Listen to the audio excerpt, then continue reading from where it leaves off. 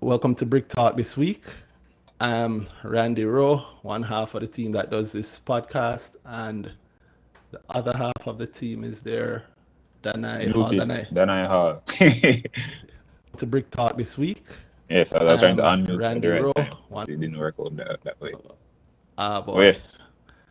Uh, Back to you, sir. Yeah, so just the usual early heads up for everybody. And I think maybe it is a week where it is very, very, very, very warranted. Just a quick heads up that again, I'm not a licensed investment advisor. The show is definitely not an investment advisory show. Danai is a licensed investment advisor. And if you are interested in getting investment advice officially, so if you want to know, let's be very plain. If you want to know if you should buy the one-on-one IPO or not, or if you want to know if you should do anything else with regards to the market or not, you should book a session with Danai. You can book him at dhalladvisory.com. But while you hear us talking on this show, we're just two guys who like the market, and we are talking about what we would do, what we don't do, what we think, what we know about on the market, but it is absolutely not investment advice and should not be taken that way. All right. Having said all of that, let's keep everybody out of jail and let's get into it. So, outside of the one-on-one prospect, and I should also point out, outside of the Hall Advisory, which you should check out, and everymickle.com/grow, where you can do a wonderful course, and you'll hear me say that, I'm sure, tonight. If you play any drinking games, that's your first shot. Outside of that, there's mymoneyja.com, which is the home for data from the on the local stock market. And if you are watching on YouTube, you can see mymoneyja.com, and you can also see that we are more than ready, right? We're ready already with the one-on-one, at least some of the one-on-one data. And I'm sure as I'm talking, that updates are happening in the background, but already we have some data that we'll be looking at. And it's great to know that this is available to us, and it's a hell of a tool. I am biased, but it is still a hell of a tool. And yeah, big up, welcome. And that's what you're seeing on screen if you're watching on YouTube or you're watching anywhere else. So, with all that said, what else is up in the market? Then what has been exciting for you this week? Splits. Seriously. Splits. FOSRICH doing really well. Splitting. The stock split, people made a lot of money there. And people, even without the split, since here, FOSRICH move out a lot. Yeah, so a good amount of money made from FOSRICH out of talk around the town this week. And the stock split, and all the money made for a lot of people through that. Yeah, you say a lot of money made. I mean, it's not a light consideration. I always find it interesting how stock splits kind of hide the kind of money that companies make or have made. And FOSRICH started the year at $9.05, which is crazy when you think about it, because if you move it from the split, if you ignore the split, we would currently be at $33.80. Yeah, and it started at $9.05. That's 273% growth as of today. That is not a joke thing. Not that bad. Yeah, that's some serious growth, and this is one of the quieter ones, right? I mean, people might not have thought about this as a heavy growth. I mean, it started the year, it wasn't hearing. It's now that it's split it around town here about FOSRICH. Before that, he wasn't really talking about what was going on over there. Nobody was really talking about FOSRICH, right? A couple of people were, because I mean, I know it came up. I know, I usually just don't know. Yeah. Because the amount of times we've spoken about FOSRICH. Yeah. And privately, a good amount of time leading this year, and our expectations around it, which in fact we've shared publicly on the show before. So more than once. If anybody really want to know, it's there. Yeah. So yeah, more than once. It's they expect it's a diamond in the rough, right? I mean, pun intended. And I think FOSRICH itself, as a case for what's happening on the market, it has so many interesting things in it. Both with the idea of the subsidiary, both are also with the consideration of what's happening. Oh, sorry. Yeah, no, yeah. With the rights issue and the fact that that then brings up a question that I think maybe a lot of people haven't considered, which is the uh the junior markets limit, because it's pretty close to the junior markets limit, no? Mhm. Yeah. Oh yeah, I mean, yeah, true.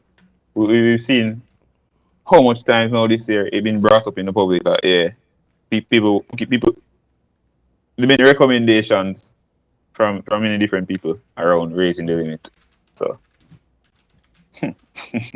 Yeah. Well, it sounds like it's a done deal, no? It don't sound like done. that's something like to me. You seen the smoke before you see the fire. Then you seen it. You seen the smoke. You feeling the heat, but you don't see the fire. So it sounds like a done deal to me. Word. It's It's a matter of when. That's yeah. the time in my mind.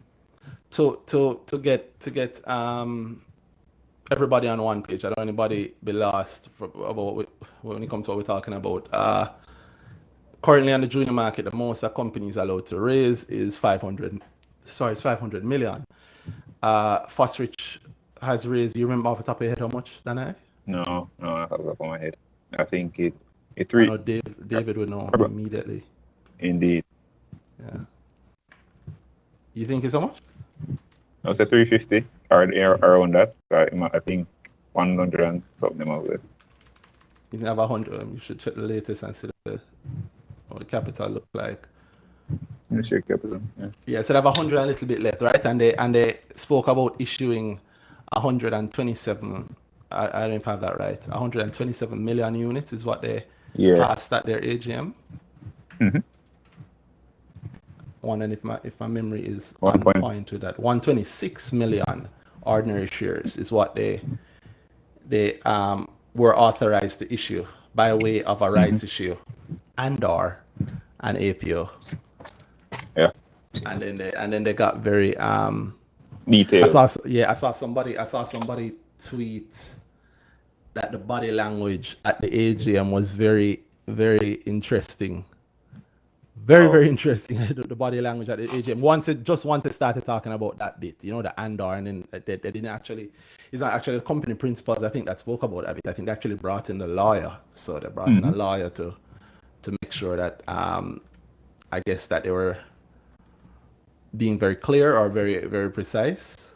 I had tweeted out that actual thing with the lawyer. What do you think? If they have about 100 and something million in terms of space, what do you think is actually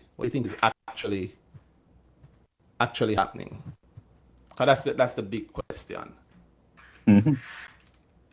What do you think is actually going to be done? Because the question that I think I've heard from a lot of people, a question I know I also have, let me not put it on other people, is if they are. Say that again? If it's migrating to main. But I think he was asked that. I think they were asked that and they said no. I think they said no. Exactly. So they said no. So it limited the limit. And they were, at AGM, they were mentioning raising the limit. So I wonder if, as they say, see the smoke, feel the heat. It sounds like a done deal and maybe they have some idea of that. And just, going with that flow. Or whatever they're doing, them really want 100 and something million dollars. How much you believe that? I don't really believe that. Because then also they go as far as saying our APO. They go through all this APO-ish trouble. Yeah. APO-ish trouble. Go ahead. No, hold on. APO, I know APO-ish, APO trouble. But thing there, how much would the limit be raised by? For it to be substantially more. I think if your limit goes to $1 billion, then it start make more sense. But say the limit just go up by an next 200 million, then I say it's from a long time.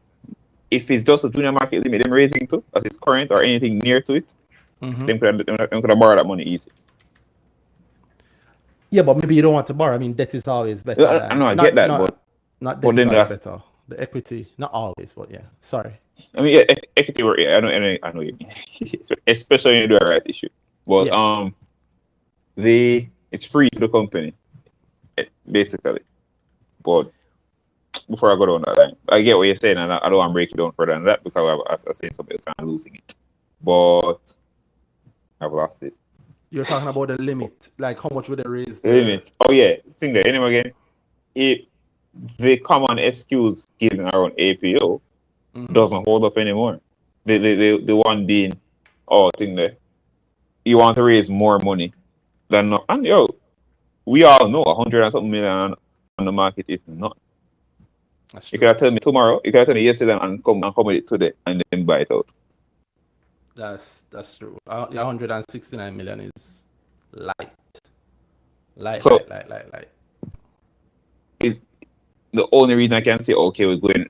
So and then if they lose that thing there, then it becomes the same thing we've always been speaking about. So is it that the principal, the main shareholders, majority shareholders, is that they don't want to foot most of the bill? Is that the question? Which they could, and which they don't have to, they don't avoid. Nothing shifts between APO rights. They could just sell the rights, issue the rights to somebody else, and raise the money anyway. So, but then the talk you hear along those lines as well sound different too. I think it's at this point it's a thing of the company principals don't really know these things more than some. They rely on them bank who selling these things and talk to them about these things and give them advice there. And the narrative from the banks is, well, you want to bring in an extra shareholder, you want to bring in this outside shareholder guy, not my words, then then you think that you have an APO to do it because there's no the rest just suddenly doesn't cover that level or whatever. Well, I don't know. At this point, it feels like I'm trying to defend the APO, and I can't say a real reason up to now where I can say this makes sense. Where APO is on the table. It feels like I have to defend an APO to answer that sensibly. Yeah, there's absolutely nothing that just literally nothing that can be done with a rights issue. That can be done with a APO that you can't do a rights issue outside of that dilute your current existing shareholders. Exactly that.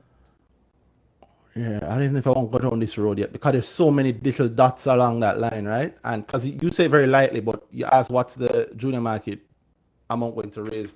If it raises, it's not going to raise only for FOSRICH, it raise for everybody, including the newest guys coming to the market now one-on-one, right? I think I heard a proposal. Was it $1 billion? There was a proposal of the That's the thing. If it's $1 billion, it sounds like a nice big gap for FOSRICH to eat into. Meaning they can raise basically double what they did last time. So it sounds better. It doesn't make a case for an APO, mind you, but especially the company has growth since IPO and now, there's no way. But what I'm saying is the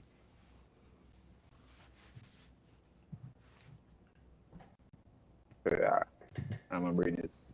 We're touching too many different parts. So I'll give you a chance to pause and think it through, and I will also. Because we had the first. Actually, saw two speakers. I saw Alric, who I haven't seen in a long time, but Alric looked like him jump off or him drop off. So Angeli, who is on now, we can hear what she's saying very quickly. Angeli sent a speaking request. And guys, if you have any questions on this or anything at all, anything else, send a speaking request on Twitter. Just go on Twitter, join the space, send a speaking request. We'll see it, we'll approve it, we can have a conversation. Angeli, what's up? You can hear me? Hello, Angeli. Good night. Hi, guys. I'm sorry, my daughter had my phone. It was actually an accident. I'm so sorry. Sorry about that. Problem. That's all right. But Angeli, since you're here, since I've been here anyway, talk to us. How things going for you in the market? Going well so far. I have not been as active as I have wanted to have been. It's been a very busy period for me.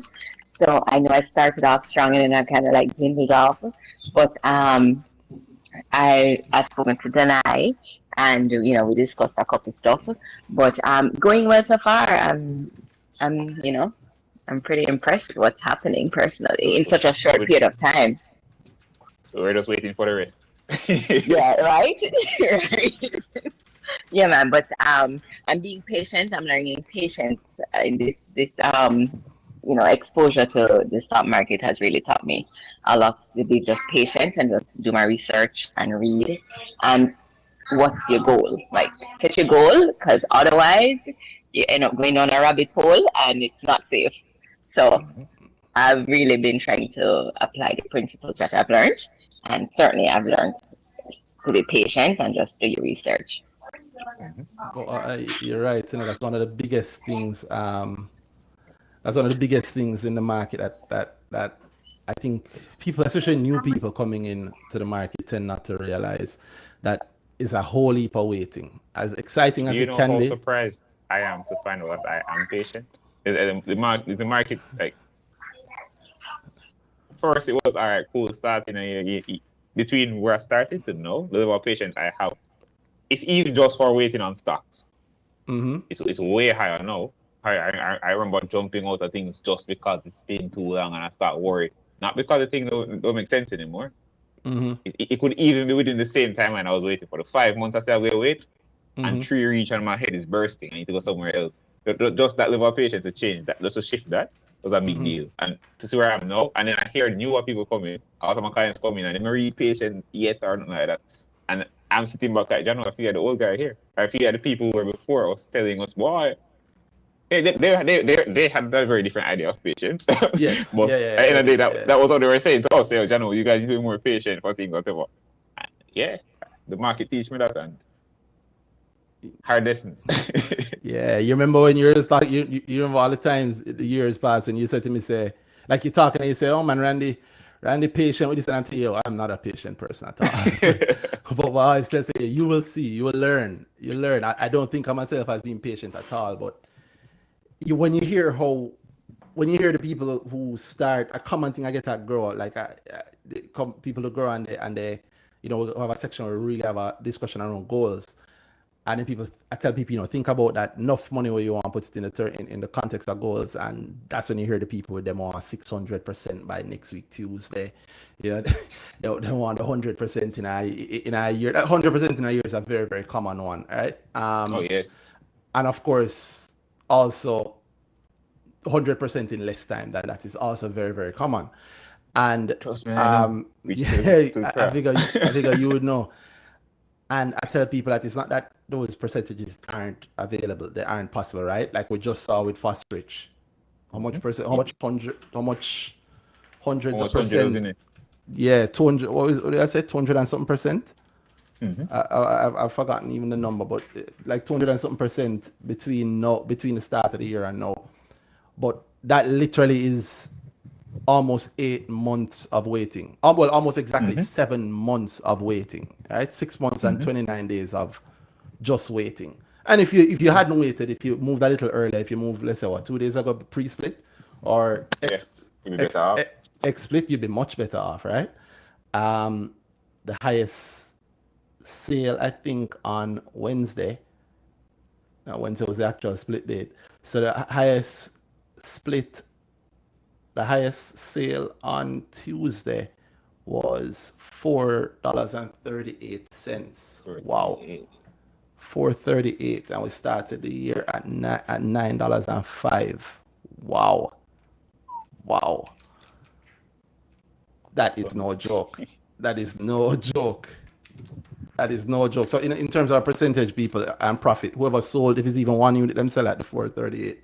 That's 383% profit that they made. That is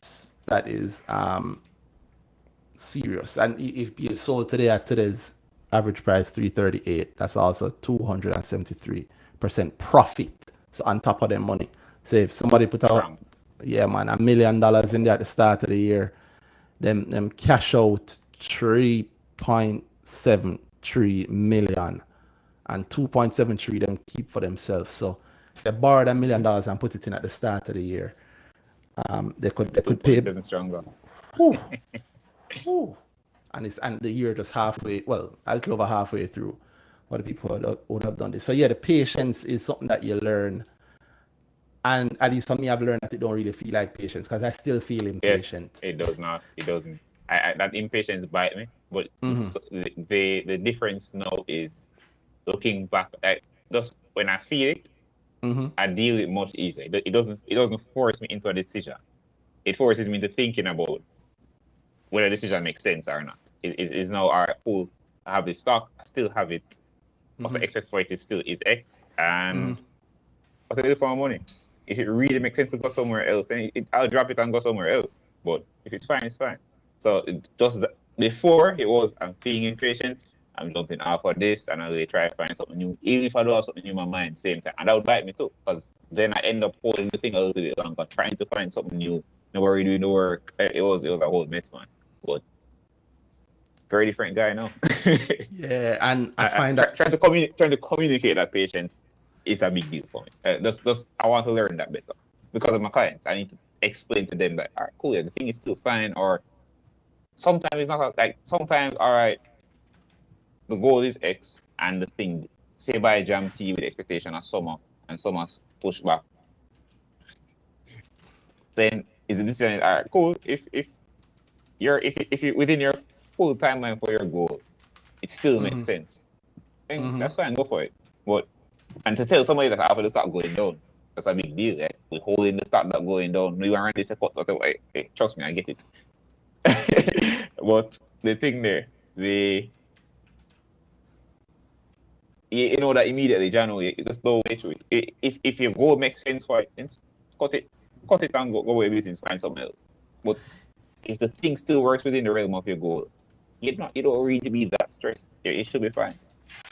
Yeah, and that's a good point, because I think over the next week, 2 weeks, a lot of people will go through a lot of stress because of this IPO, because of one-on-one. Yeah, I think a lot of people go through a lot of stress immediately. Yeah. I'm here laughing because I don't want to say this. Some people will take it wrong, but I don't intend to show up, whatever. The next 10 grand IPO, this will be so great for a lot of people, very likely. It's in my mind, if it's good, because I haven't looked at it yet, it's actually open on my screen, I don't go through it yet. But if it's good, if it's great, then you're not getting what you want. And I look at my money and see what I expect to get versus what I think. So if I did have the cash free and I feel that the IPO is a bit, whatever I can get off it in the IPO works really well, because you put the right amount or whatever margin, then that works for me. I'll find something within that. Very likely margin if I touch it in that way. But otherwise, it is. If it's a sell decision, or this bag of money can go there, so but only a little piece will come. They know exactly what to do. We've been here too much time for that to reach people at this point.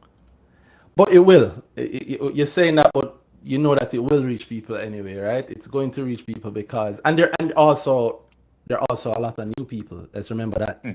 A bigger deal for me though. Yeah. Continue. No, I'm just saying there's also a lot of new people in the market. But keep going. No, a bigger deal for me with the new people. The new people fold into it, but my expectation, the shift for me, the strongest shift I got with dollar was how random it is to get to take part of those early shares.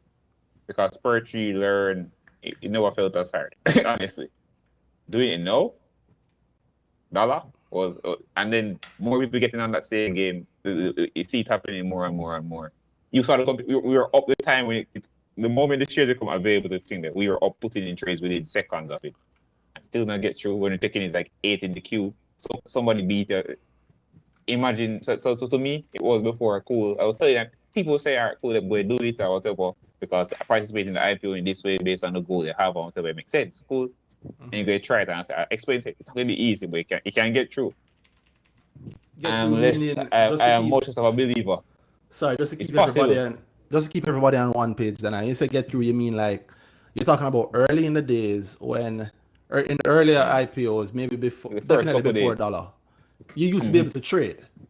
I was talking about comparing to Learn and Spreadsheet, but even before them, then you could have trade, bro. You could have buy shares like whoa. People selling. There was no, the gridlock was way different. You get in everything, getting your money done, and then you start gridlock all the way up. Sure, go your business. I got what I needed. No, hey, all the best. You could have fast like Chinese. Yeah, that's a fact. That's a simple. Everything we were literally up at the right. The thing we wake up early to make sure the trade go in seconds of it being available, and you come and there's somebody still in front of it. Somebody else was doing the same exact thing. Somebody else and everybody else trying for it. at this point, my strategies around IPOs have definitely changed in terms of how I need to get them. Boy, that's a funny thing, you know. Yeah, like so at the last grow, split grow this week. So Tuesday, Wednesday, I talk to people, and of course it always come up, right? There's always somebody who tell me, "Oh, I read Are Shani's you Chinese thread, circuit breaker? yeah, I read Shani's big up the top striker, Shan. I read Shani's circuit breaker thread, and I understand. I understand. Yeah, I understand the circuit breaker now. So how come dollar don't, or how come blah blah blah, and then so I usually pause and say, well, hold on, if you actually understand the thing, where's the confusion? Because nothing on the market is going against the rules per se, you know, it's all within the rules. The And times we've called that out, it's funny. It's hilarious. Like, we call it when the rule going wrong, and then one we say, you see going right, and then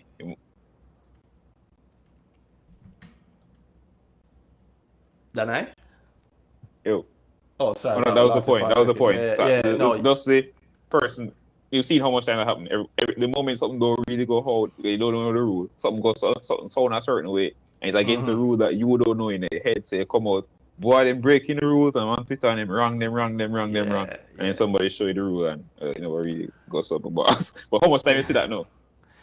No, every day people complain that something is broken, and it's also hard. It's funny at this point. I actually have a whole heap of sympathy for the people at JSC, and not that I think they care or even are exposed to it or no, but It's funny, the workers getting more than the person talking to you getting more than anybody else. That's true. On the phone and cost them. That's true. So I often say that, you know, if you're going to complain about the thing, you have to understand the thing. And that's not true. Complain if you want, but be open to knowing and learning about the thing. And I'm not gonna say that it's not that some of the rules couldn't be clearer. I am very open with the fact That's that definitely. Yeah, the circuit breaker rule, for example, is written in a way that can cause a whole heap of confusion. Right after that, people I say, so if it can go up or down 15%, how come this? So how come it go up and go 30? Yeah, exactly. I mean, today the market closed today, July 29, last trading day in July, and we had KLE going up 15.68. That's more than 15%, right? So how is that possible, right? And FOSRICH fell 18%. So how is that possible? And so yeah, and understanding that the rule really, really, really makes a world of a difference going forward. It really helps, especially skill-wise. And bringing it back to the point of IPOs, which is what we're talking about, it that I had to say to them that, you know, just I don't know how to put it nicely or soften it, but I'll just be clear. You're not going to get to buy or sell the IPO in the first few days of the IPO, right? You're not getting. That's how I just say. It's very plain. You're not getting it. And why I say you're not getting it is not that you're not getting it, but one, you're not getting it on day one. You're not getting it. You're probably not getting it on day two, and then on day three, the price is probably at a level where maybe you could get it, but you're probably not willing to pay that, right? One-on-one is out now at $1. How many people are day three or day four? How many people are ready to buy it at the day four price? Right? How many people aren't going to think, this is too expensive. Day 3, day 4 is the real gambling. Yeah. Day 3, day 4 is when if I get it today, you have to be really good to know that this is not the peak. Buying Spur 3 at 4 was fine for a good.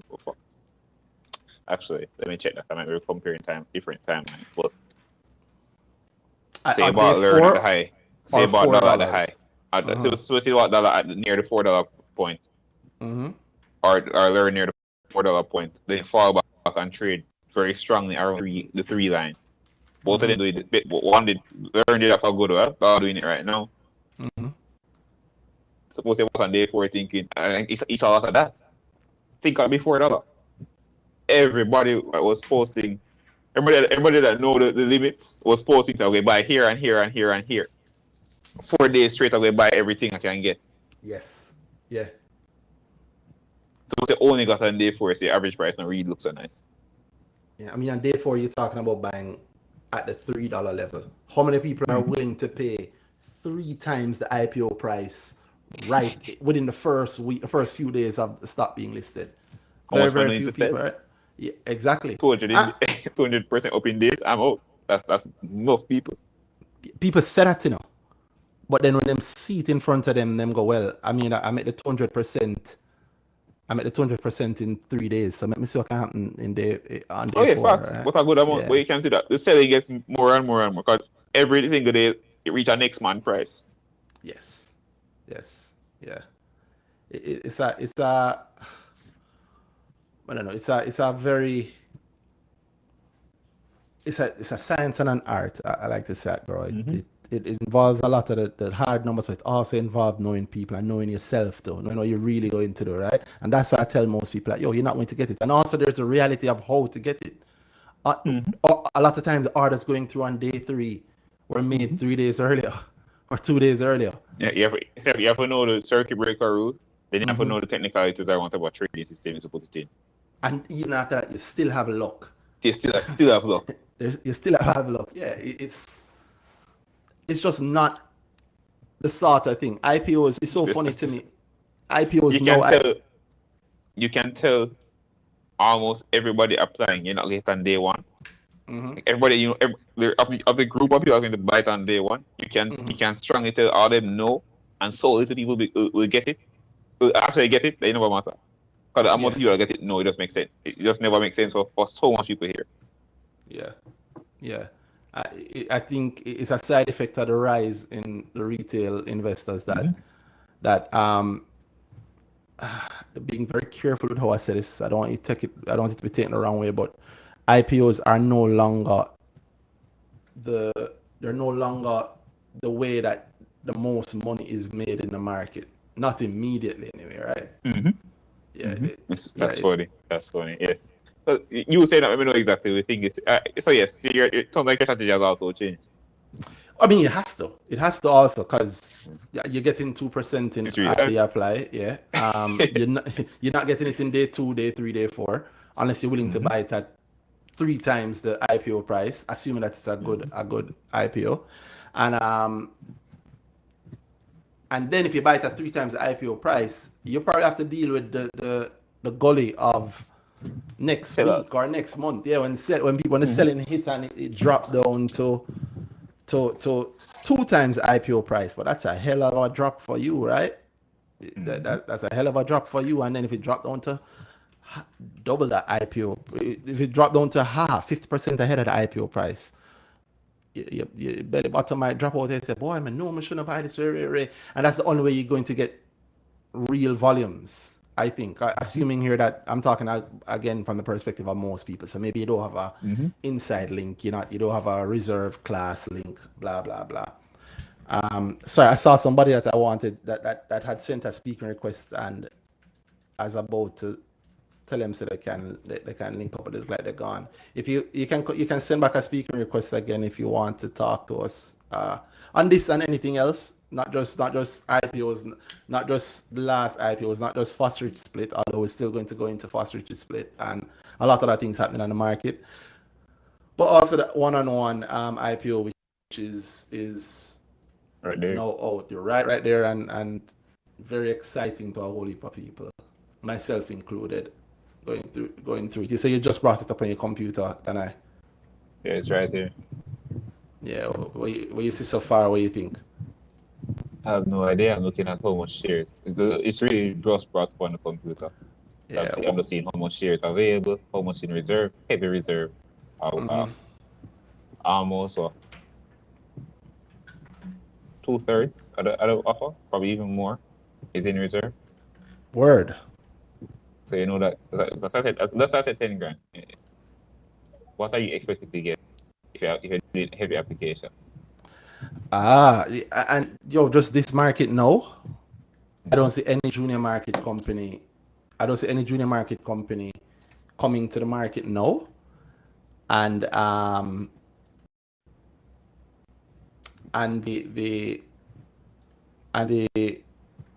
whole thing just leaving enough space for like it's going to be a thin And people have really, we have people really not like that person. It's a bit of a I don't see it honestly. yeah, I literally can't see it happening.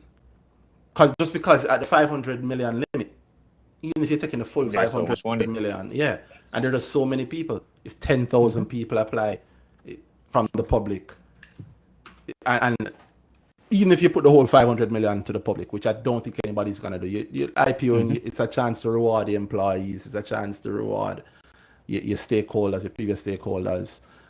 Some people I'm sure gonna bust them family, like so that eats out of the 500 mil.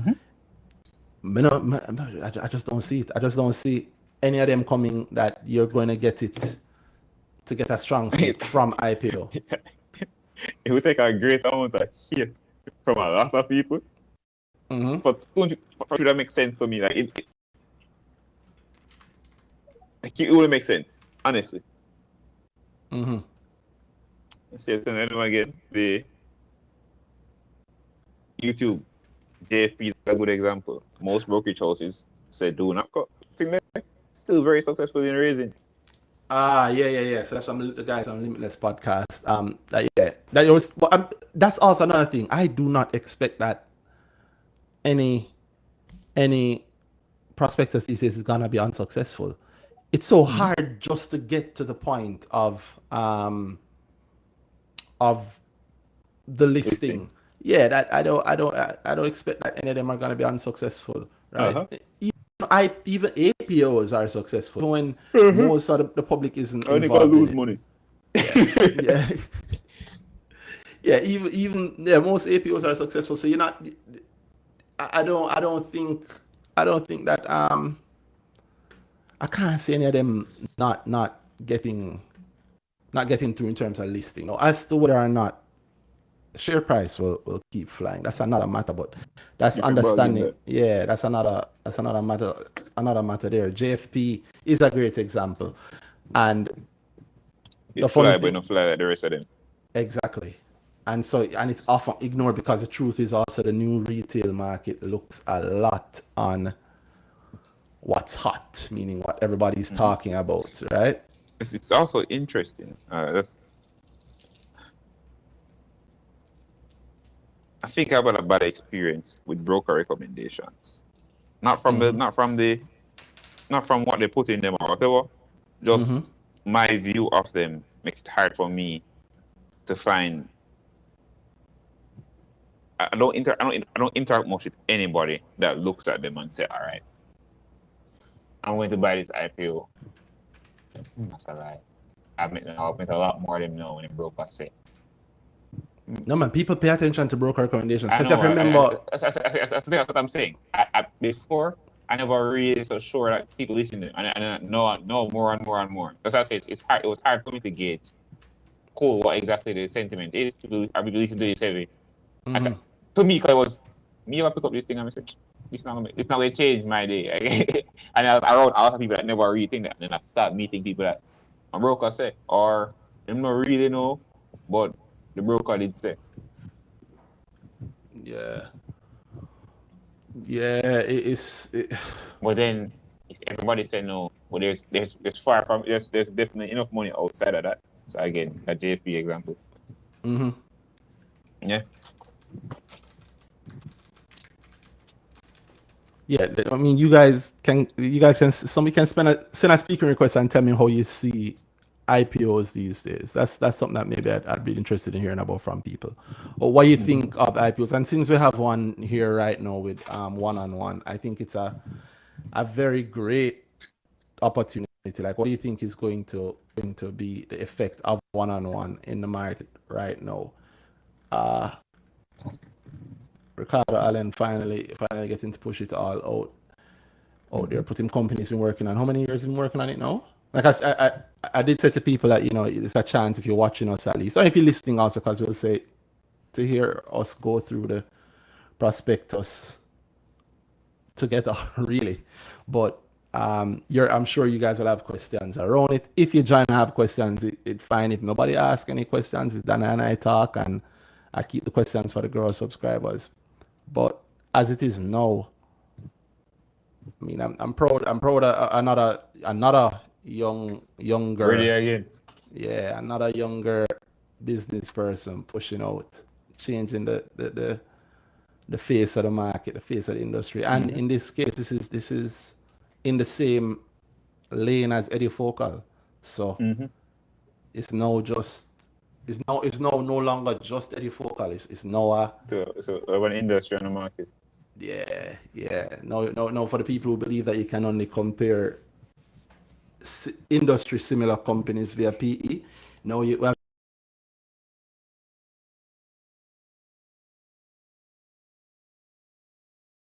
time on the JA so far. I haven't double checked it yet because the data is fresh, but the PE itself looks, I mean, 20.17, 20.2 times. What's the pitch? What's it? Say that again? What's the pitch? I didn't catch it. What's the what? The pitch? The pitch. I was saying, brand company.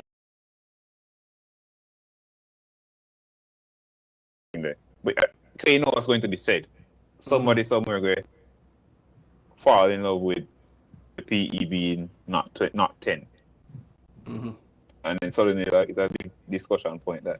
So I don't think, I think as we've moved, as we've moved into a more real life market. yeah, I think the reality of a lot of those things are starting to come out, man. It's very few people are consistent with their critiques, I think Ricardo Allen is connected enough to the analyst class that there won't be a bad word said about this. And I don't, not that I know that there should be, but PE or not, I don't think anybody will give a damn. What do you think? Am I being crazy with that? Oh no, I actually believe in that very strongly. I just know I'm going to hear it. I'm going to see it. I'm going to when it's into the conversation because then you know what kind of thrive in that space. They hit the rate. Yeah, man. So I know it's going to boy the PE is too high, and then suddenly they know, and then then don't bite. Suddenly it is no longer a good enough response for somebody. Like the PE too high for me. They don't bite my boss. They're good. All right. But 28, yeah, that's thing there. That's not typical for the junior market. If they come with a nice pretty below 20, 10 to 15, come with a nice one, the thing there. So that's interesting. That's why I asked what's the pitch. To make it to justify that what is typically thought of as a high PE. I don't know. Yeah, you usually feel a pitch out of it. You usually feel like, okay, we're just starting, which is common for that pitch. We're just starting, or we're just turning a new leaf. So thing there. Well, they might call it a new company. I mean, that's the thing. All these companies kind of have to deal with. I remember when the lab was coming to the market, they call it a new company, and I'm wondering, like if you read the prospectus, this company is not new. It's been about, but you know this. I just hear about it. So this brand new. Yeah. But then the funny thing is that they speak about it as a new company. So like, maybe in your second year, you'll understand. And I'm thinking, 10-year-old company. Like they're not, they might be new to the market, new to you, but they're not new. Same thing with when Eddie Focal was listing, new company. But then again, Gordon also being younger, people thinking, new. It'll be very interesting to hear how people talk about one-on-one, because also, at least based on this prospectus, not new. Newish, 07, I think. It's then again making the Eddie Focal as a new company, and I'm laughing because of our thing there, of our conversation around startup. So maybe they listen to him and believe it and say startup too, so it must be brand new. Yeah, that's shout out to the people who still listen to the earnings season, the actual audio podcast episodes when we spoke about startup with, who was on that episode? It was Swebe and Jermaine and thing there, and Gordon and Jermaine. Jermaine, who I think just did I'm forgetting the name. Kingston Beta. He took over the Kingston Beta brand. You did? Yeah. Really? If that's the, I'm saying going off the top of my head. If somebody else did, I'm so sorry. Is As far as in my head, isn't that all Ingrid? no, I think she sold to him. So I think he's taken it over and he's done. They had their first event recently. VML or VMBS building some. I saw that part. I was not sure. Yeah. So I believe. I mean, the brand has had new life blown into it, and yeah, I'm very excited to see what's going on. But it's good because you start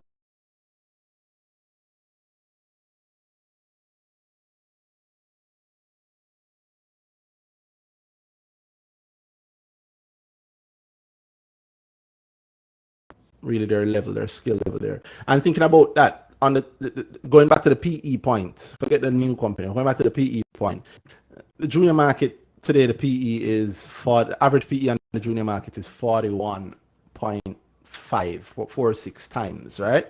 Overall market, the average PE is 31.79 times, 31.8.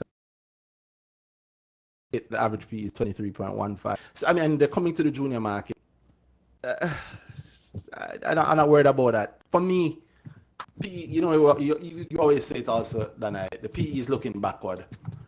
Mm-hmm. That doesn't determine, and the PE certainly does not determine the share price. So, yeah, it's Imagine that word.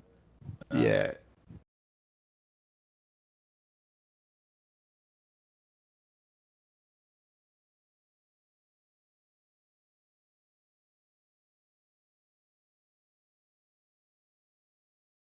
Right?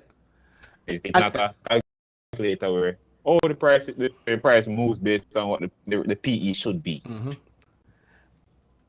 And those people who are like that, are they actually buying based on that? Because that's the thing. You have so much steals. Just on that basis, brother. But that's the thing. It's you always hear it when we were talking about PE and we were quickly told, no guys, you cannot use that as a metric only. We didn't say that, but we just spoke about the PE, and that was the reaction. Like, you guys seem to be saying that. There is no way in hell you can be doing that, because you guys just heard here, we're not even buying on the basis of, okay, the PE is at this right now, so I'm going to buy something. No, we're not doing that, right? So the script flip, because the same crowd now that will use PE as the sole reason to say, hey, you shouldn't be buying this thing. PE comes into the conversation very conveniently, bro. When the next guy says it and you don't really like it, then PE suddenly is no longer a good enough metric to use. But then in the moment it's on the table and making sense, then they turn it around to, well, the PE is, again, the PE is too high. The PE is too high, so I can't buy this. But then the PE too low, and bust buy. Then boy, say PE alone can't use, but PE alone wasn't using, or was the only, but PE was the only thing you were using that time. So yeah. It's always, as they say, are they investing against that? It don't, no way, because you can't disagree.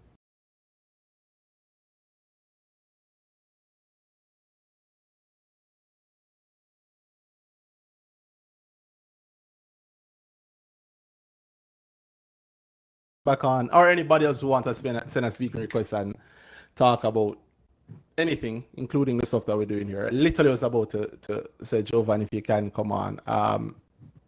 So Giovanni can send back the speaking request, or if you're on and I'm just not seeing it, because sometimes my client lags.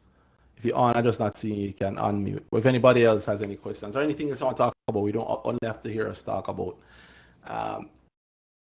this in our split. Send a speaking request and we'll see the artist himself. In the meantime, I'll wait on Jovan Piggles, Sir Piggles himself. a man from Japan. What's up? What's up? What's up, Gary? He said the artist himself who sang him sing Fesco. Him have a tune. Him have a tune and big us up actually. And I've been meaning to play it on an episode, but because we haven't done any episodes in a while. I haven't You've heard been it. withholding these things now, man. Drop that same time. I need to hear that. Yeah, man. Send me back the link, Dre. But Dre, what's up? Unmute and talk to you know. Walk on. Yeah, man, we're going. Hail. Good evening. Good Yeah, morning. it's all gone. No, yeah, I was saying that, people, as to agree with Danhai, that people use things when it's convenient to them, because the same thing they use people is underpriced, and you should go and buy it. It's like overpriced, man. Why you buying it? Why you buying it? No, it don't make no sense. So it just fits whatever narrative you want to do, and people do that, generally speaking, in life too. They pick It's a what they people want. thing. Yeah, It's not a facts thing, it's a people thing. Yeah, generally speaking, you see me? And so, as the boss was talking about Fresco, I said delay in the report. So my brain starts, why are overtime? I wonder what much I come with now. Uh, you see me?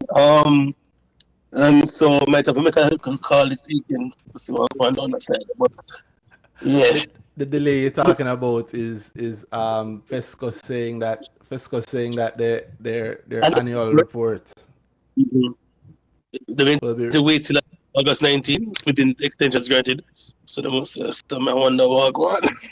what Some good news. What do you think going on? Well, I don't know. I know them story the other day. Are I they knew. worried about? I don't know. Really, for them. No, man, if you examine it, you can't just worry blindly, if you worry, you worry about something. So figure that out. What you worry about? What's the thing that's called it out? It's either the thing is a real thing you have to deal with, or you find out, so wait there. It's all right. If you sit down with the worry, you can make a decision and know information, and things are either go right or go wrong, and you don't want to be shooting in the dark. So, what are you worried about?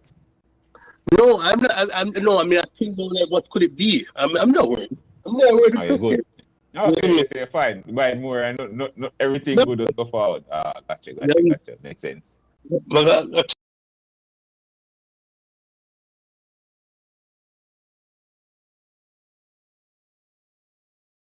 so what you expect from So next year, Fesco, this time, I'm on the board, right?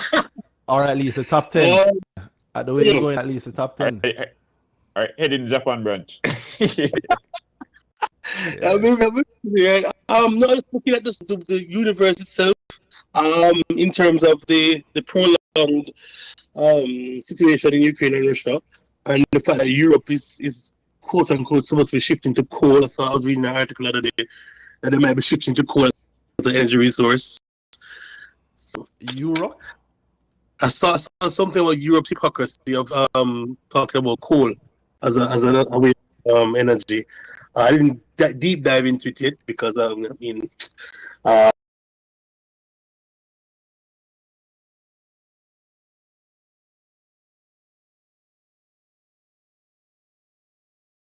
Have the basically had the world in a stranglehold and everything gone up now. So even the price of groceries in Japan has increased as well.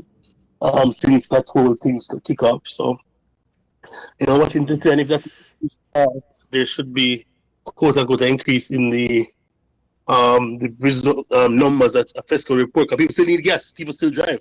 You know, understand? And if you had bought gas at a certain price point, and the increase in the actual cost at the same price point, then there's a bigger margin for profit. Actually, but that doesn't mean that people are going to follow. What you think, as Danhai said, stop thinking about what is logical because you don't know what is logical. People act how people act. So I try not to put my head down and look at it, but I don't think I've ever said that, No, you said to me. I remember it was like 2 or 3 weeks ago, and I was talking about people don't act logical. I said, what is logical?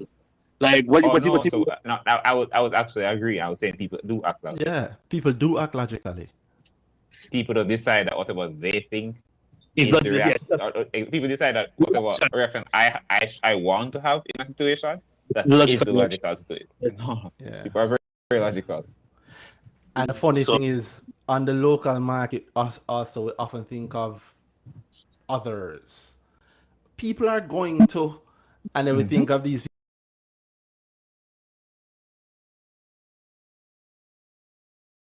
What are you doing? What would you do? What do you think will happen? Because how you act on the market is a major sign of probably how anybody else will act on the market, because you're also on the market. So why nobody now buy signals? When not you signals? I don't know. Yeah, I don't know. So see Why what people. nobody not buy detail? Let me go switch detail. Why people buy detail at 4? Mm. Why you not buying detail at 4? It's such a ETL. logical decision that you are not doing Mm. it. Yeah. It's when you're scrambling and you say, boy, should I get some? And you want to buy, Yeah. you're doing. So That's what you would have done in the situation. Because in a feel like that's the thing you're doing now, that's what's happening. That's real to you. Because you found the golden goose and you really need those eggs. If you find the goose early before you lay an egg, finally the egg, that's when you would outbuy signals at 20. Because that's 5. But about at 15, and at the time I buy it at 20, I decided I already bought everything I could at 15. Might as well sell it. True. It's timing. I remember you guys had shared something. Not you guys. There was in the group that said timing in the market was a time in the market, which I feel how the person explained it was actually kind of counterintuitive, but makes sense because how your time in the market is really how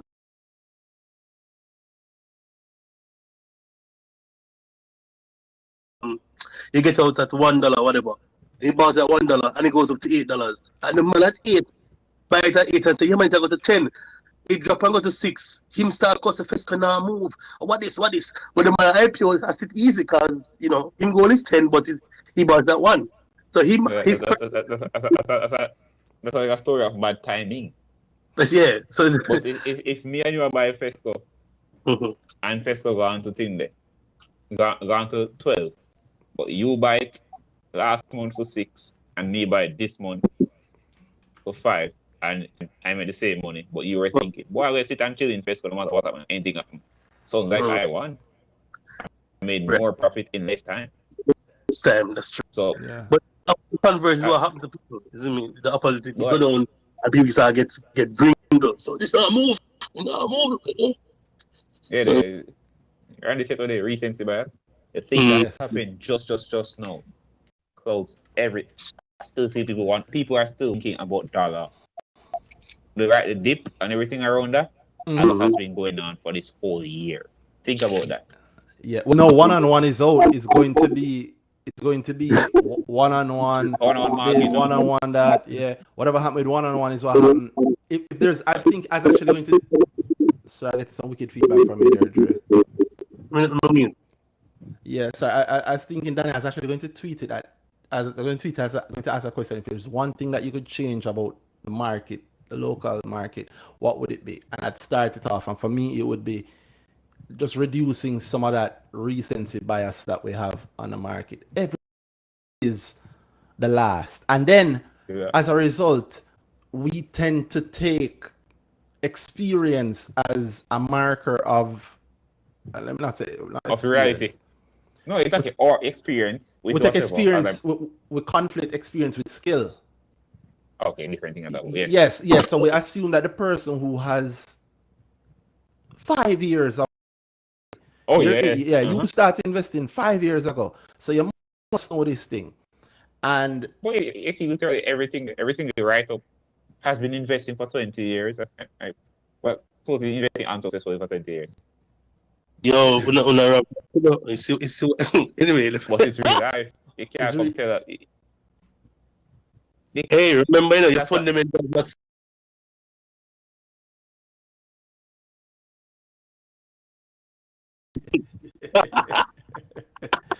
Profit is an opinion that right. Yeah, but why I would want to fix that, by the way, because I know a lot of people think that way. Why I would want to fix that, and like the people in the group know it from me, because like it's a pet peeve of mine when they go, oh well, I'm new. Being new is no excuse for me. And 2, well, you've been in the market a long time, so you tell.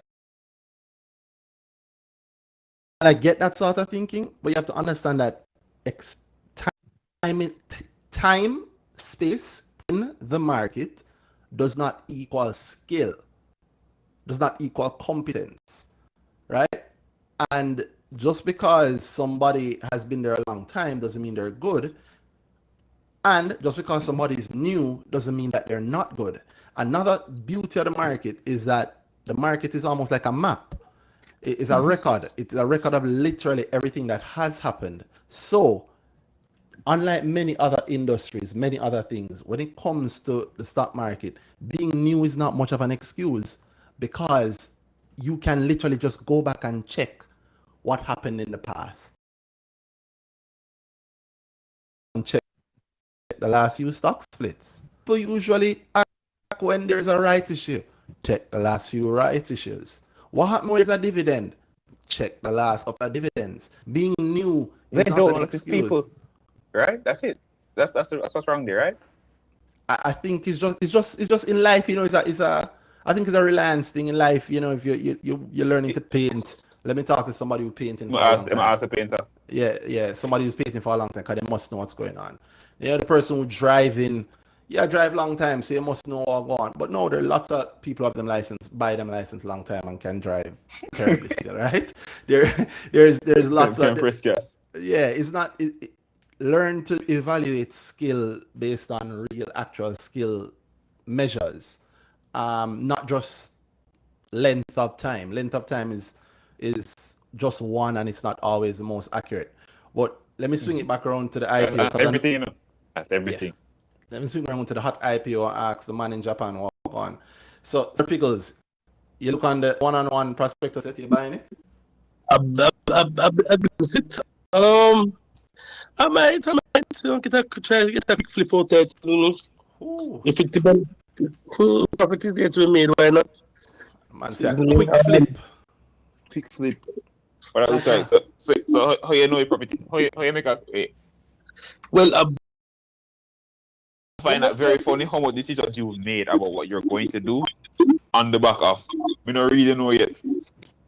all right, so I have to look at it. Look at the prospectus. Suppose you read one of the best thing you ever seen in your life, and you need this company for the next 20 years.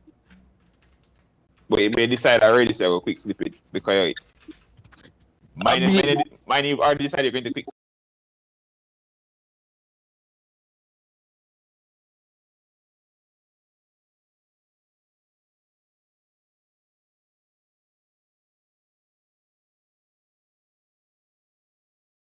Couple of IPOs that I've been actually actively looking at.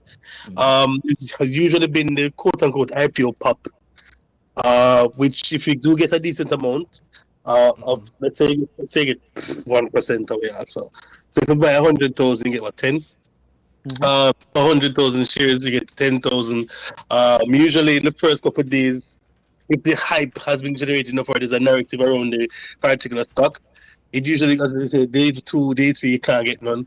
You know, And me, then probably I heard that last right before transfer maker. Whoo! Mm-mm. Danhai out shooting today. Damn. This is oh god, it's not happening. Why?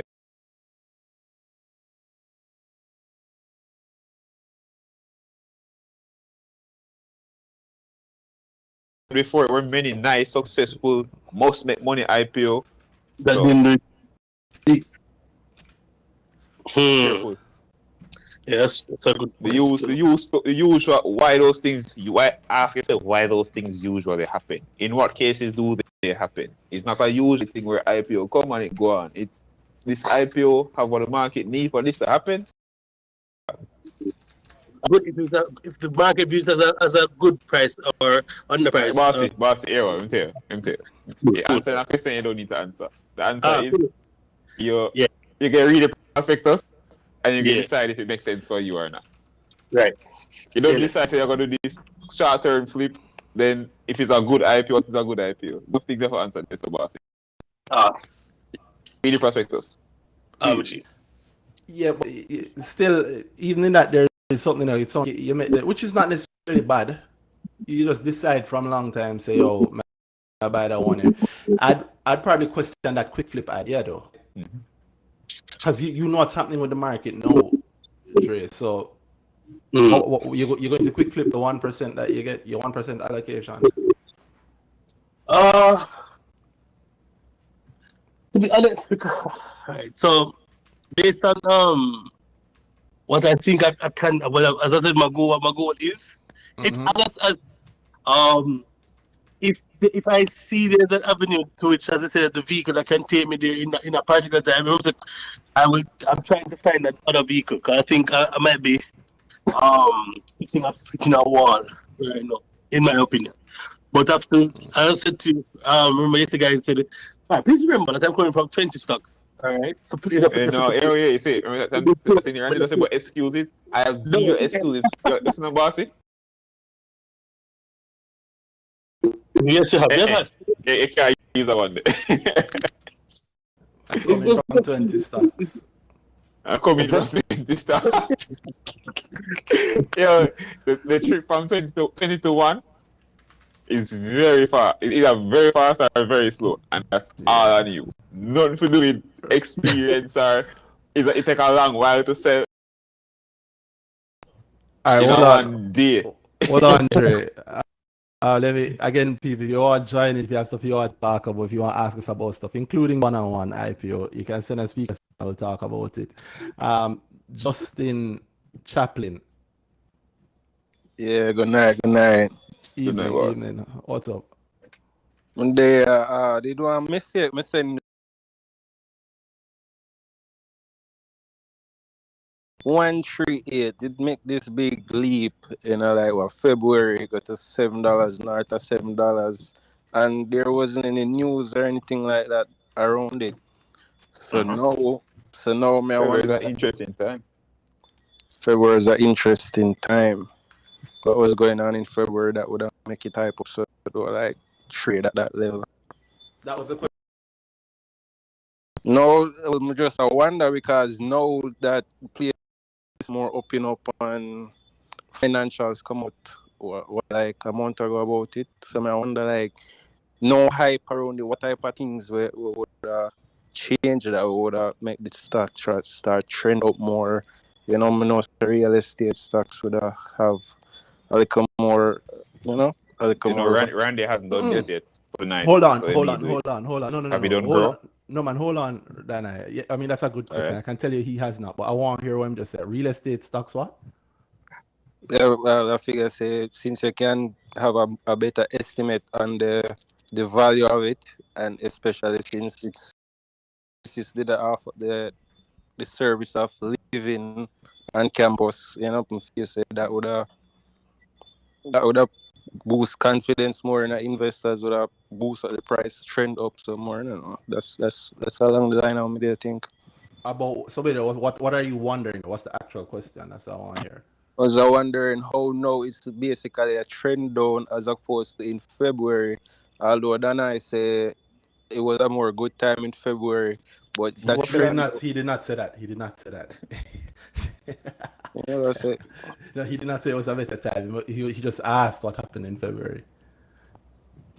Well, that me I wonder to happen in February for make it did a trend up, basically, as opposed to now that it's not trending. It's a trend down. It's a trend between like $4.50 to like $5. But it was always trending at that level. It was between for the last year, the last 12 months. It has been at the level that it has been now. It didn't trend. It wasn't trending up in February. It moved up to 805 one day. Yeah, literally over the pace over one February 11th, February 14th. Between 2 days, over the space of 2 days, it And jumped to not 805, much and trades then either. yeah, and then a few days later, the level it's at now and staying at. So it's not really like it's a trend. You get me? The movement broke the trend. Yeah, it's a The one-off. trend was if there. anything. This we're seeing now is well within the trend. That movement, that spike, right back and correct, and straight back on the flat. Okay, zine. So I think, and that's why I asked what happened in February. That's the interesting part to me. What's happening now? Well, I'm not really sure. The question I think you really want to ask is, when it will go up, why it will go up, why and when do it go up? And you think it might be soon, and you just want a better idea around that. Yeah, That's all right. basically. So but you never asked that. You definitely need to the grow. But tell me something. When did you buy it? Well, I actually just come out of it because it dey get frustrating to me since me a pretty more along the lines of school go open up more activity.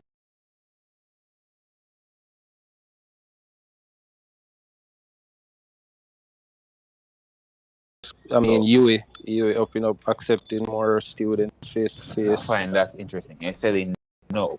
Uh-huh. So I've why you always sell it found that now? thing that people's tying around things like that. Yeah. Why did it know?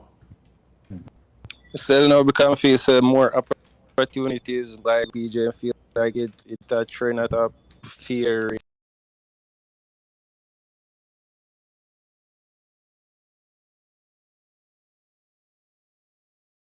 For you. Uh.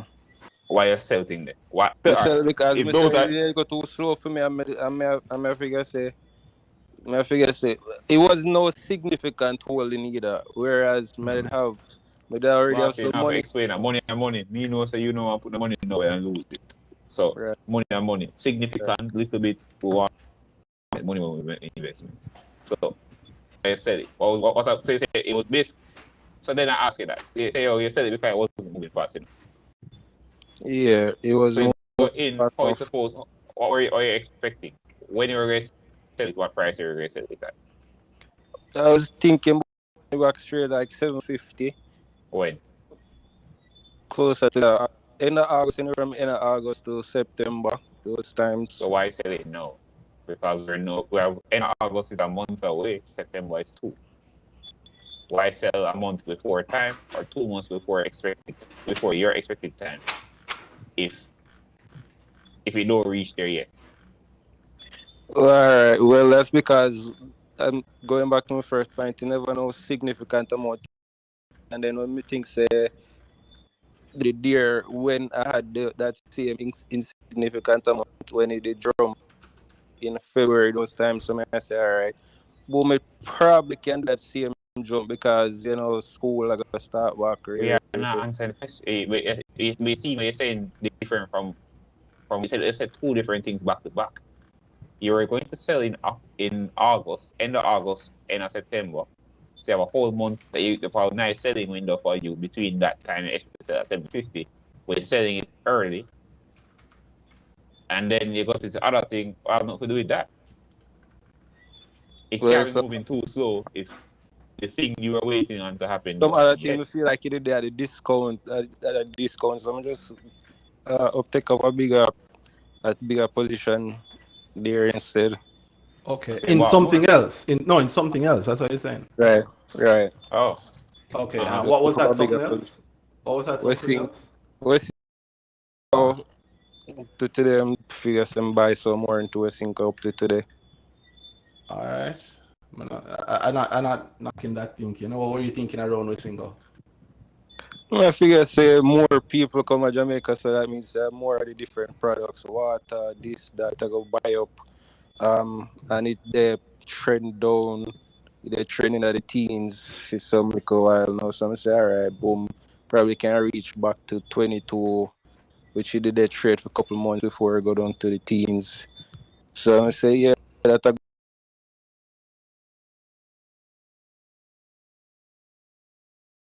so I say can definitely pass that and thing.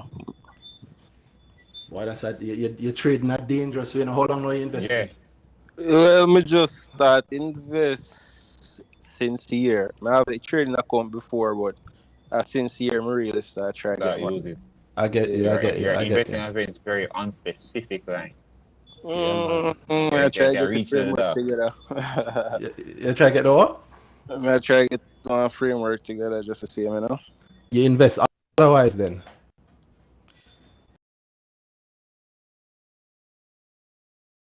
Old stocks, Jamaican equities only so far. You're Word. new for real. they're already thinking about a framework. That's interesting. That's good. Yeah, that's interesting. It's Great because you said access, yeah. framework while I thought that. It's good that you're thinking that way.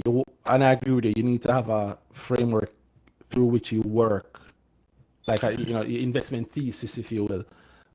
The way in which you approach it. Obviously, I mean, then I was saying it earlier that you want to come to grow. You want to come to the grow course that I do where I teach mine. But even if you don't come to grow, I like the idea you have a thesis. The advice I'd give you now, and this is not investment advice, it's advice just around how you invest, is whatever thesis. If you come to grow, you learn mine, you see the sense in it. But whatever thesis you come up with on your own, test and make sure that it's actually making sense. And the second thing I'd say is just ensure that the data points that you're using are actual data points. So like, how you say, we see in the high in the 20 odds for a couple of months, for not even a couple of months, for a few months. Right. Check to see if that's true. Check to see if that's true. I'm not checking. Because remember that you bought this thing with that as the basis for why you're buying it. But we think broke $20 at the start of April, and it fell back below $20 Mid-May. by mid-May, yeah.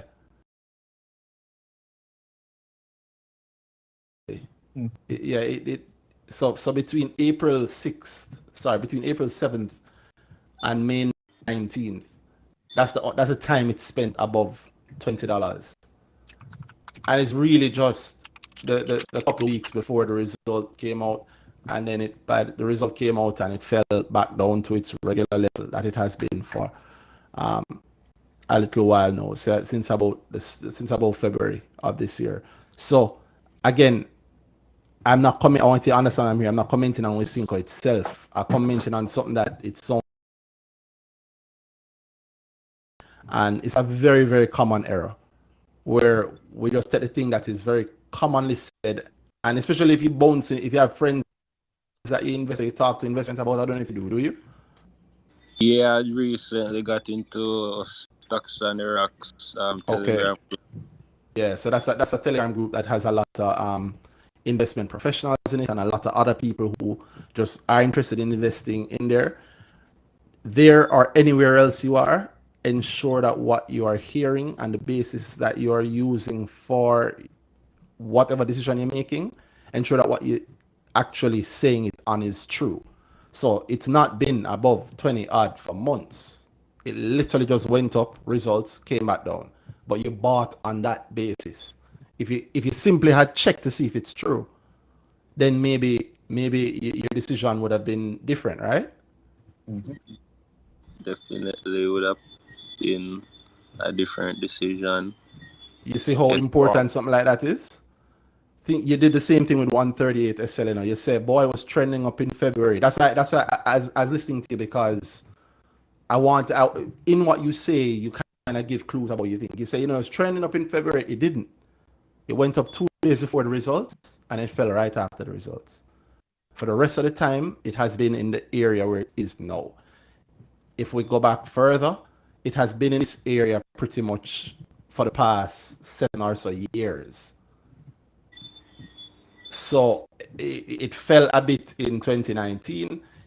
It came up a bit to the area that you liked just now in February. It did that in 2020, but also there's a COVID dip, and it has been where it is now for a while.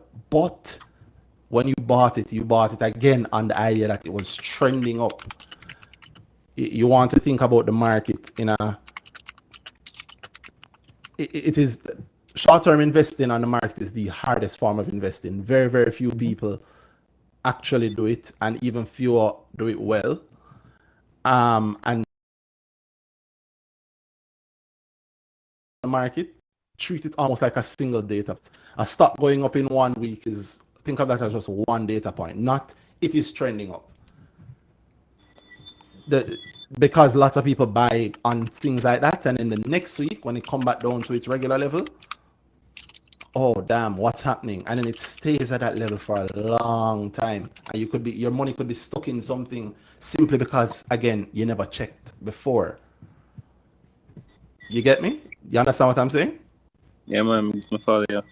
Yeah, man. So you want to be very, very careful with the assumptions that you base your investment decisions on. Very, very careful with them, because you could end up losing a lot of money if you get it wrong. Don't do the blind thing. One, as Randy say, question everything. Anything anybody said, then make sure just them saying it is not the proof of the thing. Somebody saying it don't mean it's real. Everybody know that until you come to stocks for some reason. Yeah. All right. So if somebody says something, then make sure that you listen to them is predicated on them providing proof. You can't say, oh, that is right. And if you seeing it should not be believing it. Trust but verify. Yeah. Yeah. A nice tool you can have. When I started, I did a thing where if every time somebody says something, I can have a question about it. Because I know I'm not going to know everything about the thing. Because if I'm going to ask a person or answer for myself, that's a good place to start with investing, because you'll be needed to ask a lot of questions. And there's nobody there to answer them for you. So get used to that, Yeah. and everything has to be right. Trust, but don't trust. Verify. Simple as that. Trust but verify. Yeah, so when that's the trust, just verify. I don't know who you're listening to, so I can't ever trust nobody. So Yeah, yeah. just verify. You don't know me, I don't know you. If you hear me say something, and you go check it and it's wrong, feel free, call me back. Let me know what's going on. Yeah. No doubt, no doubt. And even like JSC, me I look, me currently on the J Trader site and I look and me not understand why. Well, I understand it because nobody don't want to buy it at that price, as they always a preach. But couple companies as well as the next one about fill this. Some other things say even that would have more hype behind it and would have boost up. Why you keep saying hi? No. What would have more hype behind it, and would have boost up what? JSC would have boost up the price. It was JSC the trade. stock? Yeah, the JSC the stock. Okay. What happened to the last work IPOs? What happened? So I figure say them thing that people that say tax. How does the JSC make money come be? That's The a great Yeah, JSC. question. That's a great question that you should. I like that. You see, also the next question you said, the thing that you're saying, that you think that the IPO coming with a boost up people, and so they would have boost up JC stock. It's also a great logical way to think. Just do the next step. Just go check. That is not the check it. first IPO. So just go check. What was the last IPO you know about? That dollar. You bought dollar? Yeah. You bought JC. Well, me try buy JC, me try put in and me as say no, me never get JC, me put in a order but it never fail. You try buy. Which one? Try. It never Don't try to buy. I know as what in you said, man. You put in a price and nobody sold to it, basically. mm-hmm. Yeah, look at Yeah, discount. Yeah, man, try. Yeah, man, nice. What You know what price was discount it? really is? The discount is often the price for it. Try at $17.03 and now I see people are buy for $19.48. I say wow. When you put in $7.03, what was the price? What was the price at the time? It was 17.10 or something like And 7. you want 7 cents, you say, man, now go buy for 7 cents more. You want to know, say, me I look on the queues and You me I keep see renting? like, me I look You on the keep renting? yeah, I mean, every cent matter, you mean. Big up. I So, like that. I like that. you are haggle upon 7 cents and lose out on $2. Let me tell you. Well, I just say put in my eye and figure say would I trend down, me I see the volumes and more people they sell some. Where you get these trends from? So because me I say would I trade down. It would I trade down because he have volumes on the sell side, me I say alright. That so would if you make did buy one of them volumes, that you'd have better off than where you are now. I would Exactly. be better off. Yeah, Yeah. And the reason you never buy that volume was because you were trying to save 3 cents. I never had a reason I kill, but I come to tell them I did put in that order already and every other order I put in for West Cinco and for JAC today, right? So the West Cinco you get fill, and since the JAC never get fill, just never Same thing have, again. Imagine. just never get. So Imagine consider somebody that this. bag of money. I listen to you on this call and say, say, I read thing what I'm going to buy JC at 26 because IPO come on the hype nice. And you will never get to buy. Because you try buy. You want to Yeah, haggle. yeah. I wouldn't say to try as much as Yeah, just just actually put do it. in. If you believe in that, just put in market price and go on. You We know never what? said that, you know. Yeah, So that's him, bro. I can't tell you that, but I can tell you this that I do that. I don't waste time. People, Exactly that. yeah, I do the I don't. same. Yeah, I don't put a lot of I don't put a lot of I don't spend a lot of time in the queue. People But then it comes think back to Randy. what's that? Like really, you get up and say, okay, my goal is X and 7 cents is not, you're not investing for these 7 cents. What the money you're looking to make, you make it regardless of if you buy it at 1703 or 1710. So I think that comes from, well, I just not really looking with that goal. Yeah. Things grow up with help. True, but in this case, I think let me try and see if I can think for you here, Justin. I'm assuming that just because you knew, it's one of the things that you think you need, right? Yo, this thing I sell for $20. Let me see if me can get it for 19.50.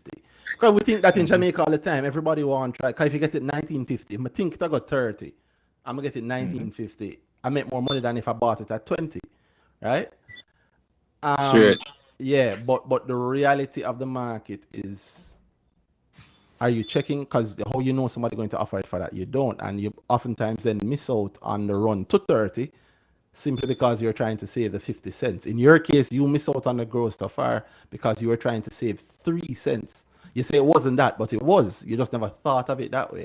So I hope like this can make you now think, yo, if I think a stock is going somewhere and it's available at this price right now, because you mentioned, say you look at the volumes, as you look at the queues, you use JTrader, right?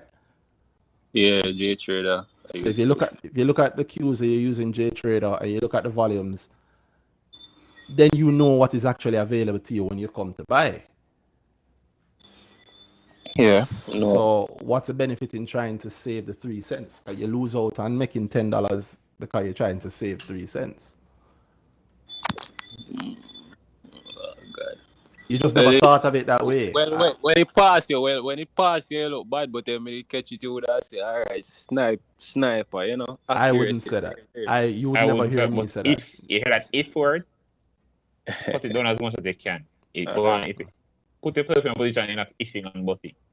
You're buying this at this because you think it's going to there, and that 7 cents now will kill me because my goal is fine no matter what. If it's about 40 and you really sit down and say, boy, these 7 cents are too much, too rich for my blood, because not enough money are going to make, then boy, you have to show me some other things. Yeah, man, I try get rid of some style and take up some style just to see him, you know. Oh, try that style. Try the simplicity style. It's very, very effective. At least for me, I don't waste time in the queues. I understand some people do. I would challenge those people to maybe look at how effective it has been. Like, what has really been the effect of doing it? Like, what have you really gotten? Because if you had gotten that, what would the 3 cents for you, Justin, have worked out to in terms of actual money? It might not man, no joke, but I know. Lessons they have to learn, you know. Yeah, man. So it's a good thing that you learn it in it's a good thing that you learn it early, I think, at least, because I know people who miss out on thousands and hundreds of thousands, in fact millions in some way, because of that. In fact, I had a conversation with somebody earlier this week, and I don't remember to say anything, but they were making pretty much the same mistake, trying to save like 10 or 20 cents on something that they expect to make literally millions on, but they're trying to save 10 or 20 cents and are willing to give up. They're actually making a decision to give up the opportunity to make millions just because they wanted to save 10 or 20 cents. 10 or 20 cents. Yeah, it's crazy, but it's common. Just think about the effect, the actual effect of what it is that you're looking to do. That's the best advice I think I can give you. And of course, you want to get a proper method to learn this thing properly. Come to Grow, you will get this and a whole lot more information. Girl, me have to take some profit and definitely come talk to you because I want to get better at this thing, don't Well, I think so. You know, a lot of people oftentimes, and I said to somebody else who asked me, somebody this week asked me if they could come to Grow for free.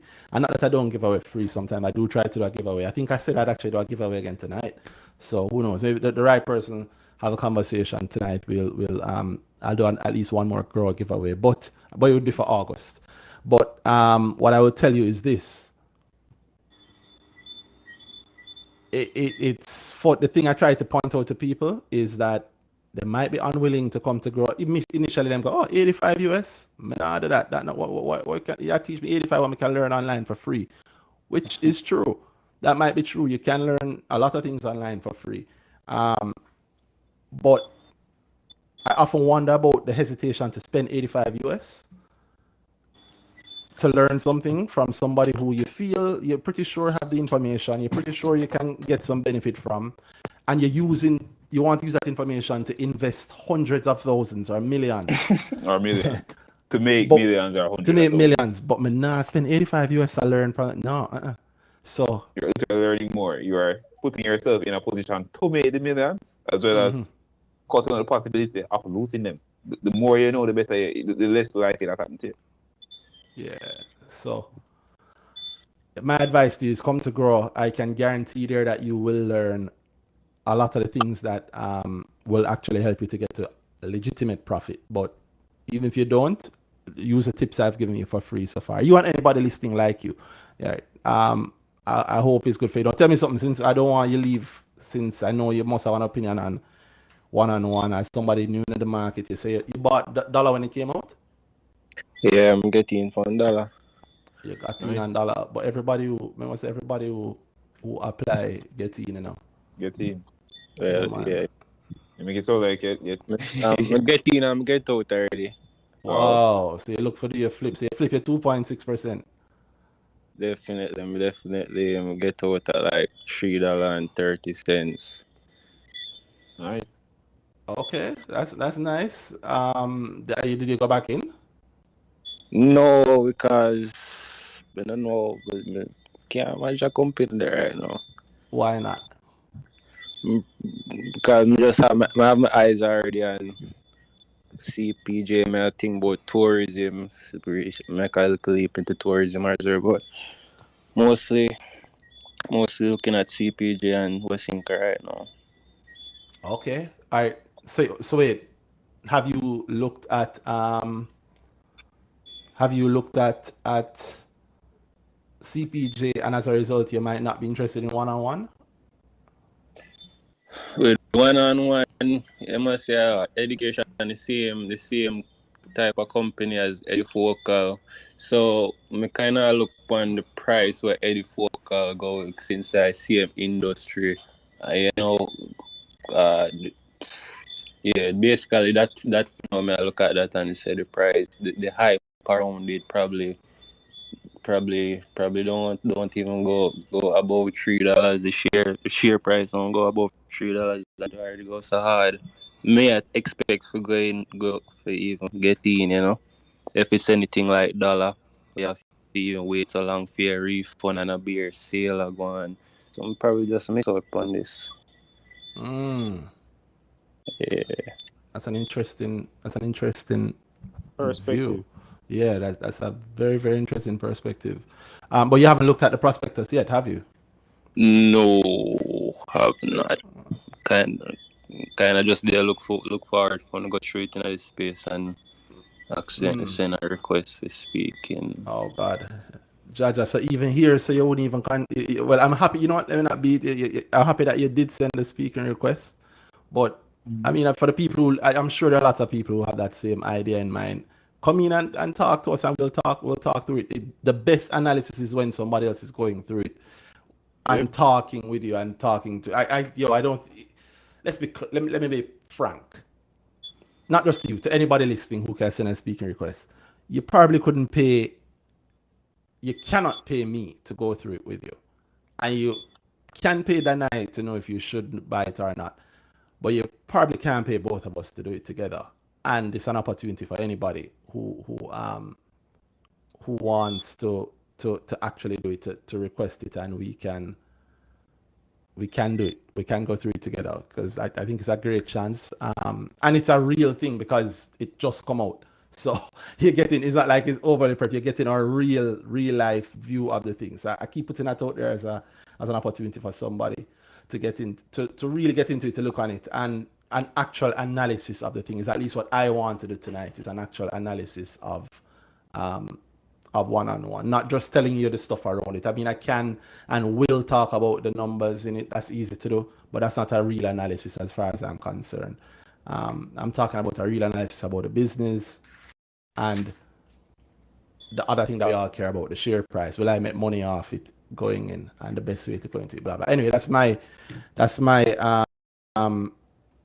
one offer out there to everybody except the last person who just sent a speaker request, because Marquino, you kind of look like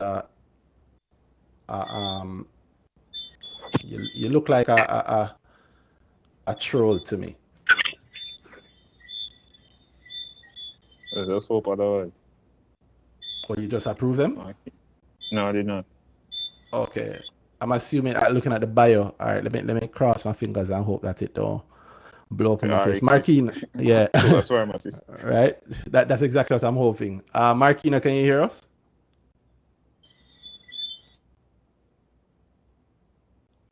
Marquino, can you hear us? Marquino. Yeah, man, you hearing me? Okay. Hearing you. Ooh. Oh, that not sound like a troll. What's going on, boss? Everything good? Ooh. What's up, Just Marquino?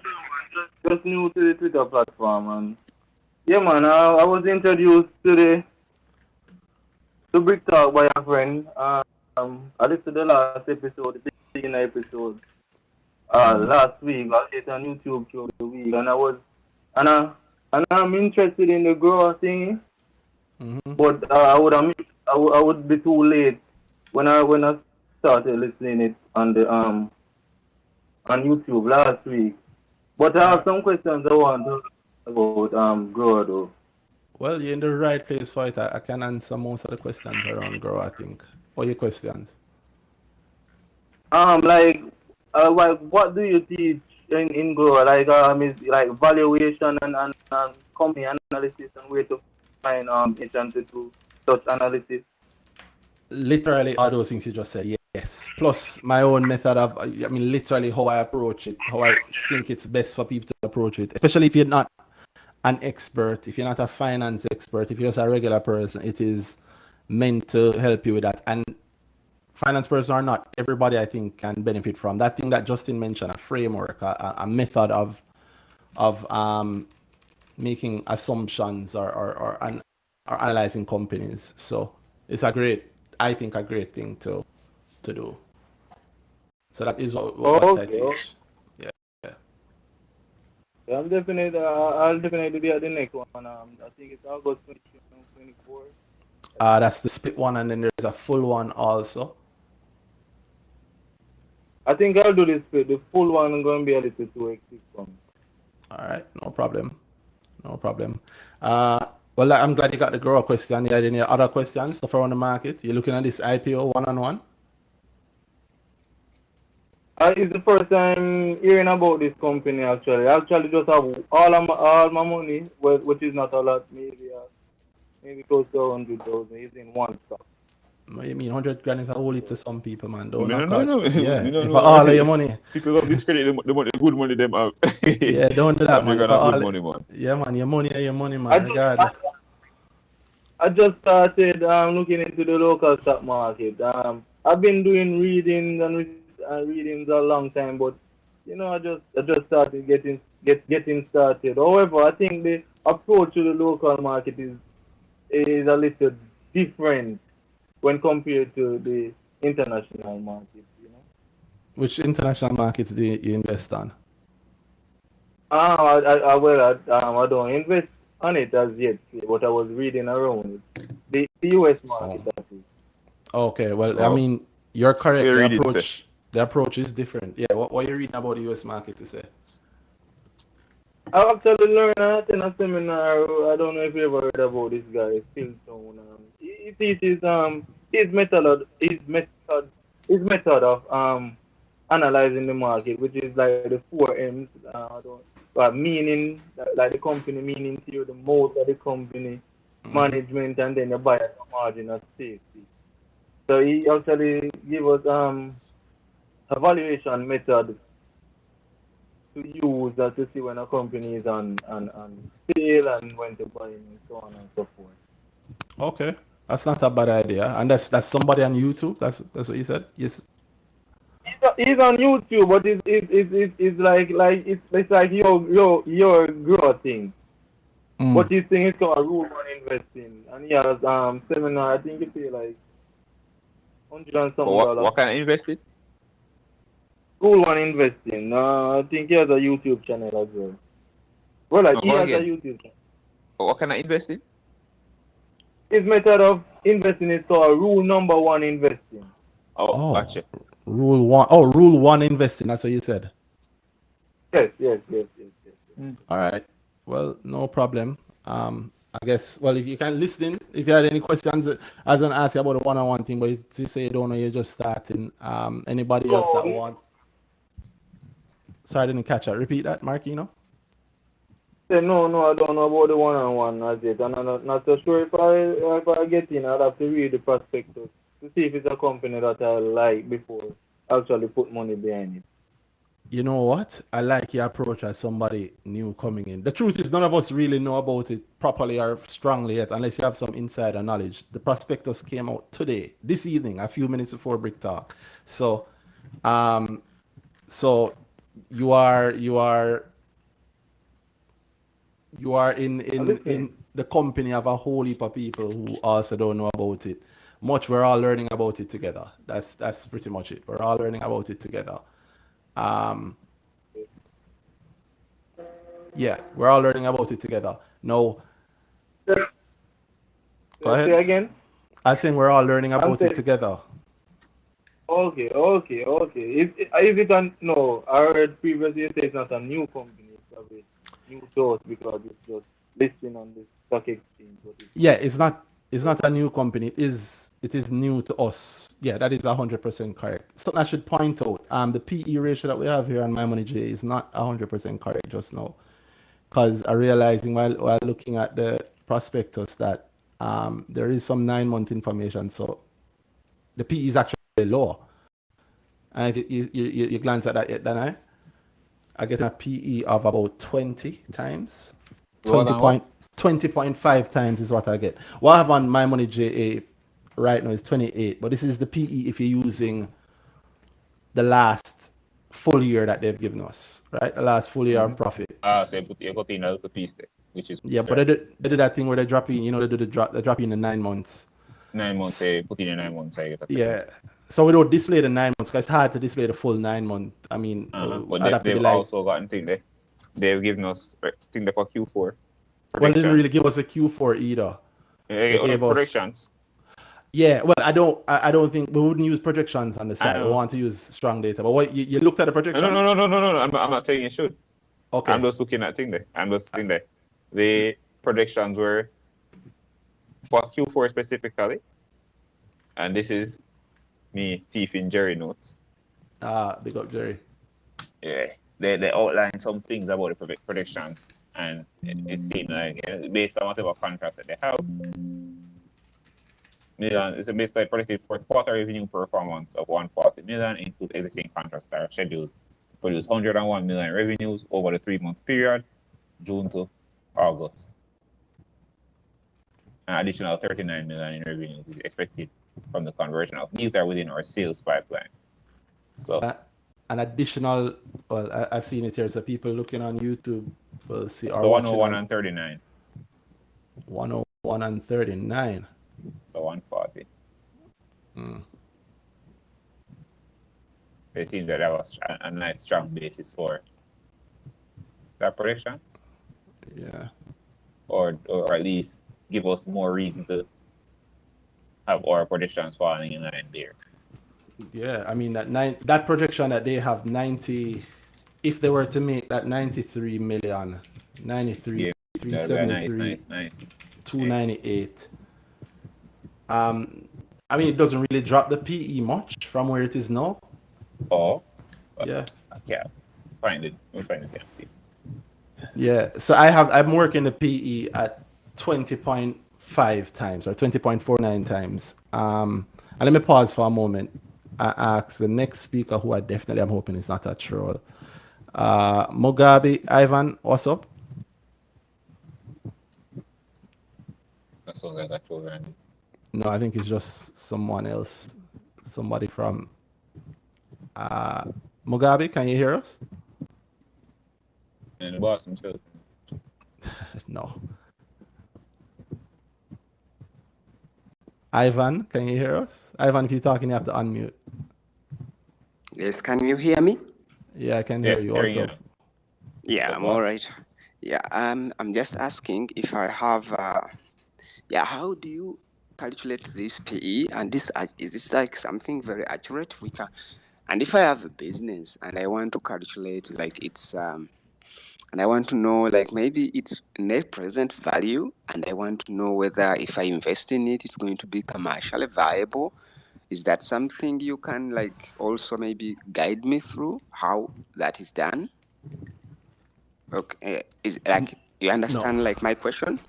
I understand your question, but definitely not in this forum. We're actually Yeah, this is talking not the about space some. for it at all. Yeah, we're just talking about something on the Jamaican stock market.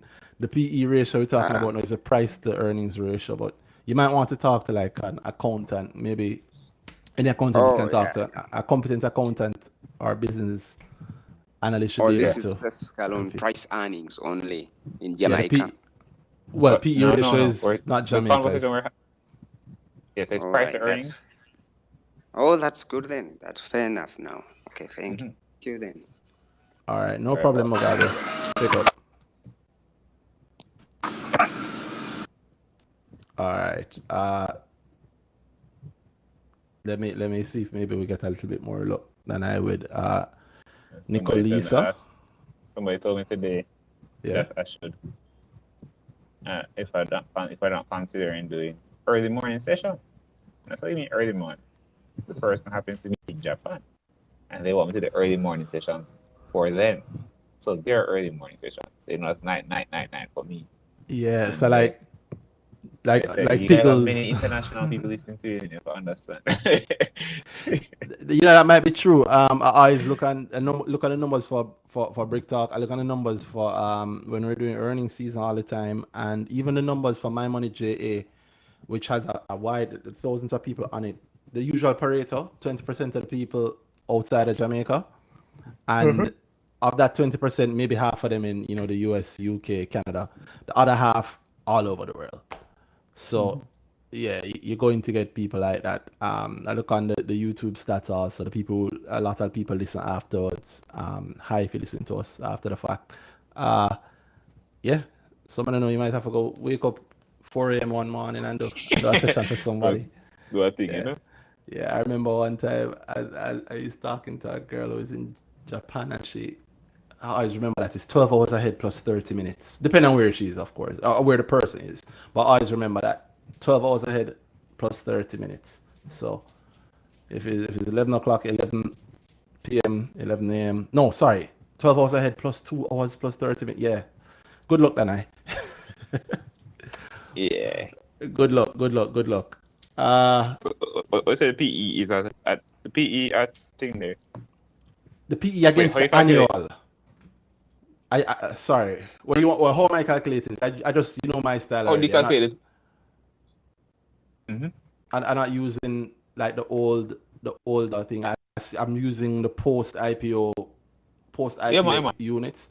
and I using the full year, the last full year net profit. And the 12-month there is what? Which is right. That's me. That's what we'd be buying as a listed company. Anything else would be a different conversation. So The 12 months 93 mil. as at the end The of PE on August 23 mil or 93 mil is how much? on 93 mil. Say that again. The PE on the predicted 12 months is what? Oh, I had 20.34. Oh. You don't see that? So when you no, I'm not saying no. I'm not saying I didn't calculate that out. When you calculate it with the 9 months in mind, how did you calculate that? When I calculated it with the 9 months in mind. 9 months only, or do we, what did you? Oh no. Sorry. Let me be clear with you and everybody listening. What I was saying was that it's on My Money JA currently, and if you look on My Money JA, those of you who have the PE, the paying customers who have it, it says PE ratio of 28.17. But that's not that's a PE if you use only just 2021. Yeah, the 2021 figures. Yeah, man. So and you were saying, and you said it's actually 20 odd, and that's using what, the 12-month predictions we have here. No. So using the 12-month figure that they gave us, the PE is 28.17. What I said initially to start this whole thing off was that the PE that I am seeing now on my other screen using the 9 months, because I gave us 9 months and I used last year's fourth quarter. So trailing 12 months is what I said. Sorry. Oh, so we have the fourth quarter. Okay, so it's there. Yeah. Well, it's not there, but you can match it. Because they give us the 9 months for last year and they give us the full year for last year. That's what I was looking for. I wasn't seeing it. It's not very clear how they do it. It's not very, very clear how they do it. So, well, let me pause and see if I saw Nicolisa. Oh, yeah, she's there. Nicolisa, what's up? Hello, Lisa. What's going on? Nicolisa, yeah. Was it last week? Hello. Hello. Yes, I was here. She was here last week. How are you, Nicolisa? Okay. Since we are with a new IPO, I haven't read it yet. I was just browsing through. Me too. I started 3. Are you hearing me? Yeah, man, we're hearing you, but it's kind of loud. You want that either the phone either too close to your mouth or speaker or something. Okay. You hearing me better now? Yeah. Hearing you the same, but let's go. What's up? Right. So I was looking at page 3. On page 3 of the prospectus? Yeah, of the prospectus.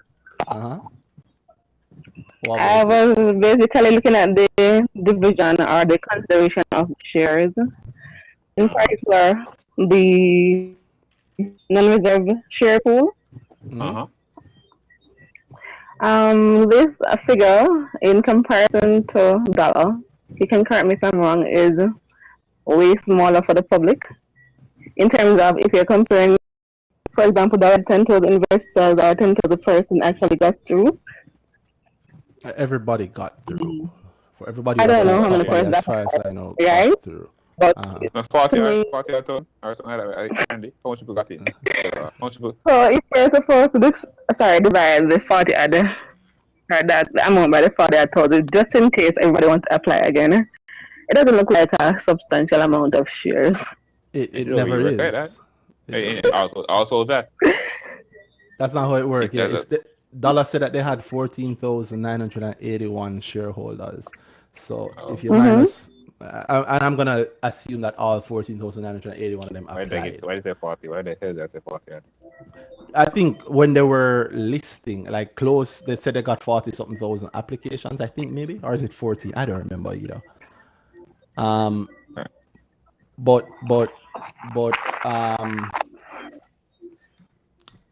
14,981. You can work with that number.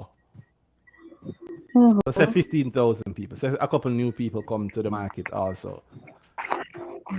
What's it kind of you say now, Nicolisa? No, I was just saying that, for example, the same amount should apply assumingly. The same amount should apply. All right.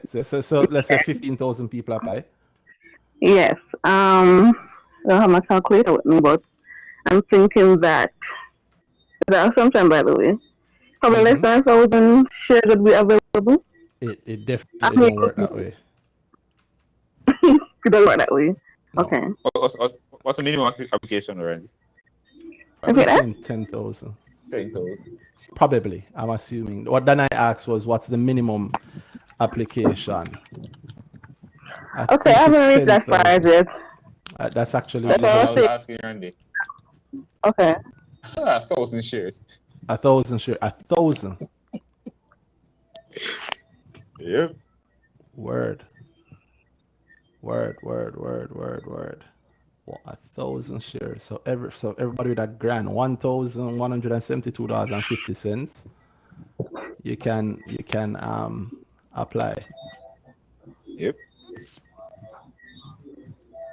Yeah, Nicolisa. So it's gonna be a heavy. I think you won't be able to. I mean, I tweet some time ago saying that you're not going to know how it go. Anybody tell them no, lying to you. I mean exactly how it go, but I think it's fair to assume that it's gonna be heavily oversubscribed and A small allotment. another single percentage digit thing, and you should want that. I maintain that point. That you should want that. Anybody, if you actually are excited, are you excited about this, Nicolisa? Are you excited about a one-on-one IPO? Is something that you? I have not read it, to be honest. So I was going to dedicate my weekend to reading to see. So I'm not feeling the excitement of it. All right. That's a good thing, you know. You can tell she should grow between last week So it and this week, depends. you know. Yeah. You can I think she should grow between. You did grow, Nicolisa? Yes, I was there last week. Yes. Yeah, you I gotta hear was the the difference. recipient of a giveaway. You were. Yes. You were supposed to also answer an email today. So you're supposed to be I the was. recipient. You're supposed to be the recipient of another giveaway to Sid and I. But we can talk about it after. You can send me an email after. But yeah, it's not about whether or not Okay. you're excited about it. That's fine. Excitement is fine to dial in, and it's okay to want this. Like I want this. I want to apply for it. Right. I would love to apply, but you should understand that anybody who likes an IPO now, you should want it to have what this thing has, which is not many shares being available. It's almost certainly going to be oversubscribed, heavily oversubscribed. You're probably not going to get assigned very much in the IPO. You're going to get a very tiny application. 121.25 million shares to split up between everybody who can find 1,172 Jamaican dollars and 50 cents or more. And the more that people apply, the more the pie have to split up. So even if one person apply with 100 million, the pie have to split up. Fine. Okay. All right, that was it for me. I have not reached anywhere with the prospectus. Well, you don't want to go through it.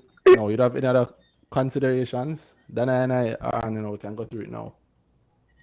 No, I was just looking at the prospectus and nothing burning at the moment. All right. Just letting that go along. You just what? Say that again? Just learning as I go along. Okay, no problem. That's what we were doing too, because we don't know it either. We're literally just going through it now for the first time. Yeah, that's what phase 3, that's all. You just what? Say that again? What you said about phase 3? I just read that phase 3, that's all. Okay, I get you. All right. Well, as you read, let's see what comes up to you. Okay, all right. No problem. All right, Nicolisa. Yes. Danhai. Yo, bro. Going back to that just to make that PE ratio point very, very clear. So I was saying that if you work the PE using the annual number, you get 28.17. But if you work the PE using the 9 months figure, like if you actually work the trailing 12-month PE, then you get 20.49. And if you work it using the projected figure that they have, I can't find it. I have it saved somewhere here though. If you work it using the projected figure that they have, Really? The 93, 93 mil. yeah, it doesn't really, it don't really change it very much.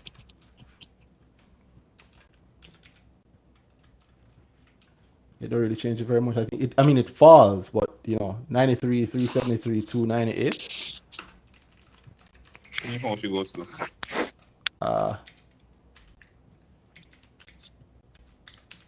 It falls to 20.34 at a dollar, of course. Yeah. So from 20.5 to 20.34. So, not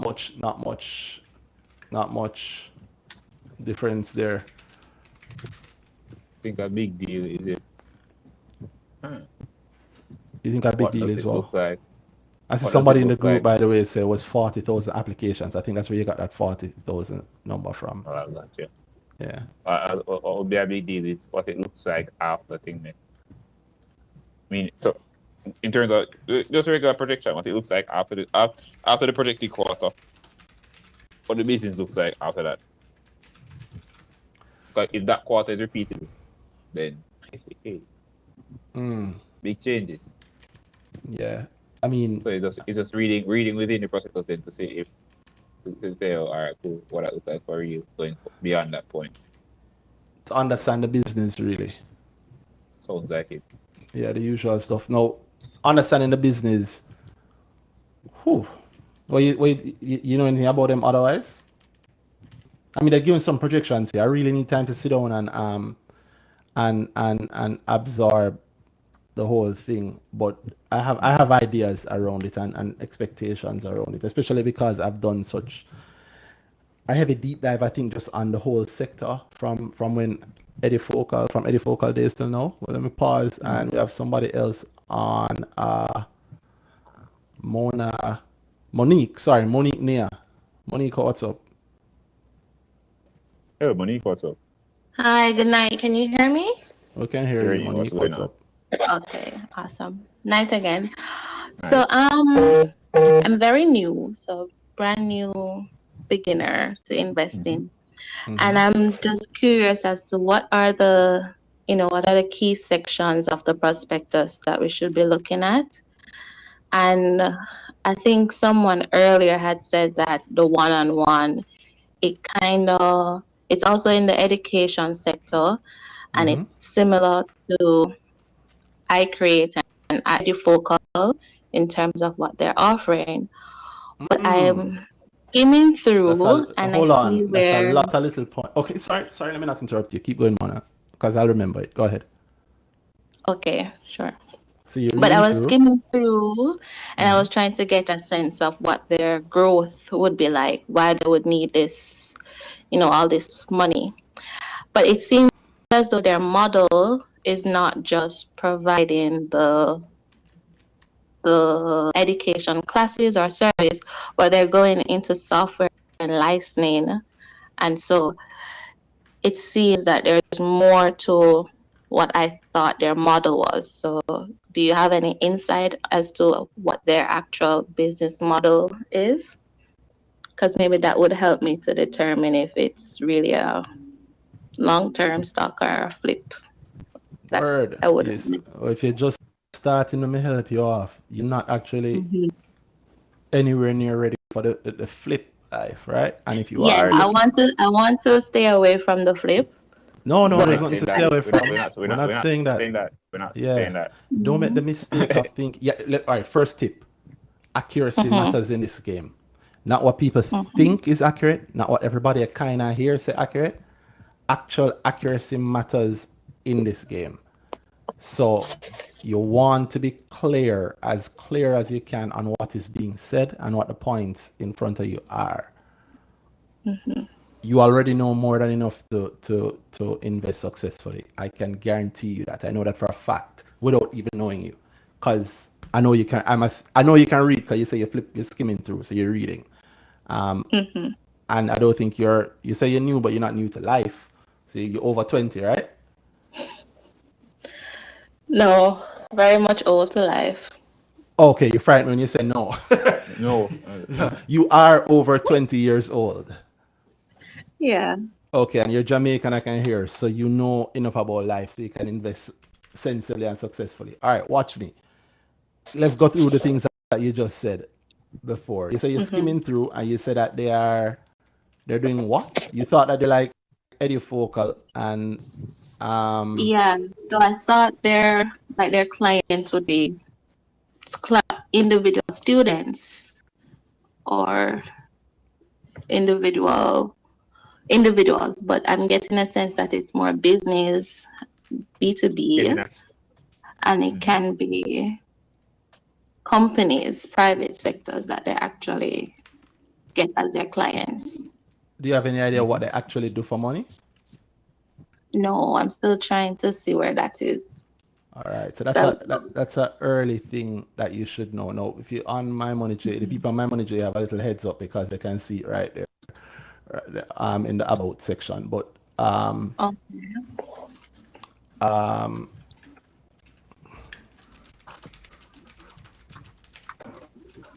hold on. So right away, you have an idea of what you can see when you're reading. Well, your first question to me, I try to remember all your questions now because you asked quite a few in line. Your first question was what to read in the prospectus. yeah. What should I focus on? Yeah.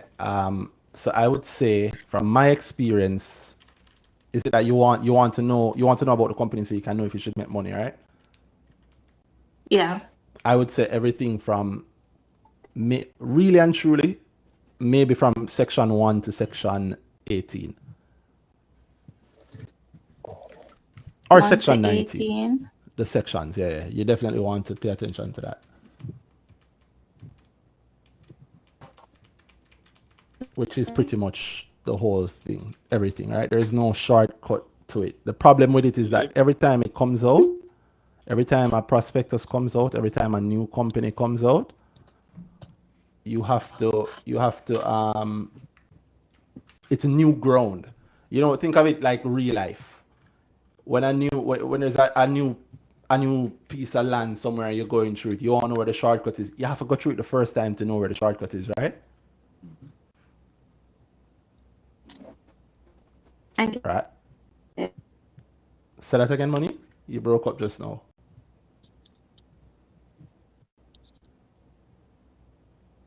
Monique look like her Wi-Fi get knocked. So for you and anybody else wondering, I'm not gonna lie to you and tell you that there's you only have to read this section, this section, this section, and this section. You have to read the whole thing. If you want, the more you read, the better you understand the whole thing. And are some sections more important than others? Yes, but you never know which one is most important until you actually go through it, right? And I don't want to tell you that, oh, this section is not that important, and it might not be that important for this, but it is the next IPO come out, and it is very important for that IPO. I can't pretend that there's a part of the prospectus that you can skip without having gone through it myself. So I'll tell you, I tell everybody, read the prospectus. You actually have to read it. Everything. Yeah, man, you actually have to know what is actually being said. Look at Monique hear that and she get vexed and cut. And I know it's an annoying thing. We can tell you that, no man, there's this and there's that, and just look at this and just look at that, and it will sound good, and it might burn you later on. It very often burns people later on. So Very, I very won't. often. Yeah, man, be careful of the people who give you those shortcuts. Shortcut draw blood. Grandma never wrong yet. I see Lennox join also. Lennox, what's up? How you doing, man? Big up yourself. Lennox, what's going on, boss? Why am I there going easy, It's a quick question I did want to ask regarding My Money JA. Do you always have to import the CSV when your profile updates in terms of like you add more stocks and stuff? Oh, you're a JMMB. You're talking about importing your profile from JMMB. Man, turn Yeah. Brick So Talk into like when you My Money JA admin. Customer care. No problem, Lennox. Thank you for calling. Your call will be recorded for customer experience surveys in the future. If you have done any new transactions, then you do have to update again. Correct. So you'd have to download the CSV again, because how else would we know, right? We have to have a link, Yeah, really. Yeah. yeah. So if you've bought more, but it's a lot easier to upload your CSV than it is to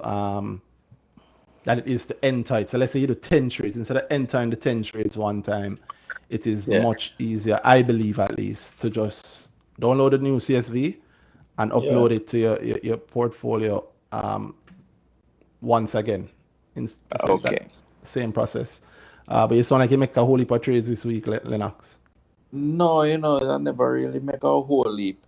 I did kind of just I did take your advice the other day and kind of do some changes. You book a session with Danhai yet? No, me not have Danhai link. How Danhai thing go? dhalladvisory.com. Or the easy way, just go on my page. It's in the website. The link for the website is in my thing there, my bio. Oh, see, and then just can. Is there a number to call or an email? No, man. You go to the website, you can book straight from the site. So book a consultation, click that button, pick a date, and then we're good to go. Yeah, man. All Every right. tech age now, Lennox. So Lennox, I'm sure you stay on top of the market, so you know that there's this new one-on-one IPO out. You look at the prospectus yet? Yeah, I just seen it. I was just scrolling through it a while ago. I'm 100 odd page. I said, John. Don't be daunted by that, man. But if you want, like I've been saying it, nobody has truly taken us on. But if you want, we can go through it online. Not the whole thing, but Yeah, I was actually looking at some of the personalities surrounding this company. As I said I have some celebrity faces in there. I don't know if they're kind of using that to prop up them thing. Douglas or Rain and all them big neck people there. But I don't think it works like that, at all. Well, You're talking about the sometimes board? you see some familiar faces say, oh, them man they involved. That means it must have gone good or it must good. Well, that's one other dot that you want to connect if you're thinking about who is going to run it. So like the founder of the company matters, the managing director matters, and in many ways the board matters, right? So the people certainly matter. The people are the company. I see thing there from I create apartheid too in terms of some, I don't know, maybe what I see, something like he's not officially a part of it, but I think he's what's what I was looking at. Maybe you're looking at the directors. I create founder. He's on the director. So Tyrone is he's an independent non-exec director, which means independent meaning he's not, or however this company defines their that's not what independent means. Each company defines independent for themselves. That's a little trick there. Non-executive means he's not involved in the day-to-day runnings of the company. So Ricardo Allen, for example, who is the founder, he's an executive director because he is involved in the day-to-day running of the companies, right? Of the company. Tyrone is a non-executive director, which means he sits on the board of the company, but he's not employed by the company. So he is on the board, as is the full board is. Let's name them all out. I'll go with everybody up and end with the chairman. So the board mentor is the Douglas O'Rain, who you're just commenting on the gentleman's neck. Yes. He is like a legend in the business space in Jamaica. GK legend, and he is the company. He's a shareholder of One-on-One. He's the company. What did I call him? Mentor. So each company coming to the junior market is required to have a mentor, a board mentor, and One-on-One's mentor is Douglas O'Rain. But let's be real though. If you see Douglas O'Rain as a shareholder, things a boy, maybe this is somewhere where I could have put my 2 cents too, because Douglas Arena has been a successful businessman for decades in this country. Yeah, he did his. Where said Danhai?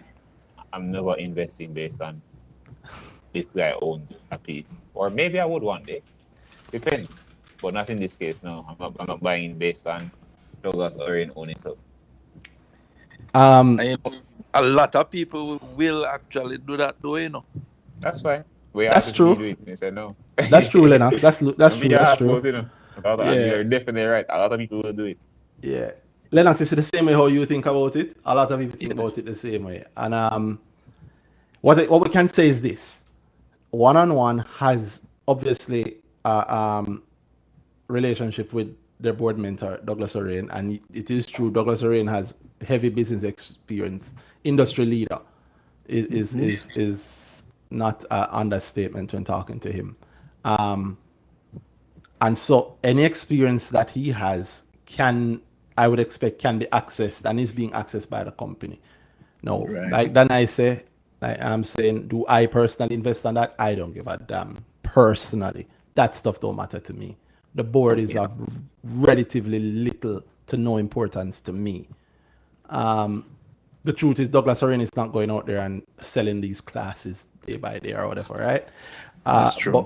But I do accept that other people also look on it and they take that and them good. A one-on-one, I think I see a name, you know, them good. Actually, for me, I'll jump to the top. For me, what actually I don't really want to hear about the people on the board, but Michael Bernard being the chairman of the board matters to me only because personally he was managing director of Carreras for a long time. While I was there, he was managing director of Carreras. I know his business. I've seen the experience firsthand of his business acumen. So that to me, I was like, oh wow, Michael Bernard being on the board to me says, okay, what it says is that it's not a fly-by-night thing to me, right? Gotcha. It's not a hurry come up, them not throwing it in. And this guy, again, I'm going off my personal experience here. I don't think he'd put his name on it if he wasn't going to vouch for the strength of the thing. So I don't have to worry about any hanky-panky or anything like that once he's on, right? And I also see based on the shareholdings that I believe he's a shareholder. Right. So how heavy do you personally weigh that though? All right, well, give me a scale, 1 to 10. What's 10? No, I'm asking you how you Yeah, weigh man. that We're in gonna terms but of knowledge of we have who to is at say the it. helm, you know. We have to say it in a way that everybody can be on the Okay. same page. So if we're saying 1 to 10, with 10 being The highest. this element in the prospectus means that I am definitely buying, Yes. and 1 means it don't really matter to me one way or another. Like the color of the lettering. The people on the board might be at 2, maybe at 3. That's generally the case. Yeah. Like every now and then you see somebody on a board, and them being on the board is a big deal based on whatever they're bringing. And that might be very material to the company, but it's often a niche thing. Him on the board. Yeah. It has to say something to me more than just cool.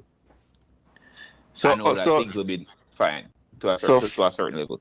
So for us, the average man, what are the key components to look out for? You really never want to come growing. You want to know that you want to find the things that will make you profit in the future. Yeah. It depends so the on amount of profit that you need to make from Yeah. this thing. You can look at it and say this will happen, or this is likely to happen based on these things being there. Well, I mean, if I should just use some common sense, you know, here's how I go and look at it. It's an online platform that teaches, right? That's what they are? First thing right there. That's what they are? Actually, yes. I'm assuming, online. Well, hold on. Online. Make a pause Assuming there. why? Let's go through it together. That's a hell of an assumption. Just glance over it, man. Just glance over it. How do they make money? How do they make money? I would imagine it's a school. It's not a school. You tell me. That's a major thing, you know, because at the end of the day, if we don't know how the hell they make money, what are any of our assumptions based on? Real need for read the prospectus for true. You get me? So, all right, I'm looking, for those of you looking online right now, you'll see what I'm looking at page 31 of the prospectus.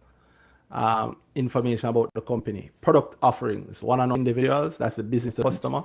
They are one-on-one for teachers and students, what they call 1X. Right, they say it's in the beta stages, so they plan to launch it in the third quarter 2022. Third quarter starts when? July. I don't know if it has launched yet. They still have 2 more months. One-on-one for trainers and professionals.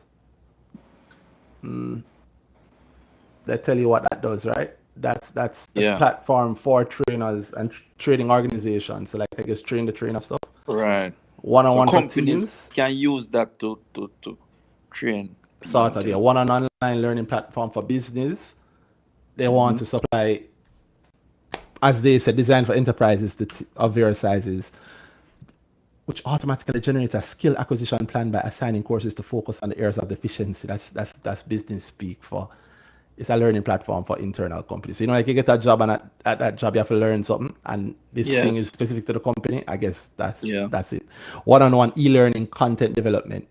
That's where they develop the actual content. So content development. So if you have something you want to teach, and then you bring it to them and they put it together. Content licensing, which is what Monique mentioned just now when she had sent her request. That is, I guess, its own thing. They offer 20,000 localized courses in 14 languages to help organizations improve employee knowledge and performance. Okay. One-on-one for the enterprise, business to business again. Private label online learning platform. So if you want your internal thing, if you want to build a learning platform, but you don't want to have nothing to do with one-on-one at all, right? So people wouldn't know. If it's, let's say you're thinking separate, and when the employee come there, them work, it name separate learning it's somebody system. it's almost like a so this thing it can really blow up really big, you know. Because a lot of companies now looking to do a lot of stuff online, and it's almost like the BPO, you know. Well, BPOs also have to teach their employees. In fact, BPOs have to teach their employees heavily. That's a major opportunity for learning companies that teach learning or offer learning. So yeah.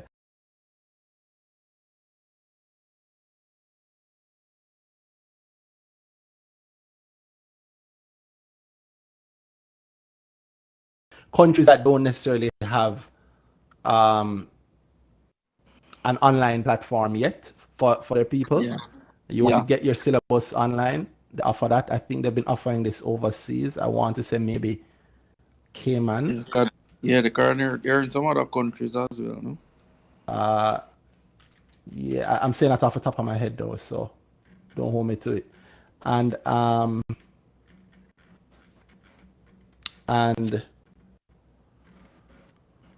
the last one, Classroom in a Box. It's an offline, self-contained, cloud-enabled e-learning platform that can simplify the delivery of digitized content to school and students everywhere. It enables learning in non-connected environments by allowing teachers, students, and administrators to access, curate, manage, and publish learning content offline. It's compatible with all sorts of devices, laptops, desktops, notebooks, mobile phones. So in other words, they have like think of it like an app that you download and the lessons are in there. So you have at least a little bit of an idea of how they say that they make money. But, you know, the funniest thing about this, What's that? You say everybody would have jumped on this if this is not the heart of the pandemic. Well, they switched their model in the pandemic, and it's been working for them. It makes sense. Edifocal came in the middle of the pandemic, and it worked well for them, and they've made a lot of money from it and continue to. And one-on-one seems to be they have areas of overlap, so they seem to be doing the exact same thing. Bahamas, that's what I was looking for. I said Cayman, but it was actually Bahamas that I was thinking they of. have there? Yeah, they say at the onset of The government? COVID-19, they're engaged in Bahamas, Jamaica, St. Kitts and Nevis, Antigua and Barbuda Yeah. to I connect know the there was some other students. Caribbean country. Yeah. Yeah. And so that's, I think, what led to their classroom in a box, which makes sense if you don't want, if you're delivering something in places where maybe internet connectivity is an issue, including areas of Jamaica, then having the whole digital solution but deliverable in a device that can Yeah, makes deliver sense. without the connection. Yeah, it sounds like it makes sense. Especially with only 30% of Jamaicans have access to internet. You didn't know that? I don't know how accurate that is. What you call internet? Because everybody have a cell phone. What you call internet? Internet access. When you quote those numbers, I'm gonna tell you something that somebody will have to pay attention to those numbers. You quote those numbers, you need to know what you're very quoting. specific thing. Yeah, what did they, when they say 30% of Jamaicans have internet, what access to the internet? What they define access to the internet access as to the internet very specifically. What is that? Well, that was the general breakdown that I got. From where? I think it was some media services that was doing some survey regarding during the pandemic with kids who have access to internet to do online classes. Check how they break down that data. So what exactly qualifies as access to internet in that case? That's a big deal. Because you know and me knows that everybody have phone. And an expensive but phone everybody alone have nowadays. data. But everybody kind of have data. If it's even say them go and jump on the store Wi-Fi, there's access. So what do they call access to internet? Not saying you're wrong, you know. It's just what are they calling access to internet? Like to go online I and do research and that's a different thing. That's a different thing from I can use the zero rated apps. I can use WhatsApp. There we go. Suppose I only have enough service to the WhatsApp. It's a small number though. It's a very, very small number. It might not be. That's what we're trying to say to you. Edifocal is zero rated, people right? that can buy into these things, it might not be the small amount that you think it is. Because that thing that mentioned in that statistic is a very specific thing, which might not be applicable to these guys. Suppose them does mean access to internet means I pay for flow or digital internet box in my house. Versus, in my community, or by credit. Suppose it don't consider people phone data. Suppose it don't consider that within my community, all we use one Wi-Fi around this one house. Or me have Wi-Fi also, and split in everybody else yard. But it's me alone pay for Wi-Fi. I got check it again. Yeah, man, it's a very big deal. I was going to use the example just now of Edifocal being zero rated, right? Meaning that, like Danhai just mentioned, even if you don't have credit, you're not charged credit to access this thing, right? Okay. So then accessing the thing is still open to you. Does that person have internet or not? I mean, the World Bank up to once you have a device. Yeah, so the World Bank up to 2018 said that I think 68% of Jamaicans have access to the internet. But then again, you have to know what do they define as access to the internet. You might be able to access websites at least once every week. Or when we say it, we think the people that don't have access to the internet literally can't go online. Can't go on internet. Them only have the only device in them yard in them is a Nokia 33. All right, because again, 2020 mobile cellular subscriptions in Jamaica, 2.87 million mobile cellular subscriptions. And as we know, the population of Jamaica is very close to 2.8 odd, 2.9. Everybody have a phone. It don't mean everybody using a phone the same way or accessing the same way. But yeah, be careful with that 30% figure. Going to the money, since you mentioned the money, how the money stay, the revenue from 2017 till 2021 has grown heavily. And they have stated clearly that this growth was driven by business to business products where they provided the learning management system and education management system solutions to organizations and governments. So they sell a lot of the drive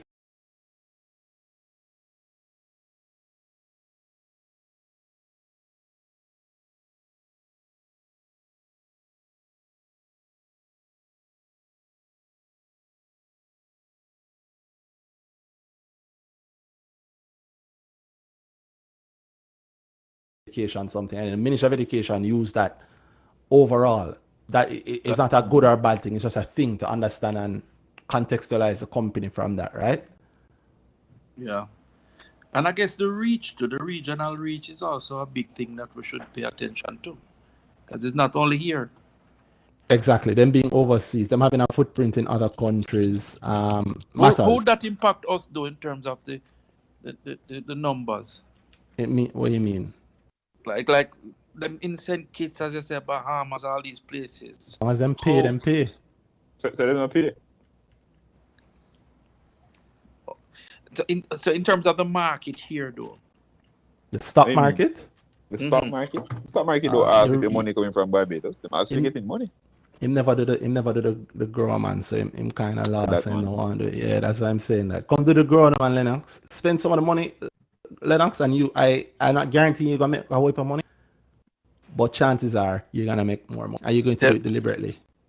Them questions that may I ask will be answered. And more, and you'll realize what was wrong with what you're asking.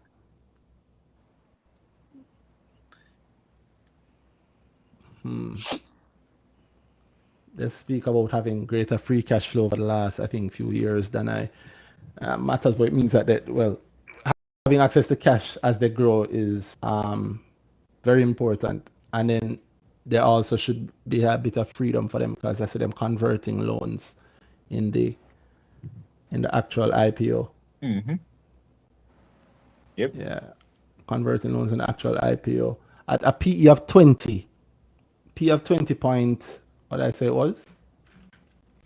It's updated on my money, so PE of 20.5 times or 20.49 times. That's not necessarily bad. It's fairly valued. It isn't bad. Yeah, it's fairly valued, I think. Mm-hmm. Fairly valued. Now is the company going to see great growth, right? So I think if it coming from the perspective of, let me pretend that somebody had come on and asked a question and we're answering it. I will push people to ask in the last hour. But what I'll say is that, man, it scared the people. No, scared at the last hour, right?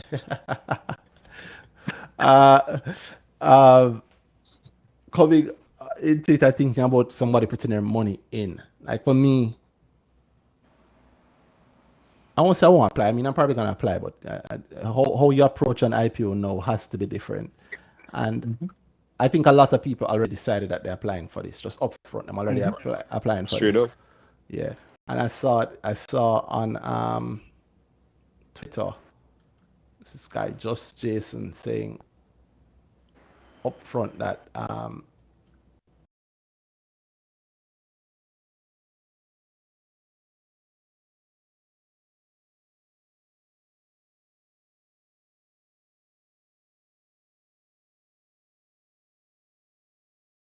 and a lot of people I think might be looking to sell stocks to get into one-on-one. But what do you think? I thought that he's coming from thing there. Dollar. Based on the dip that people saw with dollar, right? Mm-hmm. Yep. Yeah. Yeah. What The do you question is, remember the pre-dollar dip? Mm-hmm. I'm not seeing a pre. Have you seen a pre one-on-one dip? We can bust. All right, technically, that is never worked this time. No, you know what? I think it's very obvious that a lot of people knew one-on-one was coming and they've been waiting, but then they've been waiting for like the last 2 or 3 weeks. And it's also been like an more exciting time because we're much closer to a lot of results coming out. Yeah. So a lot of people might, I want to sell, but some results are come out, so I'm waiting on the results, and so maybe you don't see the same level of dip. Now, what would be interesting is if Monday morning there's a heavier dip in the market, but Monday is a public holiday, and I noticed that one-on-one is actually staying open 2 weeks. It doesn't open until the opening date is. Oh, okay. See, you really just said. I was like, wait, what do you mean? I thought you said it. You said you realized that they're staying. Sorry. I thought you were saying that they definitively said we are still in 2 weeks. I'm like, Boy, I be not apply. Yeah, no, that's not at Give all them what I the grand said. and go business. Give them the grand and go business. Make a pocket Yeah, money. Jesus, if they were to stay open guaranteed for 2 weeks, we would probably get 0.5%, Yeah. 10% Go of a like the percent. party that. Buy a Yeah, party. yeah, maybe not even party money. Uh, let me see. Opening date August 12th. So I have the prospectus out now, and the opening date is August 12th. So there's next week, which is a partial week thanks to the public holidays, and the week after that it opens Friday, August 12th, which unless something has changed, I suspect it's going to also close Friday, August 12th. Anybody listening, I'll give them the simple tip. The thing I always say: treat the opening Wait, date like the closing who is date. the broker? Who's the listing broker? That's a good question. Sagicor Investments. Yeah, it's funny. I knew that before. And for some reason, I just wiped it on my head. All right, cool. They have a Sagicor reserve share pool. Most. Oh, and Sagicor employees can get reserves in it. Wow. Well, we realize what's such great clients there. You realize that stop keep. That's funny. Yo, I really It used to be respect a Mayberry for doing that, you know. Mayberry, big up Mayberry. Everybody stopped. Yeah, I really respect Mayberry for doing that. Nobody does it anymore, but and I think I think it's maybe as a result of FSC rules, but I don't think so. But I respect I Mayberry think for doing it, that. yeah. Yeah, I remember something Mayberry like that, used but to I have don't know if right. reserve pools in IPOs that they're the lead broker on for their clients. So them have a reserve pool and them do it for them. And if you're a Mayberry client, you could get into that reserve pool, which back then Mayberry kept doing it while everybody stopped. Everybody stopped. So before the ruling changed, Mayberry was yeah. still doing it. And I don't know that there's still a rule that them can or can't do it. I think them can I do it. don't know. I have a feeling that I see something like that before with the client. I have to go check the actual thing there. But something is in there around. I don't know if it's a fund. I have to check it. You can't. I think what's not allowed now is like preferential pricing. So I think everybody have to have the same price. Like you're applying, or all the IPOs now, even the reserve classes are at the same price. Man. Yeah. But it's still a funny, reserve. Mm-hmm. But the funny thing is that a reserve class now, if it's even just a client reserve, price. Not just that, it is much more lucrative now in this kind of market. Any broker who were to have a reserve class for their clients is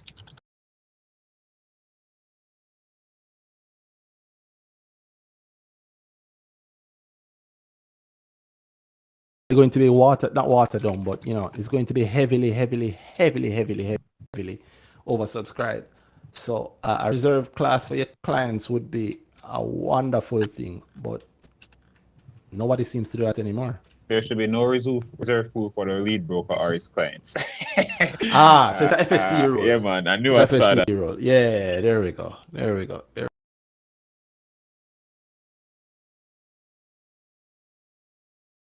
That's cool.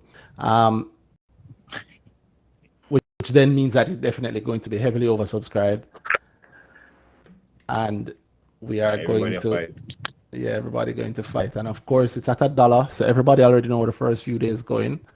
So I maintain what I said at the start. You are not gonna get it on day 1. You're not gonna get it on day 2. You're not gonna get it on day 3. Let's talk about some interesting things then. What do you think is going to drop the most? Now that this is over, what do you think Tuesday morning is going to drop? What's in danger? Yeah, which stocks are going to fall? You know what I think about immediate. Who that? Sir, Signals over. Ooh, Signals. I mean, by the skin of its teeth. But I wonder if that the kind that would out something like this isn't staying there. It's already a thing there. But then I know that's a lie I'm saying myself because I still see more people that have a certain goal that Signals don't really fit. I think a lot of people chased into the IPO and then wondering where's the light at the end of that tunnel, goals already missed or goals in danger kind of situation. So, but it's the kind of thing that if you're afraid already to that level that you never sell before, after them will continue being afraid and watch it go to dust. But there's not much there for Signals. If you look at the queue, there are 16 orders in the buy queue. If a man really want to jump, the signals can take a beating there. Which is a funny thing. JMB and signals usually get the same ball in, but I don't think JMB didn't worry for that kind of ball anymore. Oh, wow. Or detailed queue look like. DTL. Let us see. DTL right now. Also slim. Food selling happened today. Yeah, this might not survive month. Well, there's and the people in DTL. I think they'll go through the same thing as signals. The mid chilling for how long. But thinking about the backing of DTL. Huh? The backing of DTL, the people behind DTL, like the brokers and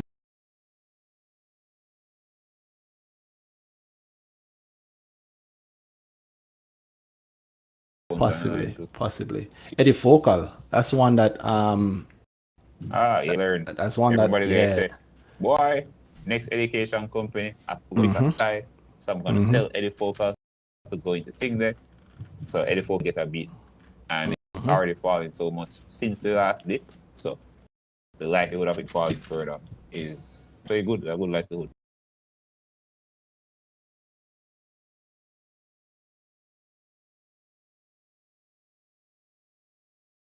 Q is stronger. But end of the day, if enough selling happen, then it can take it somewhere. But between 11 orders to 220. So people that will come in and be buying or anything strong. The question for me is,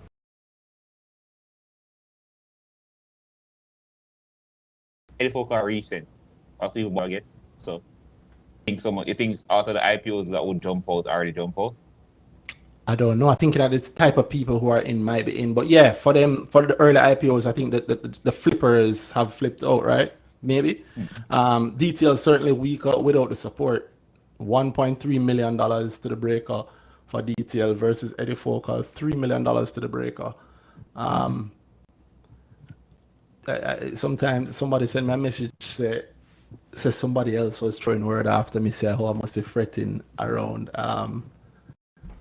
what's going to happen now with Eddie Focal. I can tell you officially, speaking as myself for myself, I hope it falls. Sell. If you own it and you're afraid, sell and sell it cheap. Somebody will buy. Simple. Somebody will buy. I don't mind buying more Eddie Focal. I don't own enough, and I've heard company insiders say that publicly and privately that they don't own enough either.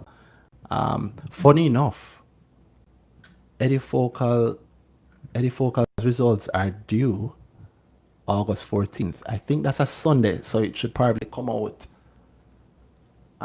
Yeah, that's a Sunday, so it probably comes out August 12th. Yeah, the Friday. Good timing. Excellent timing.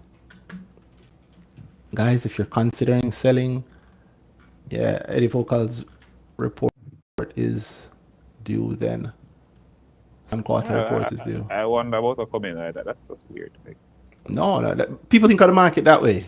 A lot of people think of the market that way. And I'm not trying to make any of them any the wiser. Go ahead and sell. If you're worried about that, sell immediately.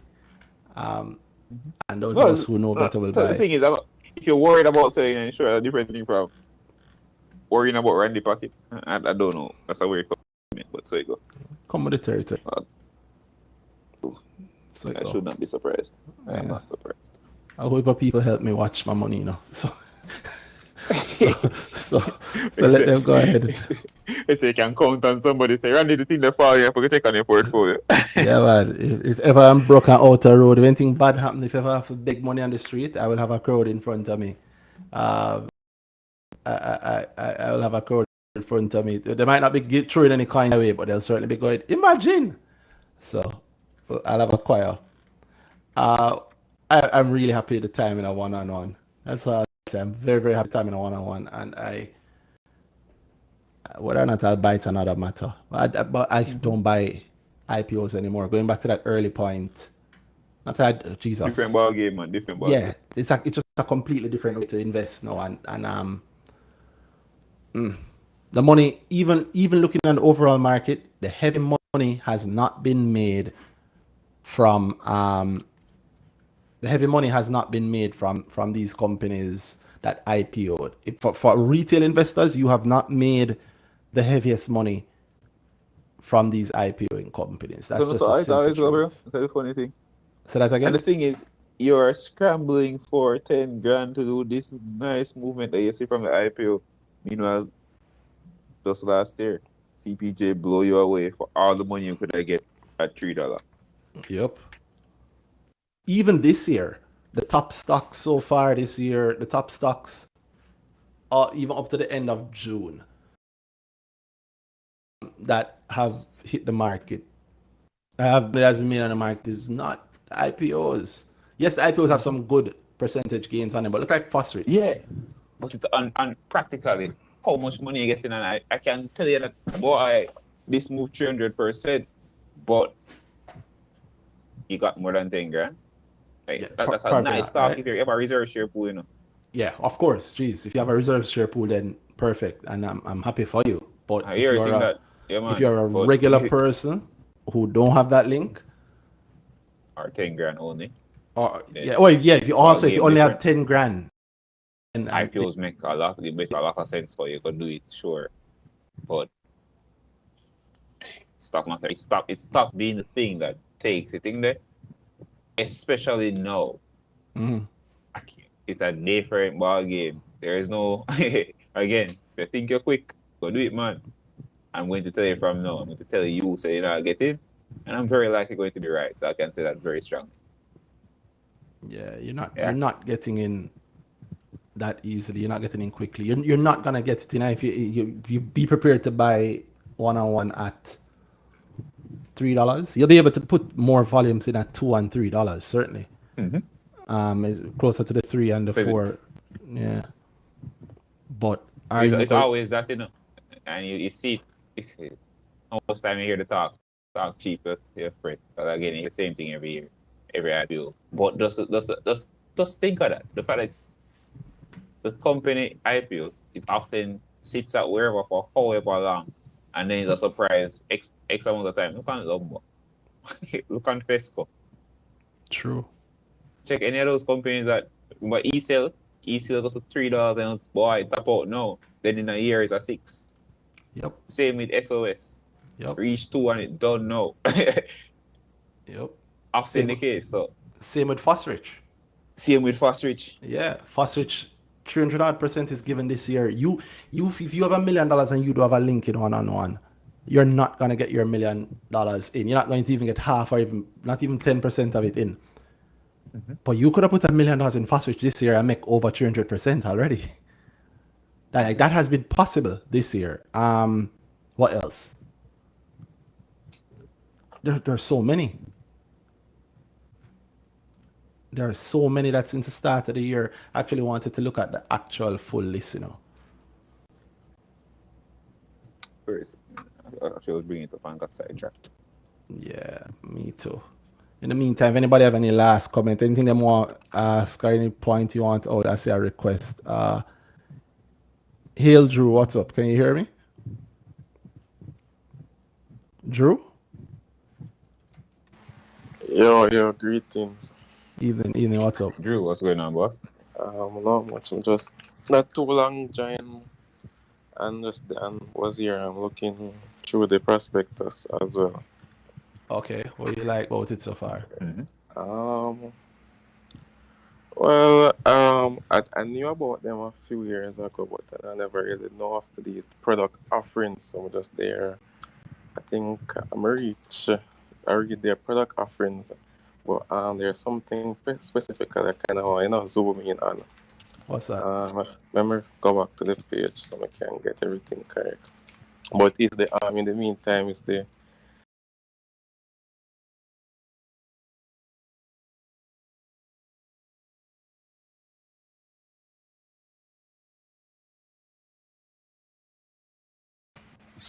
classroom is about in a box.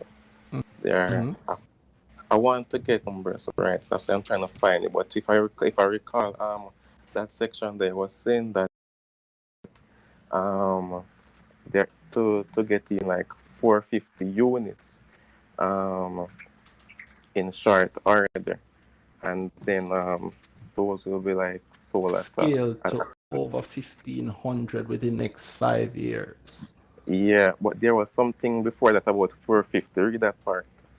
One-on-one projects to earn 150,000 annually from the deployment of 450 units, Right. So that's with this 450 scaling to in 1,500 units over the next 5 years. 5 years. Right. So that's 450 Mhm. in 1 year. Correct. Mm-hmm. Yeah. What do you And think it? repeat. What do you think it? Yeah, because 450 times five go to no, it's not. It's No, what not do you per think it? year. What do you think it? They tell you Uh, that they tell you that they earn Wording the on ex. that is very careful. Carefully, yeah. Actually, Yeah, have it on screen, Randy? yeah, man, it's up on the screen. Yeah, which page wanna phone that page one again? 60 in the prospectus. 60, right? I was Yeah. at 70. Alright, yeah, I'm there now. Right. What are you saying about it? One-on-one rights to earn US 150 annually from a deployment of 450 units with this scale over 1,500 units within the next 5 years. So then I did read that part, and I was doing on page 71 where they were saying that they saw page, if you go to 71 now, it was 71, Mm-hmm. 72 actually, yeah, 72 in the first paragraph.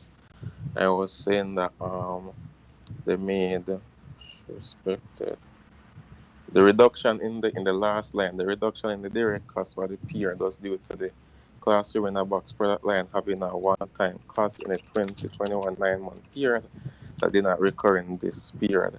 So what I was just really surprised that this product um was making was is probably seems to be profitable are making some money, because just at a glance I honestly just didn't think that persons would pay for this or so on and so forth. Why? I mean, it's not anything rational. I just didn't feel like, so I just had to go and look in it for myself to see, wait, um, what's the value in this? I know what it is. It's basically just digital files that are, you know, catalog and put together in a system. You understand? But I just do not think that this thing Because you wouldn't pay for it. That's why. brothers, Stop making that mistake. I Think of the guess. amount. Is there anything? Is there a popular food item that you don't like, but everybody else like? Yeah, yeah, that's Same, true. so it will sell. Mhm. It's not based on what you will. It's not based on what you like by the company. As long as the Yeah, customers like it, as long as the customer base, they will make the money. Whether or not you yeah. will pay for it. So that's why I have to go in and I dig deep to try and see, you know, I how like how that. this thing makes sense to them. What's the assumption you brought though? You said on page 71 in the first line you saw something. 72. Sorry, if you're what you're trying 72. to follow. The last line of the first paragraph, Right. the reduction. That's all. Indirect cost for The the period is due reduction, to the the reduction. classroom in a Wait. product Why you line. mention that specifically? Right. One-time So cost. reduction. Yes. So then when I scroll up to direct costs and look at the 9 months for 2022 to 2021, and I realized that these guys made some money 2021 from this, but it's a one-time cost. So I was trying to see if there's any. I'm reading further to see if there's any any plans to have something like a recurring cost or something to this top line, because it seemed to be to make some money for them. So there's a recurring in this, because it's clear to have some value. The recurrence in this, then it could be a good product line for them. I need to also look further to see how What would determine if about it's that. a good product for them? Repeat. What would determine if it's a good product for them? If when I go through this and I see that this product makes a good percentage of their earnings. So you think that they break down the earnings in terms of like the segment? You think that they break down the revenue in terms of the product in a box versus any of the other product lines of the company? I'm not sure, but well, I know these may be two different examples, but I remember when I read through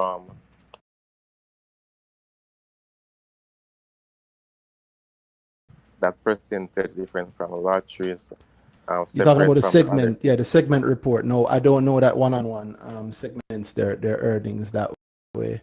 Wait. Don't take my word. I don't know. This number is just as fresh to me as it is for you. Yeah. So just take a look. He's talking about, you know, how in SVL you can see the breakdown between, you know, So sports I know, betting. man, but you mentioned the thing there, yeah, the classroom in a box. I just want to feel the right understanding of it. I'm not sure that he does. Do you know what it is? What is it? I think it's like a Raspberry Pi box, content loaded, and it have a front end with you know, a navigable front end, and then you Re- sell that. okay, so I was googling it to see exactly what but I didn't really see any This picture here that she has. demonstration of it, right? You But see the from picture? the repeat, I saw the Search picture classroom in a box. with the lady holding it. I saw And they the mentioned that teachers can again publish content offline. yes, that they can publish content offline and students can there is a part about like using their laptop and everything to connect to it. I'm not sure if that's exactly what it said, but there was something about this, you know, students can use notebooks and interact with it like that. But I just need to understand how the technology Notebooks there works. speaks to the tech notebook, not the writing in a notebook. Repeat? Notebook there speaks to like a laptop, not like writing in a notebook. Yeah, I'm fully Okay. aware. Yeah. I was No, making but sure that you desktop everybody tablets, else mobile is phones. aware. Yeah. So it's download, it's offline content essentially. Yeah. I'm aware of that too, but I just want to know, like, basically what I don't know is apart from it being offline and everything, just the extent, the extensibility of it, like Basically how how they integratable earn it after is. they sell it. Yeah, Basically. yeah, and yeah. So that was the major thing that, yeah, you know, that really jumped out to me, just browsing through it. Okay. That classroom in a box thing. The opportunities from Yeah. that. All right, who do you think would buy it? Who do you think they sell it to? Ooh, good question. Yeah, you have to consider that, because how else you going to know who will buy more of it? So good question. I guess well, not I guess, but well, schools for sure, but what criteria? You're sure? Those Why for sure. Yeah. They already what tell me they don't understand what the thing is. repeat? They already tell me they don't understand what the thing is. So you have to know that before you know who buys it. Well, I never said I don't understand what it is, you know. So tell me. So I don't understand fully either. Yeah. But I don't understand fully. Sorry. So what is it? Oh, okay. Yeah, better. Yes, I don't understand fully what it is. You understand, right? So yeah, Well, I you know can what I agree with mean? that. I don't understand what the thing is. Because All understanding fully means understanding. So right. Me see your point. Me see your point. Fair enough. Me see your point. So who do you think is going to buy it? Who do you think they're selling it to? Well, yeah, I would say this. I'll probably say hmm, good question. Because in it, what will come to mind first is, let's say um entities, organizations who may not have the most reliable internet. You understand? But that's just the first answer that comes to mind, because it would definitely be good for those for persons who don't have reliable internet or and stuff like that. So Yeah, but that's I the don't think it's first and people second buying number. it. My impression is not that it's not people.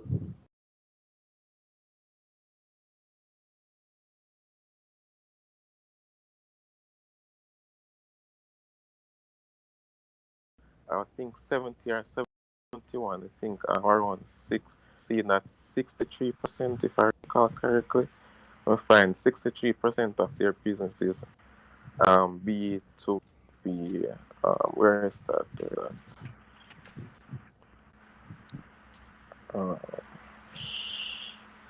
As of August 2021, 63% of the company's revenue was gained through these business-to-business contracts and 37% through the company's business-to-customer business line.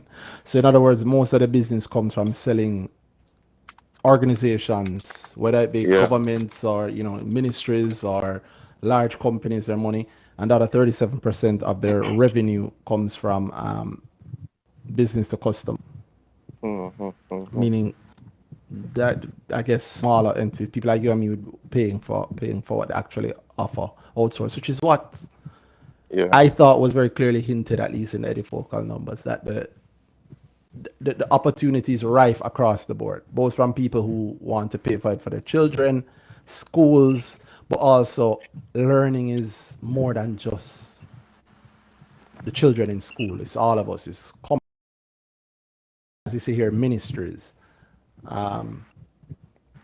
Yeah. Wait there. Hold on. One-on-one I'm not revenue. hearing you. You're being interrupted. I can't hear you well. Yeah, same. I Drew. never hear the last sentence fully. Sorry, I'm not sure what's you hearing happening. me? I'm hearing you guys fine. I wonder if Drew had background interference. Well, I have my fan on. Probably is that. Let me turn it off. How that sound now? Oh, Randy, I put that.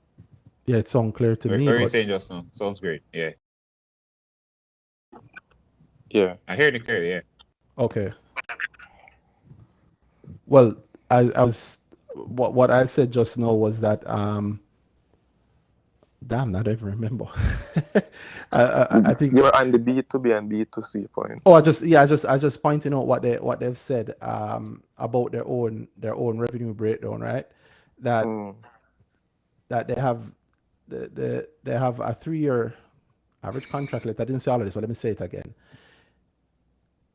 Over the years, they took on contracts with provided the company with one-time payments, and they have some recurring annual revenue stuff, right? Average contract length of those revenue sources is 3 years, and they have continued to generate revenues from them in 2021. They also launched a product in a box, the classroom in a box product for offline content. And as of August 2021, 63% of the revenue is from business to business contracts. So the larger organizations, the governments, and so on, right? 37% comes from the business to customer, B2C, as they call it. Jumping ahead again, here they say one-on-one's revenue of 27 million in 2017. 47% of their income then was from face-to-face class business. So they keep pointing out the fact that in 2017 they started a pivot towards online learning. And I don't know, I'm assuming here that the idea behind this pointing out and emphasizing this 2017 pivot is, I think they want to make it clear that they didn't just pivot in COVID. Good. That might be a good observation. Yeah, I think you have to understand, for me at least, I think a lot of and the comments that were likely been made.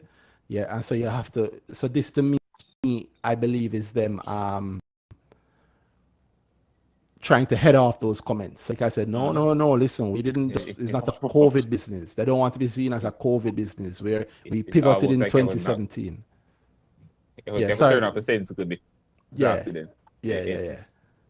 Like, okay, this isn't a bad thing, but then act like, or this isn't a good or bad. I know you're going to act like this. Yeah. I mean, it might be true. I remember, what was it? I remember it was 2019. You say it might be true. I don't doubt it at all. No, It is true. no. I'm saying it is true, and why I'm saying that is I think it was 2019. I almost did my internship there. Because I do software development, and I end up choosing somewhere else instead of them. I remember in the interview and everything, because I got through for the internship and everything, So I remember in the first meeting on the Monday was fully introduced to our different tools and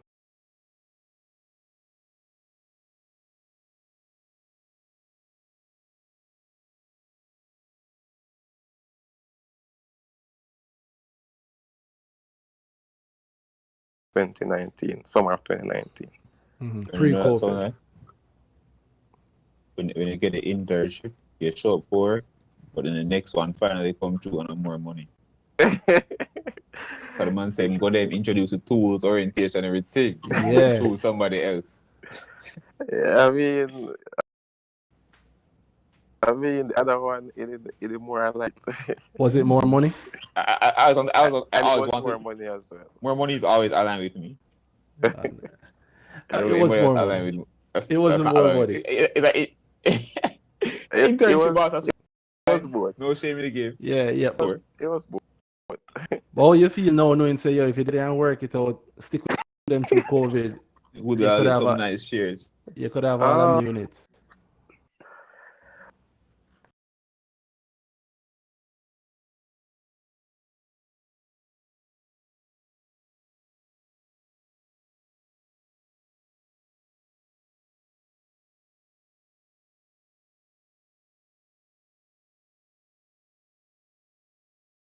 The 7,000 a month instead of the 1 million. I take the 1 million up front instead of the 7,000 every day for the rest of my life. Every month for the rest of my life.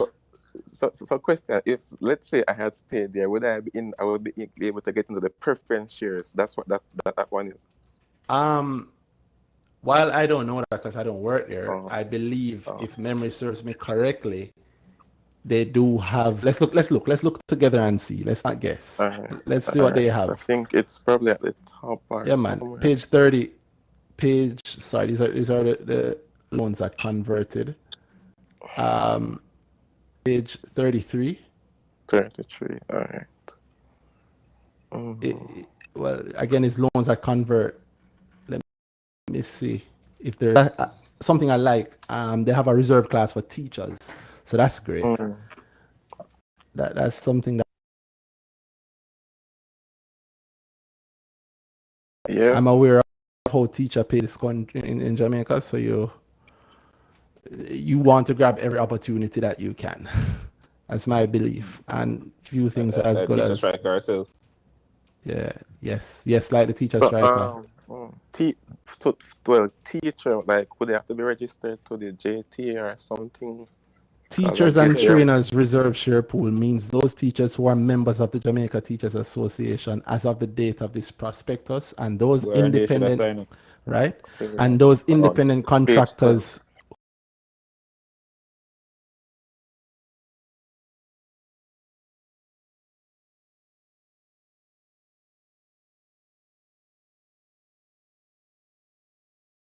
And teachers who work using one-on-ones platforms, so the actual teachers who are on their platform, there's a reserve class for them. But I respect that sort of thing, and I hope that they max it out. I hope that it's a good look. You're right. That's a mascot. The little Android-looking bug. That is the bot, the Telegram bot. Sorry, what?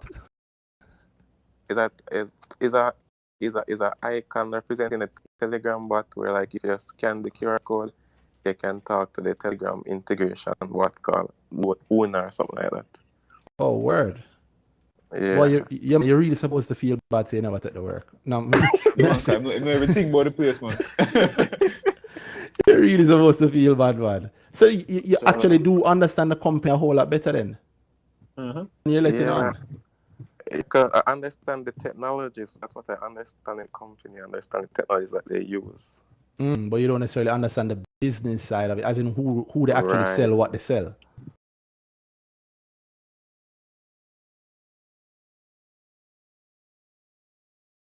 Seeds.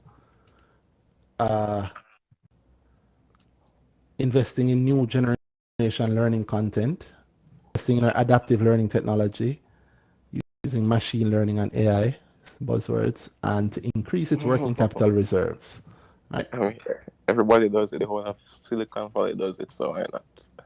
Yeah, they're no more than we. Do it. AI.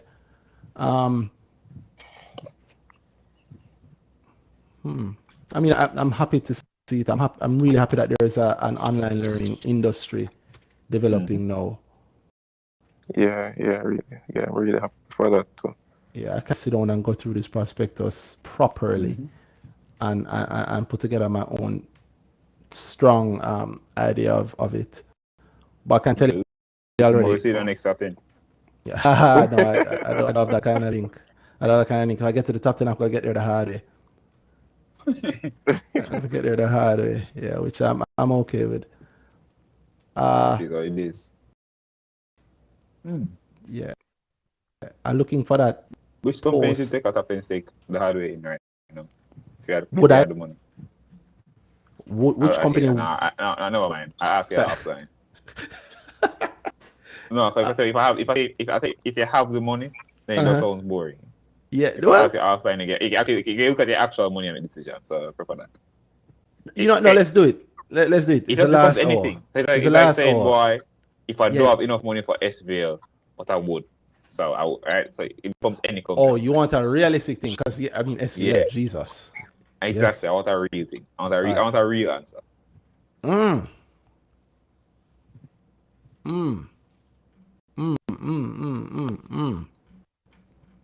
That's a great question, Danhai. I know. It's my fault with myself. That's a great question. Still fighting it, actually. Realistically, which company would I put? What does it take to get into AMG's top 10 right now? AMG. But then I get asked why you're not in there now. To get into AMG, then why not? Yeah, to get into AMG's top 10 right now costs a little over 12 mil at current prices.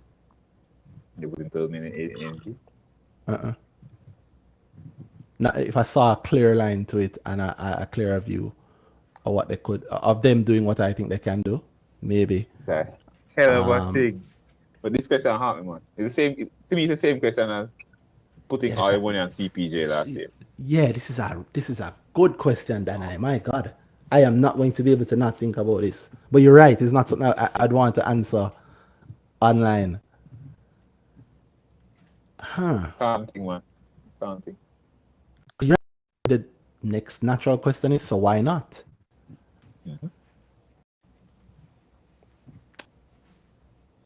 It's really how much which company I don't really not spend my money on like that. You get me? That's what it is.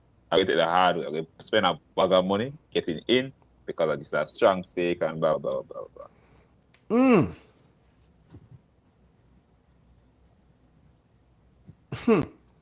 We can talk about it in the Grow Subscribers group. I'm not gonna say it online, but there's I'm not in the top 10 of that I would put my money towards putting the top 10, and then the natural question is, why aren't you? And it's funny because answering that question doesn't even mean how. It just gives you clear timelines along. I'm going to go there. Just a way. Yeah, and it clears up a whole. But that why are you not doing it now that if you could? You have to ask yourself. You give yourself a case. If you ask yourself why not, then you give yourself a case for what would make you get up and go spend that money. Like saying AMG, you get the clear lines for AMG, then definitely doing it. Yep. That's a QWI. Current price is a little over $9 million to get into QWI. You're buying, let's say you're buying the NCB fund stake. Why would I not be doing that right now? Because John Jackson and Summer, and I am not. the delay on that and his thinking. To be able to do this requires me to have $10 million that I can put somewhere and forget, and I'm not at that level of money yet. And this QWI is a derivative, in my view, of JAMT. So the JAMT move plus the QWI effect, they So have like actions are running right now specifically. yeah, and they have the clearance for the buyback, but I don't think they do. I don't. They're not hungry. It doesn't feel like what it was. It doesn't feel like what it felt like last time. Yeah, man. Yeah, man. I don't know, boy. I don't know. John Jackson, big up you, but come on, man. You need Give me a something, little boss. bit more. Give me something. Yeah, man. Sharkishness in the blood, man. Let's get to it, man. Like, look at the funds. You are 5.3 billion MJE making last quarter, brother. Jesus. and it's in second quarter. Like them just start. The MIL. But I know why I'm not doing it because that I would do that. I might try. That's the next thing. Even that. Oh, good. MIL ringing a bell very loudly. MIL, them PE at 3.38 is 2 billion. Their last quarter, they just reported their second quarter numbers. People just did grow. We spoke about this. And the second quarter, 5.3 billion. You know, after them take out the NCI MIL. What is fake profit, Randy? Okay. You know, people used to say that stop talk now. Okay. MIL 2.5 billion and everything come out, and my expectations for this company are not, funny enough, are not predicated on MJE. Brother, I've been seeing some things over the, and it's like, and nobody cares. Here's something I don't understand. Why don't the pensions buy this? Why don't the pensions buy this company? That is so weird to me.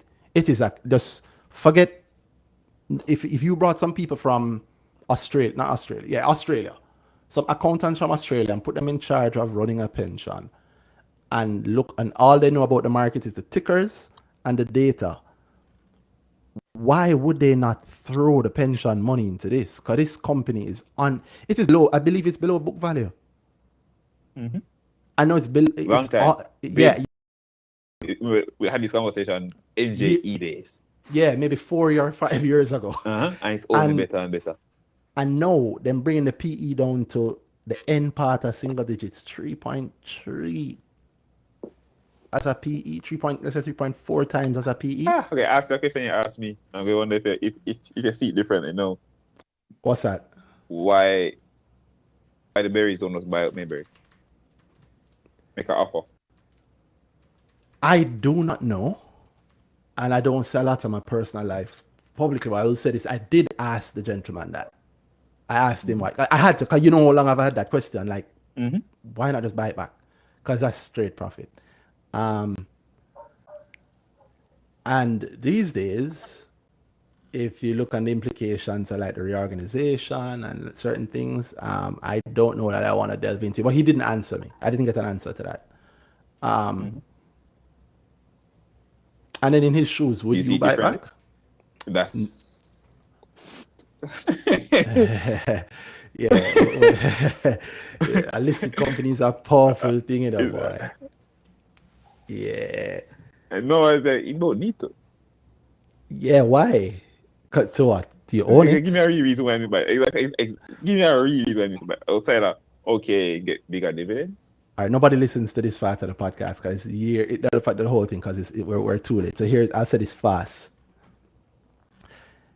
If it's below book value and there's a reorganization that's going to be done with that scheme of arrangement, and then the ownership is going to move from MIL to the holding company in St. Lucia, and the holding company in St. Lucia is going to own this, how did they book that value? Because it is very undervalued. How did they book that value? And then there are certain little things that aren't very little. Look what value. We'll talk off air. We'll talk after this. People, you know, the real podcast should be the conversation that I have after we come off stream. That's the real conversation. I'd probably go into MIL's top 10. I'd try and go into MIL's top 10, but that's not the real answer either. But that's a good one to maybe try and go in. How much is ML top 10? What's the entry? 10th select 55 funds mil? B 50. 65 mil? I would not put 50. Oh, but That's oh see, it's a hard ass question. yeah. Really, they. Yeah, 'cause if I had 55 mil, That would can I? just go. But no, that's the thing. That's why I omit the if you had the money for it. I want to know if you had your money. No. Is there a Yeah. company that you say, I'm going to think this money? You really can't say, Jano, there's no real reason I can't. I don't get this money, fling it onto this top 10, and then just wait for what I'm waiting for. Or just, if it's also the same question we ask ourselves. I think I've been asking myself too, like, not recently, but I think I've asked myself it too lightly in the past. What's that one stock? With a stock, you say, if you pick a stock that can give you either a goals for a year or the most the CPJ return last year. If you can pick the top stock ahead of time, definitively and fling all your money behind it. It can be that's a lot of conviction.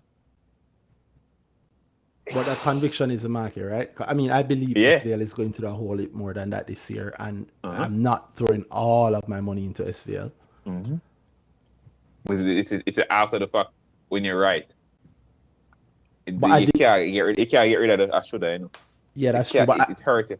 But yeah, in the moment you understand you're not going to do it and all that. But you still hit yourself with it. Or I do it. God, I wish we I could pass have the time and I say I could have fling that much more money whenever I wish we could have the real conversation now, because you know me, I don't have these conversations just for academic reasons. It's a good question. I learned from the CPJ lesson from last year, and I went heavy on CPJ anyway. I learned. Oh yeah. That heaviness has been it for me since, and it's been fruitful. Me too. If I'm trying to learn next year's lesson from now. It's hard. If you look back in your mind, it's like, are you really going hard enough? So like, here's a good example. Here's one for people listening. I don't want to lose the people listening. Here's a good example. If you're thinking like IPOs, and I said that, the real money isn't being made on IPOs these days like that, right? But let's say one-on-one. If I could take $10 million, why not throw $10 million in one-on-one on day 3 or day 4? Yes, I'm buying it for 310 or whatever. I'm buying a heavy amount. But next year, it's up 200%. That's $20 million of solid profit. And we've spoken about something like this offline. Boy. People listen to some of the old earning season episodes. There are things that we say then there are things said then that I would never say no openly, because you have to cut that check, and even then you couldn't. It's a very good question, Danhai. I love this question. You know what I'd buy? I'd buy Cygnus JMD. Oh my God. And how much is Cygnus going to drop when one-on-one come out? I think it's at its resistance line. I don't think it's going to fall. I think it's high. I really think it's high for it to fall apart. It takes somebody to really get up and say, I'm tired of that. I have something better going on elsewhere, and I'm just out with this big amount of money. Yeah. And I see the director buying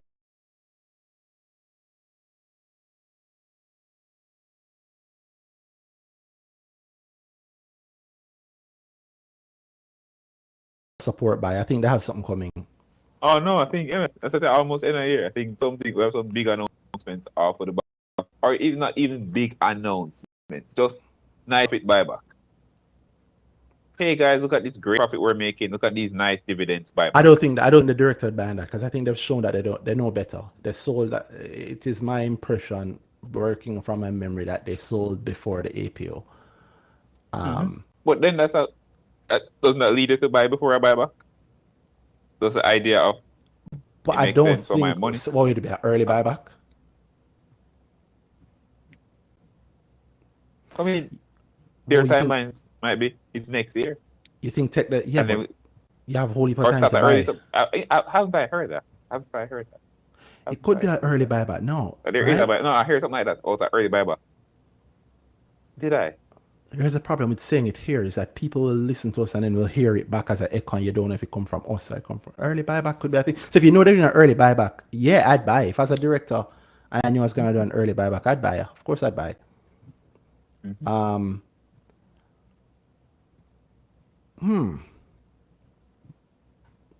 How's the director allowed to buy?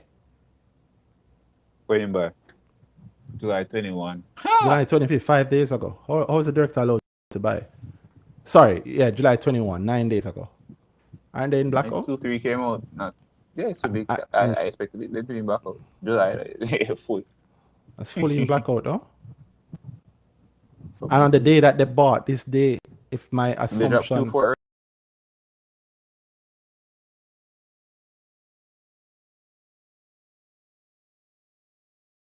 to the 60 days. 60. So it's so And that the- means it's not 45 days. So 30 days is 60 versus days. 60 days. Possibly that. And the 60, So no, but the they're- 60 they're- days count from June 30th. Yeah, June 30th. June 30th. 60 days after his what? 30 days after. So August 29th would be the August 30th would be the 60 days. And 30 days before then. It's 30 is days end of before June. then. It's not 30 days before then. It's 60 days before What then. is it? No man, the blackout. 60 is days before then. report you. Not for the Sure. last. Is the end of year. How blackout work? End of year is different. End of year is 60 days ahead of full year.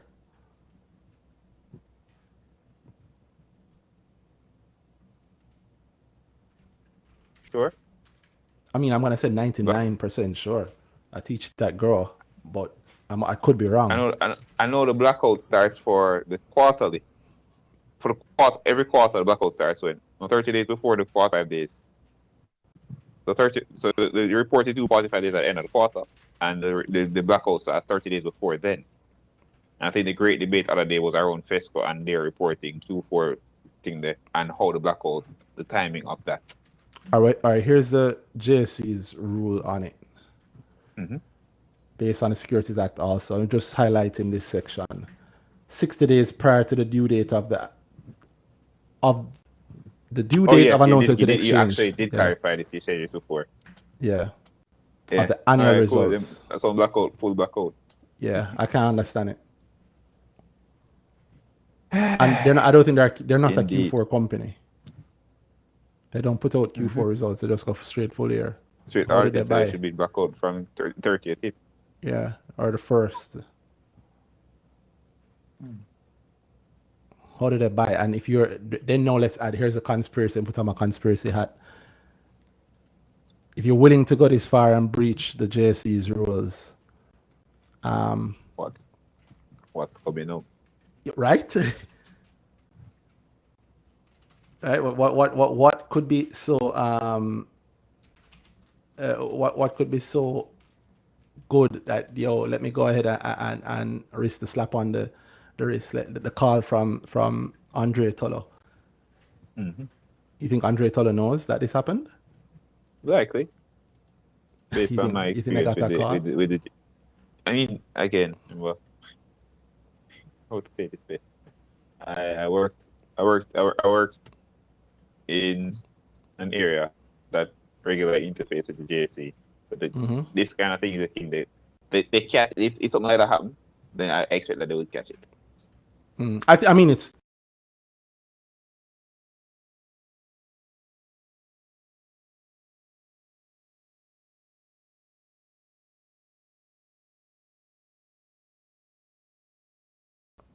doing it outside. I would expect so. Right? Yeah. If I submit to the company and the company submits to the JSE, then the guy that's doing the submission to the JSE is something do as him or whoever it is something do as him work, right? So they would know that this shouldn't be happening, or this is in a time when it's restrictions, or they let me say that, yeah. Yeah. July 21st, 48K. You know what I hate trying to make decisions along that line. Like I know that because it was a big if. Because suppose the guy just read or no, because you make company insiders who read or not really sure the rules more well, and they make mistakes like I don't know, I would say mistakes like that, but they make hear from them sometimes like, okay, so you don't know. Yeah. Yeah, but all right, I'm gonna give Cygnus the benefit of the doubt, meaning that I usually do. I just boy, it's for comfort I have going with it. I said, boy, I suppose in those 3 years never know. boy, Yeah. no. They're I expect that he bored would. and they're in finance. Their board is yes. Yeah, they're in finance. They're Look at the this. more in the know kind of thing there. Yeah, maybe Hope Fisher. I'm sorry, Miss Fisher. I'm not saying it's you, but I'm saying she's a non-exec director with But the she's ministry. currently director of the bond portfolio of National Insurance Fund. So Chief she probably Finance. knows. She very well knows, right? And everybody else is CFA, Masters, MBA, FCCA, It MBA. was one without the fancy finance setup beside the name, basically. Yeah, that's the only person I was going for. But you're right. Yeah, she monitors the she very much knows finance deeply. So oh God, yeah. But would I risk money on Cygnus? On the hope of yeah. what them doing, because then if I decide that them doing the market makes sense for your money. Right. So people, this is why it feels like when you hear us go, we have regrets in the market or we miss things, because if Cygnus come with an early share buyback proposal, and Cygnus remember X date in the past, people too, So if X date was July, right? It's supposed to say that the X date is July 31st. Suppose them say the exit is June 30th. Well, no, this buy is July 31st. Oh, July. Okay, yeah. Gotcha. So I was saying the financial year done, so imagine black out everybody out the last year and say, do like interesting. Jeez. Or just the day the results drop. It's the last day feed. But this wouldn't qualify. And I also don't think the 21st would be the date, right? Not these results. Not these results are coming on. But yeah, the day they come out. It works. Yeah, it works the same way. If it's July 30, and that's funny. Boy, we now buy a signal span that, and we get locked out or something good, pop. But then, if no way, I'm not going to something good. No, if they do exit in the park again, that's cool. Me I want anyway. Cause guess what? Who go buy now? You don't match up the buyback. So how many people know that? I would hope enough. I think you have the ignorance by someone think it go, and then the people will start talking and you hear a man like David say, well guys, if you buy it now, then sorry for people that bought after, because to clarify. Yeah. The clarification will start come out. Yeah, but hold on. If you're thinking about a buyback, it don't matter because this is gonna be bought. Forget the market. The company's gonna buy this. Oh yeah. Oh, okay. Yes. Okay, gotcha. Yeah. But it's also buyback terms. But buyback terms mostly better than if he's buying for the buyback. I think they know that the buyback terms are known. I remember hesitating saying that on the or mostly known. I remember hesitating saying. I know what you mean. I know what you mean, because I think 15% of yeah. Yes. So then, on the date when they bought this, the 21st, this was I think roughly 85% of the that day, right? There's like these trades you're seeing here, most the pre-open and this one, I believe. So most like 1381. Would you be willing to risk? And it can be a couple million well. Mm-hmm. 30,000 signal. 13. What's the fee?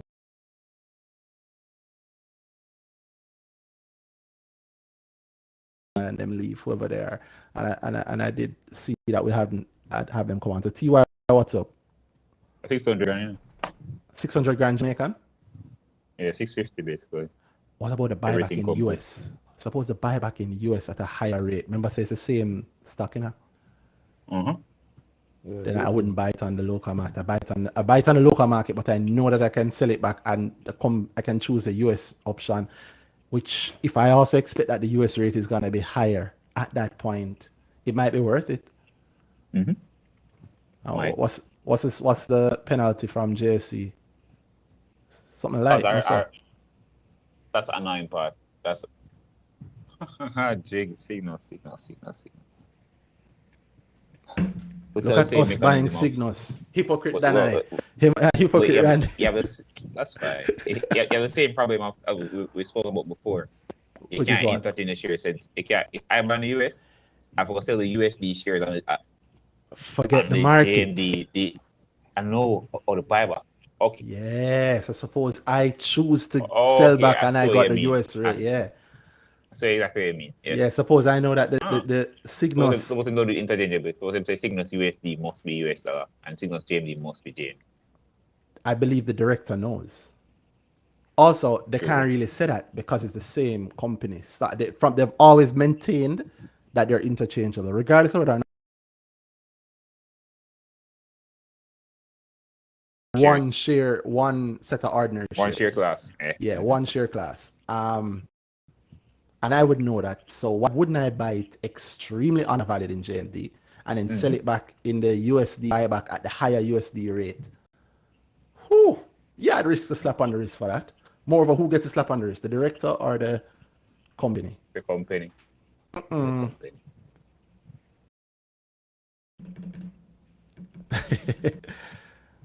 What is for 8,584? That'd be like hilarious. That's 600 and something thousand. Jamaican?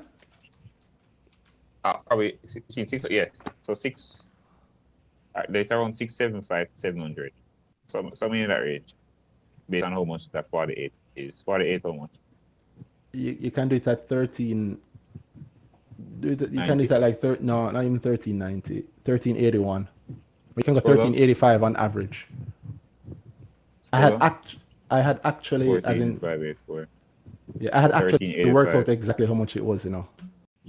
TY, while we're doing this, what's up? Yeah, what's up, boss? Yeah. Everything good? All right, yeah, I'm good.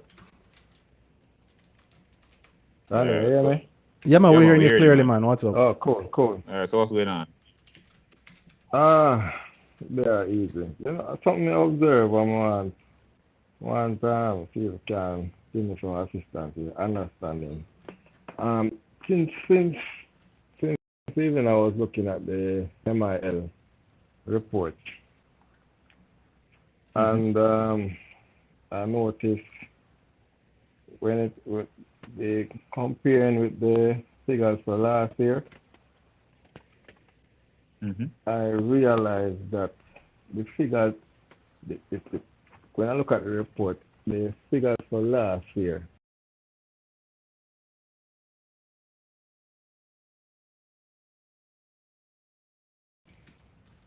and it's something I know. It's not the first time I'm noticing. When I look at some other reports, I realize the figures keep changing, and they have like restated. And I wonder, tell you why they restate? No, it does say restated. Which company are you talking about specifically? Mayberry.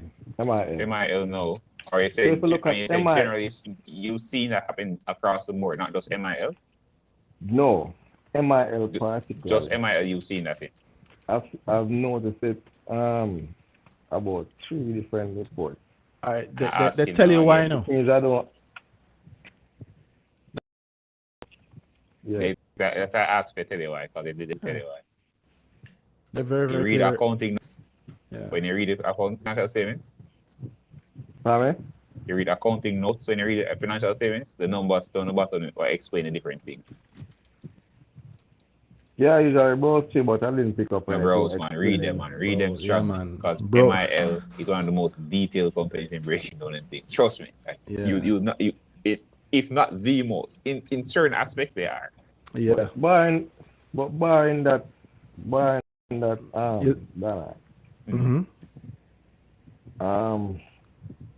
it is something that is consistent. What the restating? But hear what you just said. Let me tell you what you just said. You just said, barring the explanation. So, you say you're not read it. So yes, there. So if there's an explanation, there must be. It's a public company, and in the case of Mayberry, they're doubly pressured. Alright, so did I miss the explanation? Because I didn't see it. Yes, Yeah. you did. Cause you say you Yeah, I'm gonna browse. say you read it. You say browse it. I'm gonna say I'm looking So at it right now. You know, you did it. So you're looking there. What? Yeah, man, read it. Just Of course, it has to be go there. again. It did it. Yeah, it has to do it. They can't do anything without doing it. Especially the fact that Let him finish. Let me hear him out. I'm listening, man. Alright. Even if alright, I would admit that I didn't comb it because No. Hold on, looked, man. You never look I at looked all. at it. Cause if you did, you'd I see look it. at- It'd be there. I looked at But it. the old place that Alright. it tells you what the thing you're asking about is there. I looked at it So this evening did and I you look at realized I think you look at the restatement, say ask yourself, check, scroll down to check what the actual answer is that was given there. So as I Randy saying about look at all. The thing that's there, check that part. See that it's restated and if it doesn't, instead of check. the thing is I can't even reason at 11 now because I don't have anything looked at right now. I'm just Why not talking. look Alright, at well, it? let him finish the point. Let him finish the point. Restate and about it. Them don't tell it. So, Let him they finish tell the it. point. Come through to you. But you want me to say that? Yeah, man. We are saying. The figure last year would have been overstated. Right? Over? Sorry. No. Are Yes, you saying that as a fact? What do you mean? It was higher last year or lower last year? For example, if last year June when they post the financials, yeah, and they are saying that just calling some figures, let's say the net profit is 12 million, right? And June this year, you're seeing the net profit restated at 2 million. You would have made a decision on the old number, on what was posted last year. Correct. Correct. And it has happened more than once. That's what I'm really talking about. But I'm asking. But I'm not saying that it's not the correction that is made this year is not explained why now. But why is it that they are continuously posting? But I'm saying to just check posting. The thing that explains the question you're asking is there. Just check it. So why is it more than one time? They literally explain it every single time they post it. So them tell you restating, they have to explain why they're restating. So Danhai, if that is the case, then if I am thinking of investing in such a company and I'm seeing them consistently posting the wrong figure, and then the following year, you see, making a very dangerous assumption. You can very dangerous line, right? But he must. But if he correct, he must. But then if the figure is corrected, he must have been wrong. Hold on, Ty. Hold on. Let me carry him through. Let me carry him so he can see it in his way. You make some heavy assumptions there. One of them was that the number restated lower. Was it restated lower? Yes, it was restated lower. How much money you put in on it? No. Tell me. Hold on. If you pull up the financials for June last year, Q2 financials for 2021. It is actually a higher figure than what it is quoting now. So the Q2 financials for 2021, they stated then that their net profit was 67.1 million Jamaican dollars. 67.184 million Jamaican dollars. We're clear? And now Q2, they have restated that to say that actually it was actually 2.6 billion Jamaican dollars. So they've added on roughly $2 billion. I should have bet you when you said that. Added on $2.5 billion. Sorry. No. What do you mean? 2.6 from 67 million. 66. Yes. Sorry. Yeah, they added a little over $2.5 billion. I know you haven't done grow. Because you're literally asking us to have a conversation on something that you think goes so, and you didn't even bother to check it, and you glance the rules, but you never pick it up. hard to do in this thing. This thing do have a lot of pages, and like literally the page after says why. And you also said that the number was restated lower. It was actually increased, which by the way makes this quarter, if you're doing a comparison, look less good, because I would have loved to compare this quarter to last Randy, you're breaking year's. up. I wonder if thing there. Hold on, Randy. I think you're breaking up again.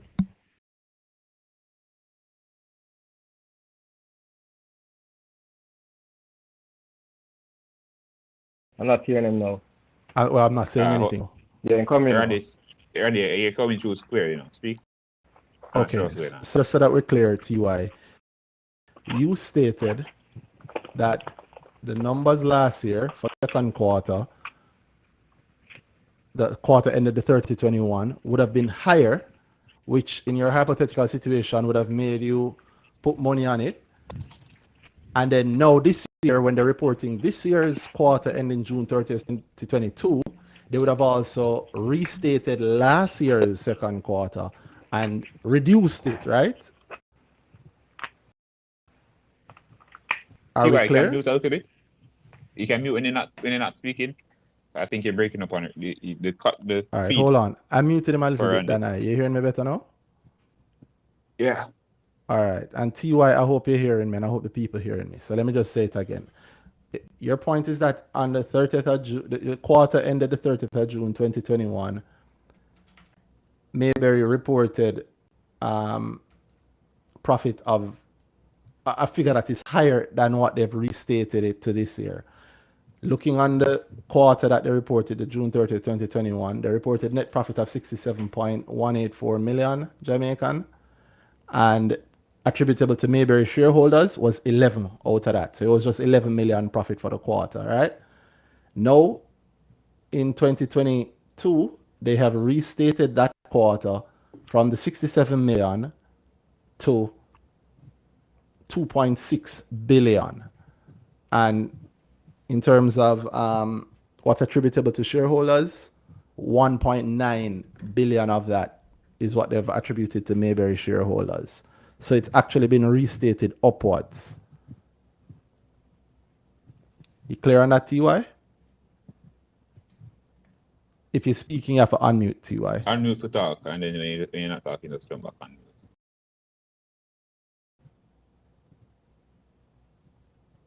TY, I don't think him hearing us at all. Or I'm not unmuting. You have to unmute, TY. You hearing me? Yeah, man, we're hearing you now. Yes. So you understand that? You know, I understand what you're saying. You know? I understand. But you know the funny thing? What's the funny thing? I checked it and I double checked it, and I don't know how on earth I misread it. I don't know either, well, and that's a big mystery. I'm afraid to say something wrong. You see where you want to see, you know. No. Yeah, well, anything possible, you know, because mistake make. You also say it's a consistent thing. I am trying to bring up back my machine, just to look back at what is it. And you notice what I said first. I said, try to help me understand something. Because it seems as if I am misinterpreting something. But you're not misinterpreting it. You're misreading it completely. You're saying something that's not there. Misreading. What? You're seeing something that's not there at all. And that is why I am trying to just to look at just to double check it to see what is it that what is the error that I made. So the error you're making is that one. Going forward, you should. Because I was even looking at the currency and say, is it a currency? Is it that I'm reading? Currency. TY, you want to hear the answer? Step one, you should probably come to. It will help you with these mistakes.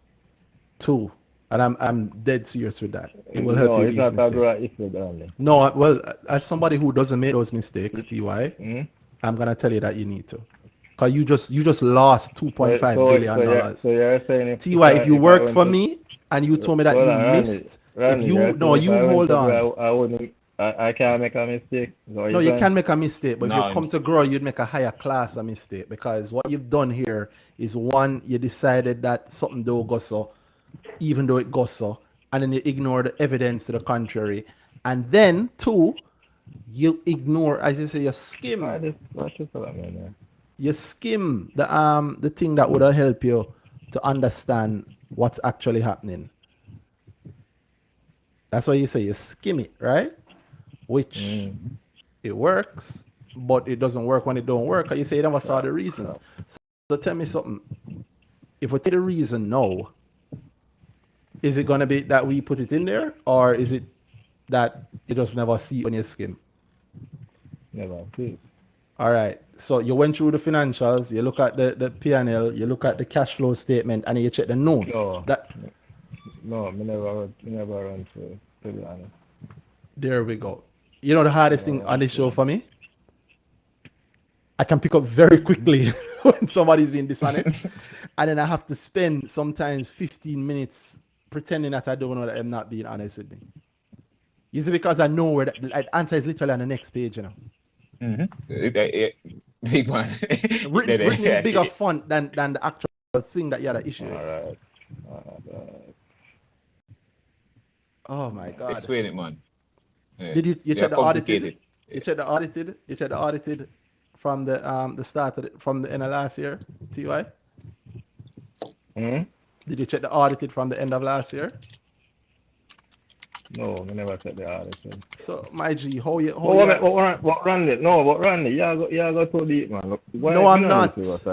I'm not. No, wait, hold on. TY. Tell me something. TY. Yo, this is a Jamaican man thing, brother. TY, how do you not know the thing, but you're going to tell me how deep I have to go for the solution? That don't make no sense, brother. No, I see I go on the wrong road in a bar. How can you tell me that you don't know the road? What's the first? TY. What's Hold the on. When before I started the conversation, what's the first thing I said to you? You said that here's a problem they have. Let me see if you can explain something I to me. have a problem, and I need you can assist. See if you can assist me to understand. And for that, that's cool. And I say I'm giving you two things. First one, self-look. You should come to grow. It will help with this. Two, the second one is that you actually have to read the things that you have an issue with. You see, every time I tell you to say hold on, and then you miss it, you know. I'm not going deep at all, no. All I'm saying is that sorry, actually talking to myself, trying to get to what is it that I saw. Because trust me, if you even look at it as an experience, you probably won't get it.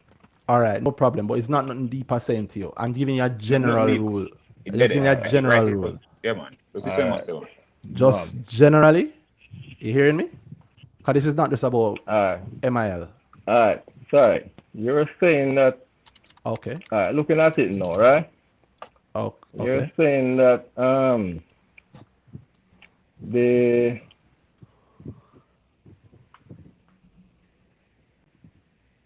profit reported was 5.2 billion, right?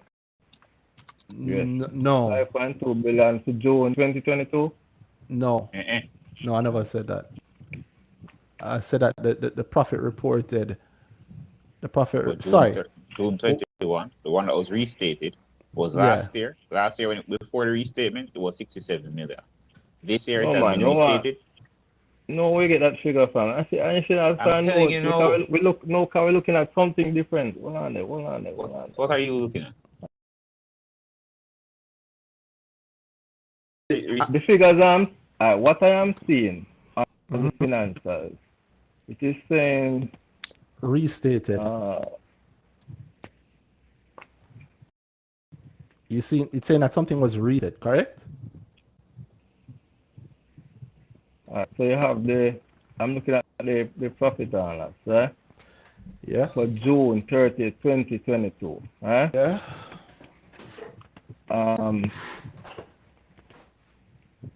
So on the income side, total income was 6 billion and 70 million.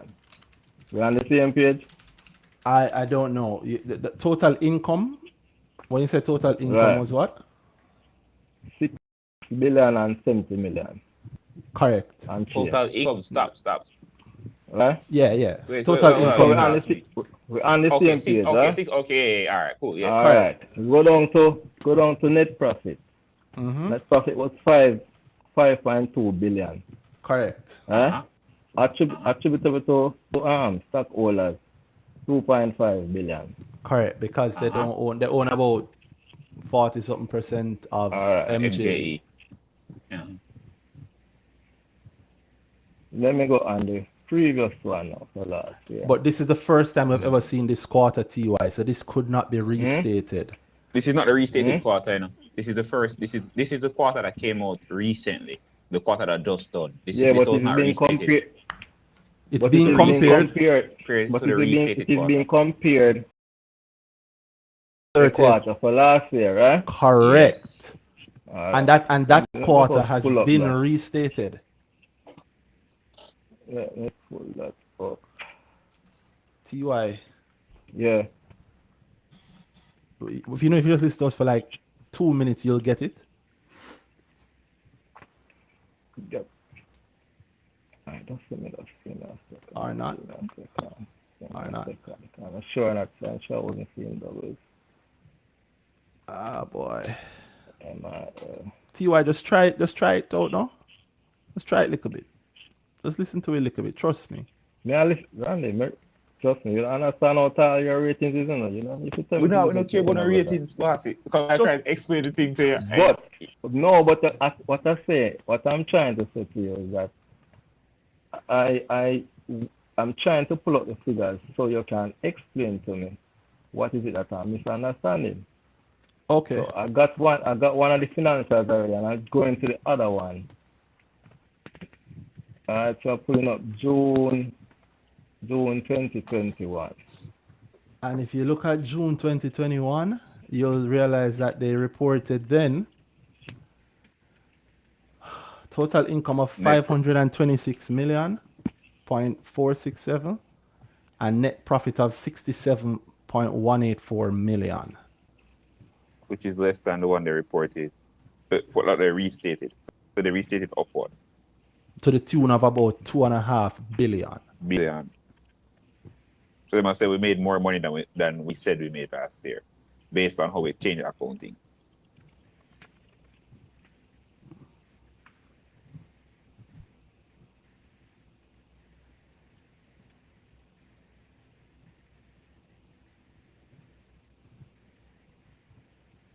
All right, so June 2021. June 2021, right? Mm-hmm. What was the figure on that one? Because the machine not coming up. Well, according to the document we're looking at, it says that the total income was 526 million, and the profit was 67,184,000, and the net profit attributable to shareholders would have been 11 million out of that. 11,050,000. 11 million. 11 million. 5,000. 11 million. Yeah. The same. No, we're on the same page. So it was saying 11. Right. So that was saying 11 million. And the one for this year, what is the profit? The one that's restated, or the current quarter? No, the one that's restated. So they're saying June 21. It is restated to 2 million, huh? No, it's restated. No, it's restated to 2 billion. It's 2 billion. Yeah. Yes. Oh. Come grow now. Come the next grow. That's where I made a mistake. Come the next grow.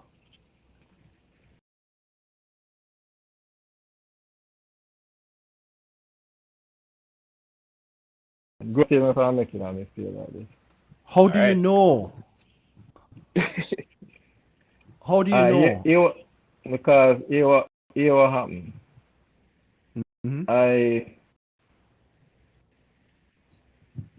I misread the figure. And before, I had the intention to double check it before, to pull up my machine and double check before calling. But when I saw the error, when I made the mistake, I was convinced that something is not right here. Mm-hmm. So the intention was to double check it and then call you, but because of the time and all of that, I called you from memory Mm-hmm. and not without double checking before I made the call. Because I've been trying to get to you guys, and it's kind of tedious. I realize, but you've been But trying to get to us from before these Mayberry numbers I, came out. yeah, and this. I've been trying to get it for the past 2 weeks, and this is not even what I was calling about. But um, but this was something fresh on my mind, so I said, it look like I'll get you now, so I just threw it in. But Just throwing everything. And I understand that, I but I I I'm I I, that I misread this figure. no issue. I understand. It can happen to the best of us. I'm saying come to grow and you will be helped with a method that will help to Randy, reduce when this sort of thing Randy. happen. Another thing I want to ask you. Tell Is me. it regarding the stock situation? Is it possible to dispose all of my holding on the exit date or the record date? Which one? If, for example, No, man, I understand what you said, but which one of those two dates? That's two different dates. Which one is your question about? either whether the exit date or It the is it is not or the possible to it is not possible. So you want all of the growth level questions, but you just don't want to come grow. That's why it's so. Yeah, it sound that way. So you rate me for the information, but just not enough to pay me. Randy, it is not possible to get rid of all your units on the explicit day the way the JC is now doing it. No. so basically, I mean, say if I am holding um holding some shares and I want to basically have a disadvantage. If I see on the X date, the expect date or the record date, and based on what I'm seeing, I get the feeling that the price is gonna tank. I would be stuck with the shares until the split is executed. I'm not sure you understand how the process works. No. No. Okay. No, I understand what I just said no to, right? I didn't say no to you. I said I'm not sure you understand how the process works, which matters in this specific case. Like a whole planning around taking advantage of the split or whatever it is. Yeah. Predicated on out of that process. And if you Yeah. don't know it, then problems. Yeah, you have to know how it works. But I did answer your actual question though, in case you wanted just that. Yeah, No, man. it's not possible to get rid of it on the explicit date. Yeah. Oh, okay. Okay. Okay. You remember that the first question, just to go back to it, you had asked two questions at first, and I still, against my better nature, want to help you nonetheless. The thing that will help you with these financials is to go and read the notes. So for the Mayberry one, you might want to read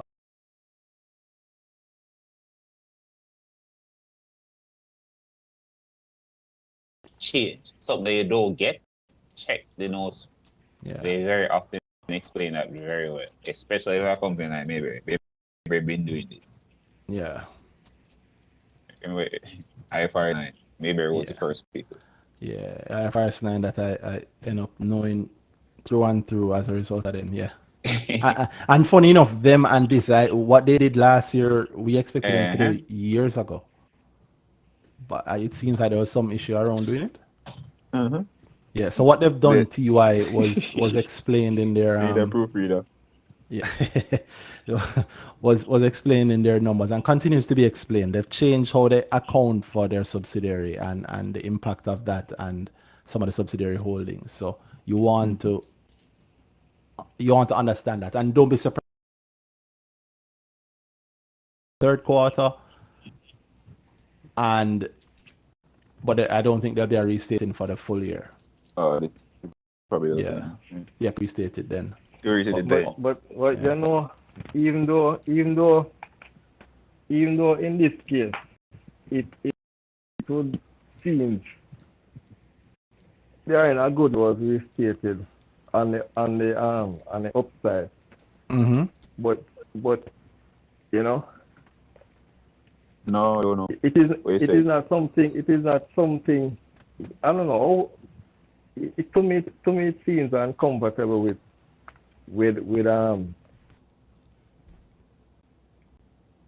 continuously restated.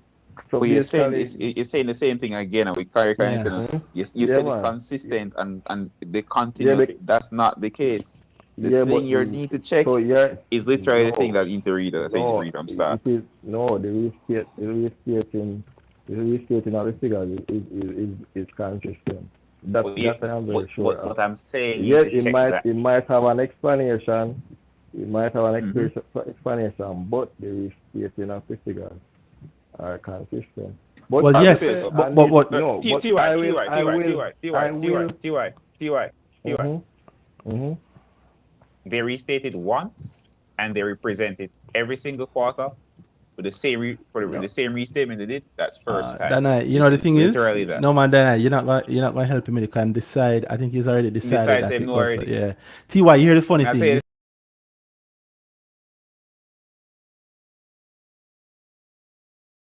Has the restating. It's that simple. That's why I was able to tell you that the next quarter is going to be restated also, but probably not the full year. Are we making sense? I'm not hearing him at all. I guess I'm gone, or maybe you guys not hearing me. Oh, I'm not. You guys not hearing me.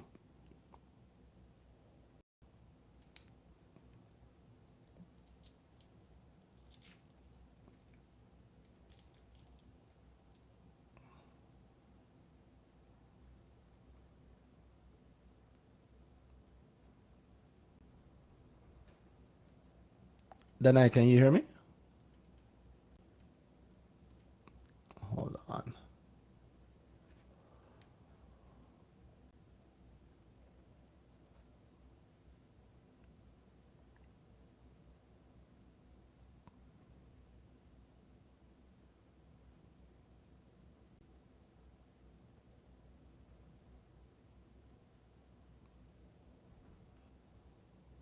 Sorry, Danhai.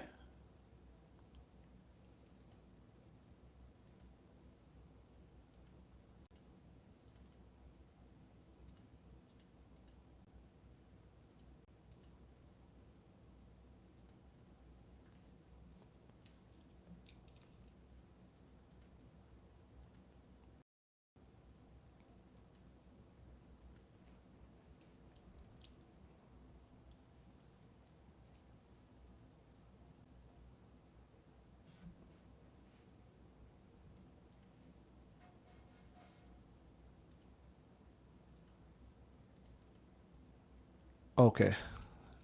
Let me try one more time. Danhai, can you hear me?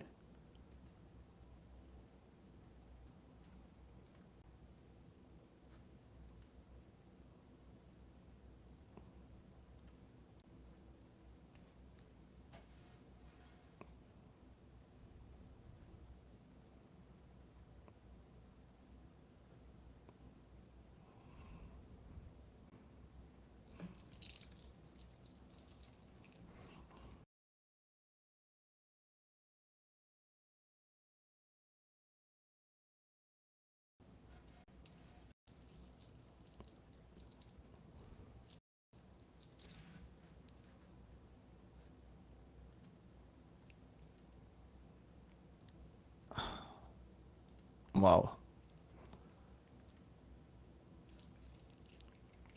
Uh,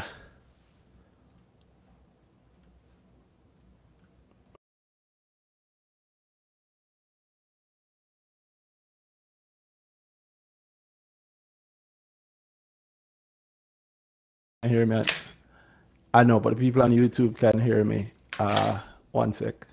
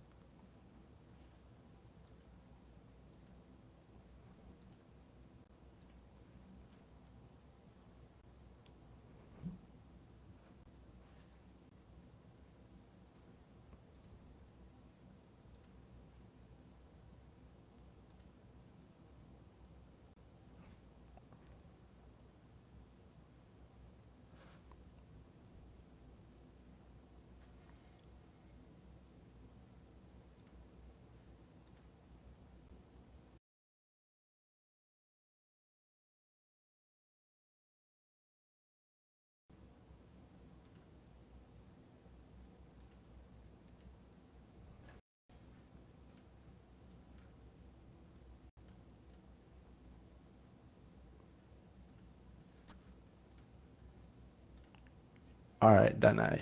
I think you can hear me now. Oh God, sorry about that. The phone knocked out at the right time. Um, I think I was hearing most of what you could hear, and I think the people on YouTube could hear a lot of what was being said. But if it was a little bit lost, I'm so sorry. I guess it was in the space, though. I think I'm pretty sure you would have explained what it was to him. Danhai. TY, I hope Danhai's explanation was adequate. I heard you say something about Allen.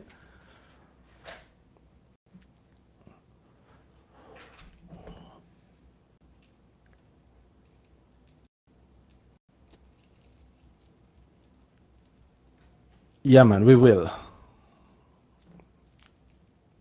That's true. Literally, if you sit on speaker, we will get to you. And I have seen you for the last 2 weeks, TY, which is why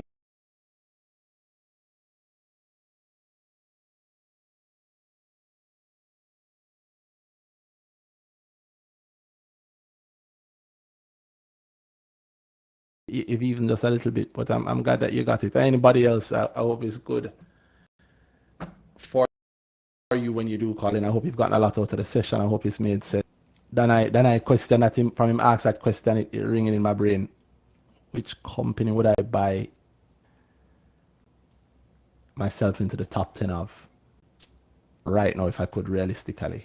And then of course, why haven't you? It's a hell of a question. It is a hell of a question. Wow. Assist Javon, based on that same point that was brought up earlier, then Assist Javon mentioned that if memory serves me correctly, NCBFG statement coming. I think he's saying that in he mentioned IFRS 9, but I don't think it's no, as in he mentioned IFRS 9 in his previous comment, saying, was it IFRS 9 I just said a couple years ago, and MIL is the only company that does it. That's correct. IFRS 9 is is a reporting standard, but it's a worldwide thing once you follow that reporting standard. And yeah, so it's not a Mayberry only thing. He just said, if memory serves him correctly, NCB has a big restatement coming. I hesitate to say, I don't know what he's talking about. The things that I have in mind might not be related to IFRS 9. I don't necessarily want to say those yet, but speak to your local neighborhood accountant about that stuff. I'm not an accountant. I just wear glasses. But I'm not that kind of nerd. I had to teach myself accounting the hard way. So if you want to teach yourself accounting the hard way, it's actually great to Google it, but there are also classes on it. And speaking of classes, I have advanced growth tomorrow. And unless somebody else is gonna jump in and have a last question, I'm gonna wrap things up. I think I saw Kellan put her hand up just now, but I don't know if it was an accident or not. People seem to send speaking requests by accident. Anybody have a last point they want to make? Now is the chance to do it. Otherwise, I'm gonna say thank you and good night. When it comes to this stocks thing, when it comes to this IPO thing, one-on-one prospectus, take your time.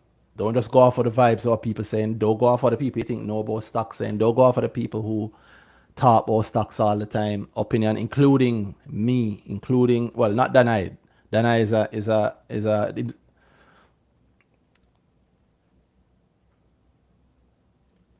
yeah. So outside of a professional sitting down with the advisor situation with Danhai, don't go off for just the vibes of what people saying. People say a lot of crap. People don't think these things through properly. And you don't want to get caught by that. And as you can see, the details matter. The simple details matter. The people who were talking about one-on-one before when we were going through it, some of the questions you hear them asking, some of the questions I ask them are things you need to think about. How are they going to continue to make money? What's their money like? People ask some things that you should pay attention to. What are the easy things to pay attention to in a prospectus? Everything. I don't know what's going to be good or bad, so you have to read everything to know. What do I? Yeah. What do here's a good question that I will wrapping up. What do you pay the least attention to in a prospectus? I know you're saying like the board. I mean, for me, it might be the board too.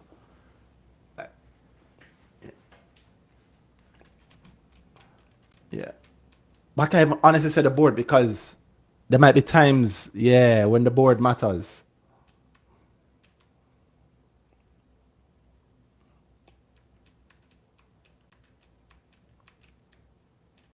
Yeah.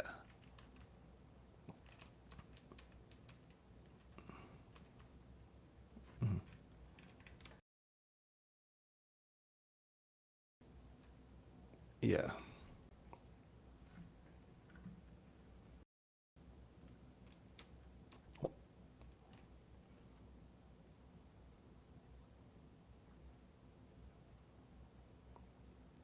Right?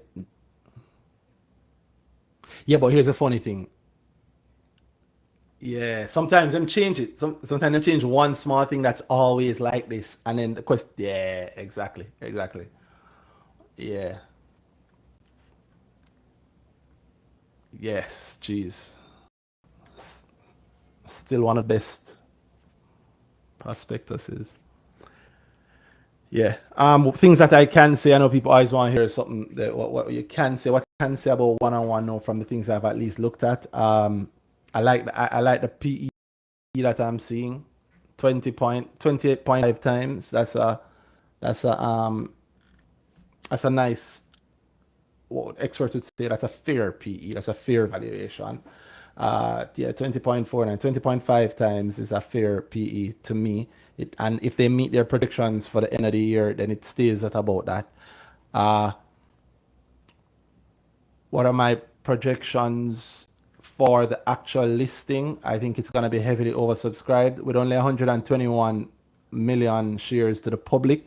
I think it's going to be extremely oversupplied. I think if you are a teacher in the teachers pool, if you are a JTA registered teacher up until the date at the top of the IPO, then you probably should put some money in this thing for your future. I can't tell you to actually buy it. That's the job of a advisor. But in your shoes, I would probably do it because you have a reserve class there, and I think reserve class should not.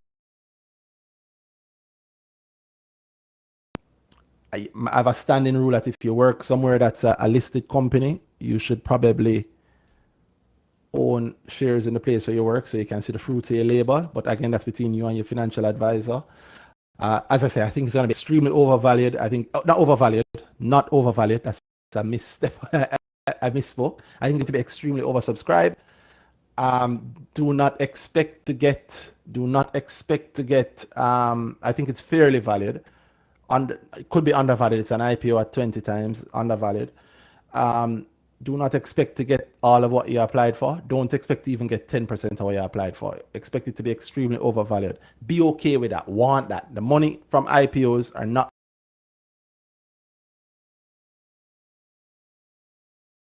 reserve class. You're not to get any shares early. You're not going to get shares on day one. I don't care what your friend that know about stocks tell you about the circuit breaker rule. You're not gonna get shares on day two. You might be able to get shares on day three or day four, but you're probably not going to want to pay those prices.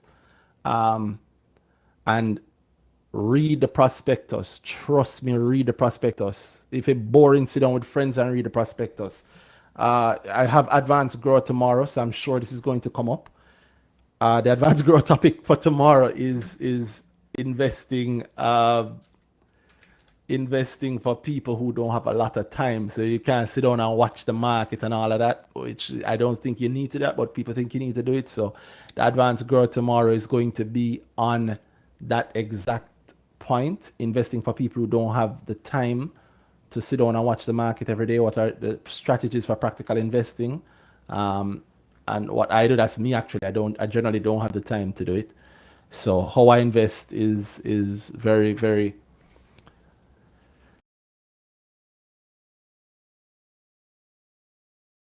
to the public for this. Go to everymickle.com/advanced grow as you see there, or go in the store and buy. If one of the slots are still there, you can get in. If you're smart, buy the subscription and you get in anyway. And you get a month of being in the group and you're seeing if it's for you. You get bigger discounts to everything also, including to Sid and I. And I have one last person here. I am open. I would have preferred if it was a lady, but we'll work with Daniel Lodenquart. Daniel, what's up?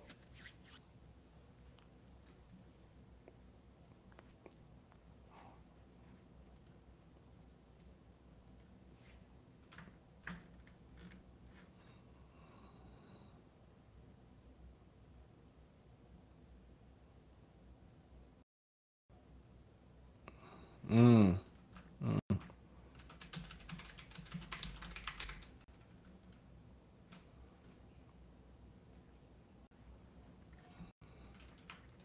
Correct.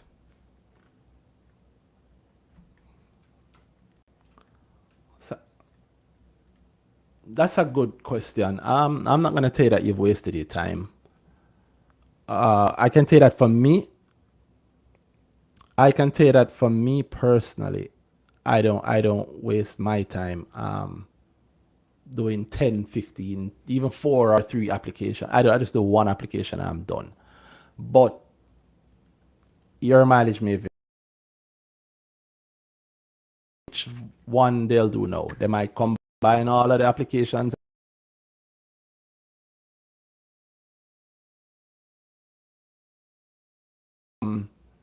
or they might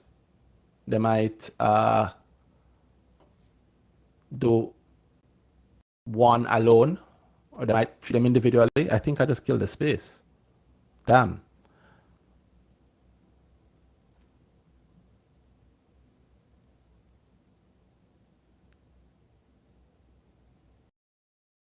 I think, sorry if you're watching us on YouTube, sorry, but I think the space just ended. And let me just get back and finish just to answer that guy's question fairly, since he did ask and it was a good IPO question and it's at a good time.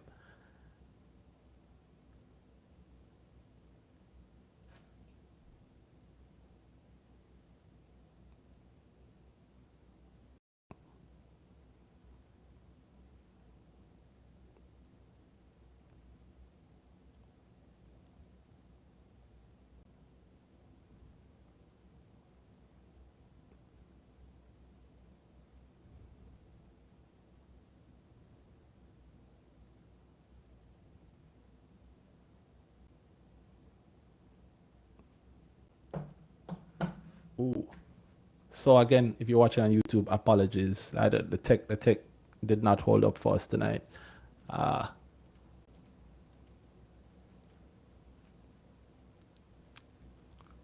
you can still hear me though, and you can still see me. You can still see Danhai, and you'll hear the space again in one moment. Um,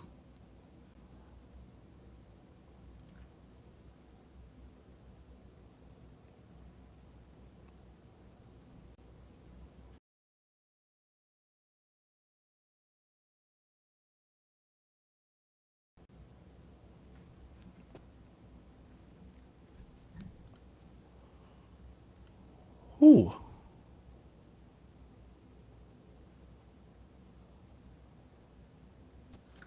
wow. Uh, Apologies everybody about that. Danhai, you can hear me? Yeah, we get eviction. Everybody, that's the universe saying, "Yo, it late, got your bed." So, uh, I'm not seeing Daniel though, but I did have this recorded, and I'm hoping he'll jump back on and he'll hear this. But for anybody else who was wondering, uh, you can't tell which version of what the directors are allowed to do, they will do, right? Yeah, meaning they might combine all of the applications. If you're somebody who do 10 applications, they might combine all 10 of them and treat them as one, or they might treat them as a single. They might just pick one from the 10 and kick out the other 9. Yeah, or they may choose to treat them all as 10. You don't know which one they'll do. They reserve the right to do any one of them, and if it works for you, it works for you. If it doesn't, it doesn't. I can't say it does or it doesn't. I will say this, that in this space where there are gonna be a lot of people applying, it may very well work out great for you, right? If you do a lot of small applications, it might work out better for you than somebody who. Say that again, Danai. Yeah.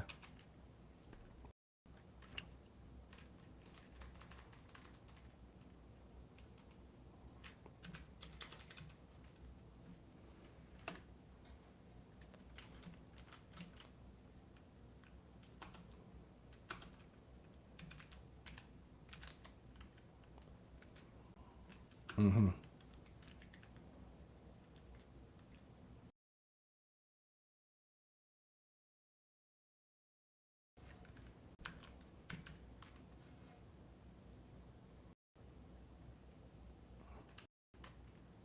Mm-hmm.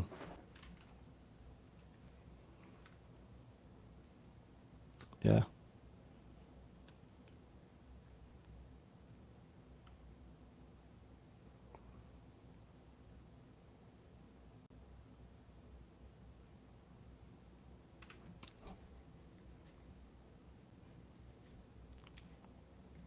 Mm-hmm.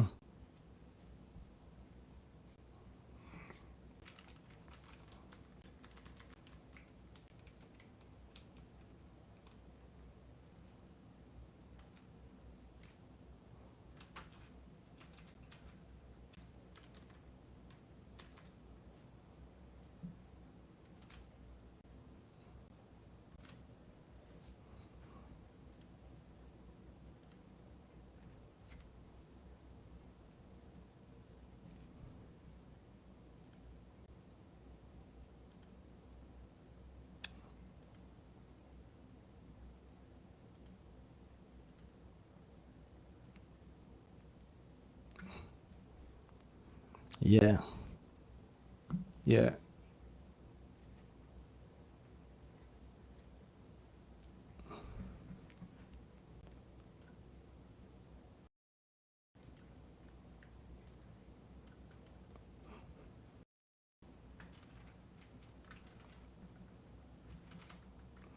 Yeah.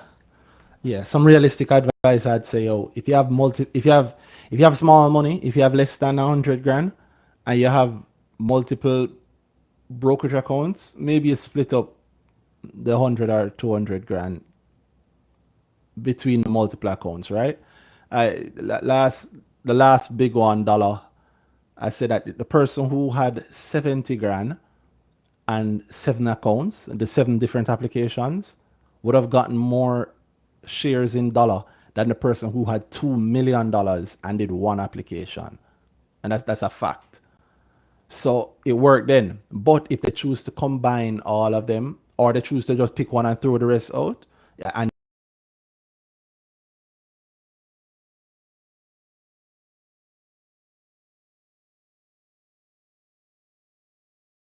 they know.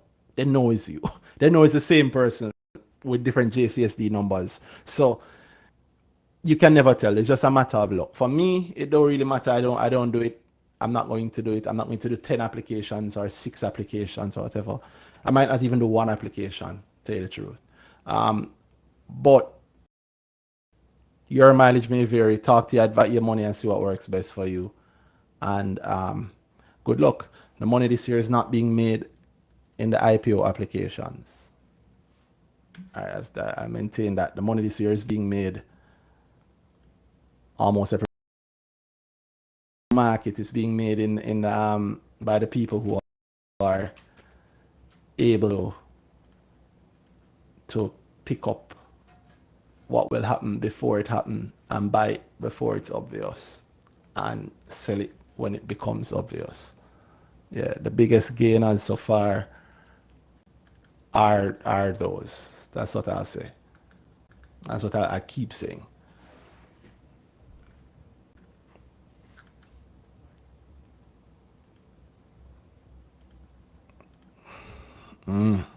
Well, you know what? An IPO is now a wonderful thing on the market because it allows a whole lot to be done on the market. It allows a lot of wonderful things to show up elsewhere, right? So earlier, if you listened earlier, we were talking about which stocks you expect to fall heavily. That's how we got talking about Cygnus that went down an interesting road. That's how we got talking about lots of other things. Yeah, for me at least, the attractive thing now is gonna be which stocks people are gonna sell in order to get into this thing. And also, very interestingly, are they not going to do that? Suppose people don't do that. Suppose people decide, nah, I am staying in this, and suppose lots of people start looking at things. I'll ask you that as the last thing. I'll ask you, Daniel. You can answer that. What's one other attractive thing that you'd see in the market instead of this IPO?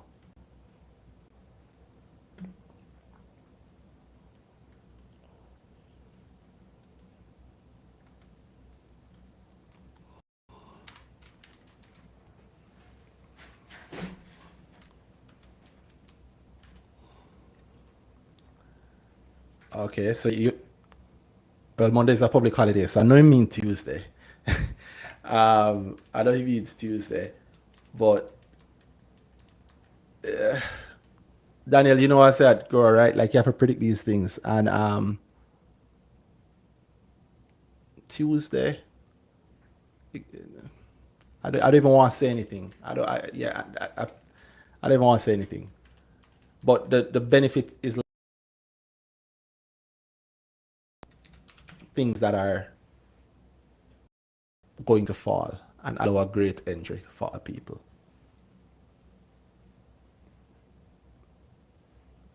Yeah, man, and that fall is where I think a lot of the profit is going to be found.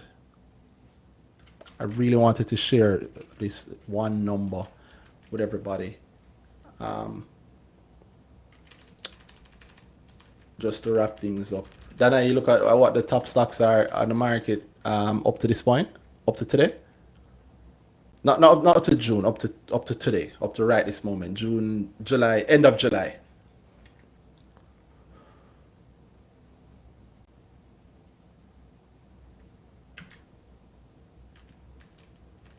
That is something that I'll wrap on. So up to the end of July, so full year to the end of July. Let me make sure for something else. Let me just.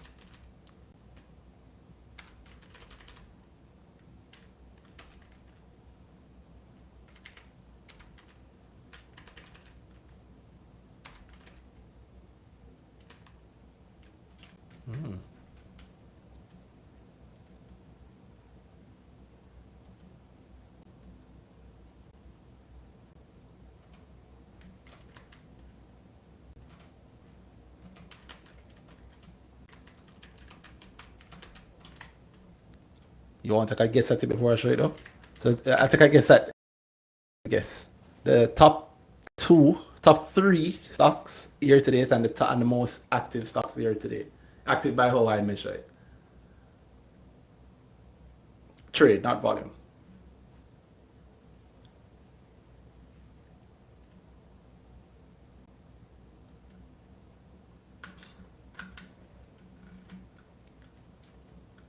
Top three, yeah. You think it's still Fesco?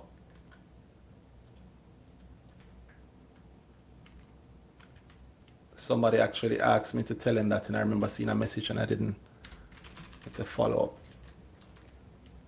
Yeah, I was just doing something else. You said Fesco. You think Fesco is in what, the number in terms of gain or trades?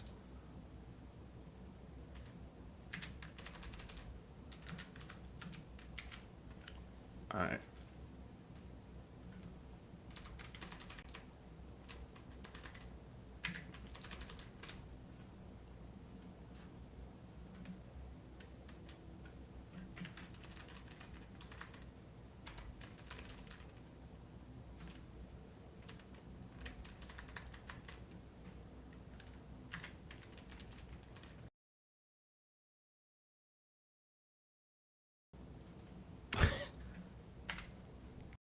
The other day I did something brave. I cleared all. I didn't even open it. I didn't even check. I just, yeah.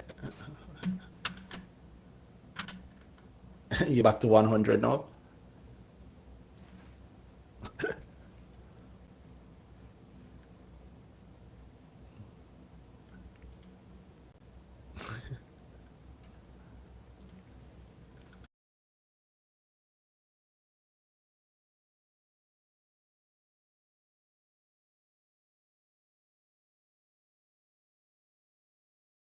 In terms of gain, That's what you said. I create SSLVC. Let me see.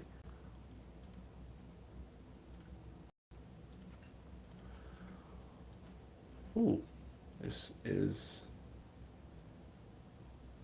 almost certainly wrong.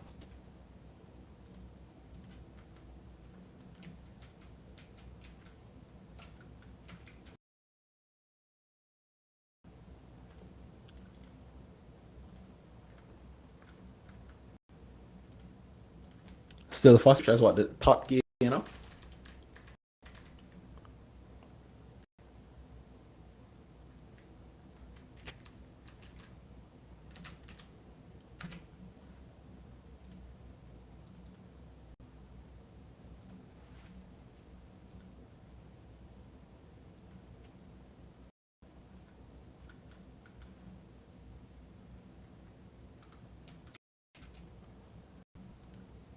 The problem with this is that I have to prep the information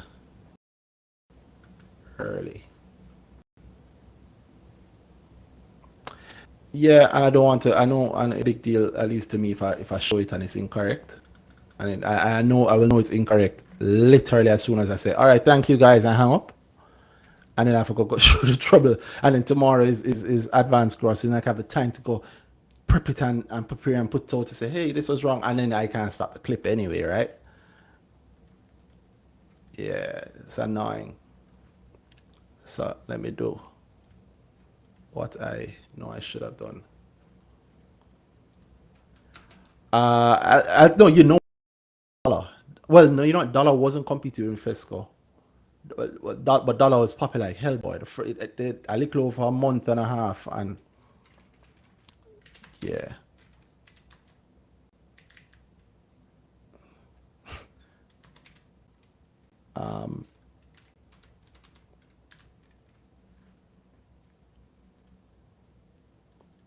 I create Fesco for what?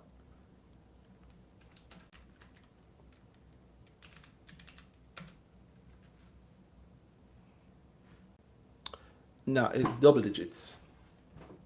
MIL year to date is 31.9. Do you see all that? You see that quiet? That you see, just quietly, 31.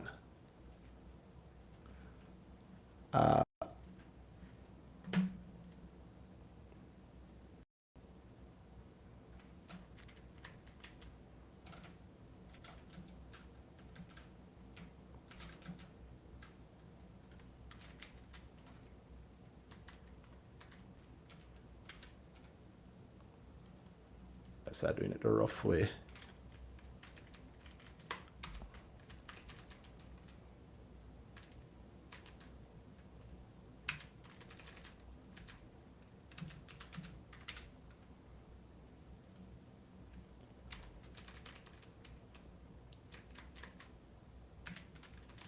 So the second Danhai?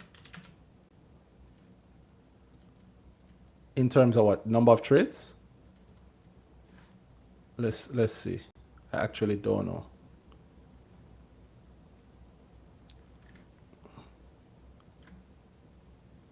When with the number of people trading yeah, the number of people trading dollar, it's very possible because it was rising quickly.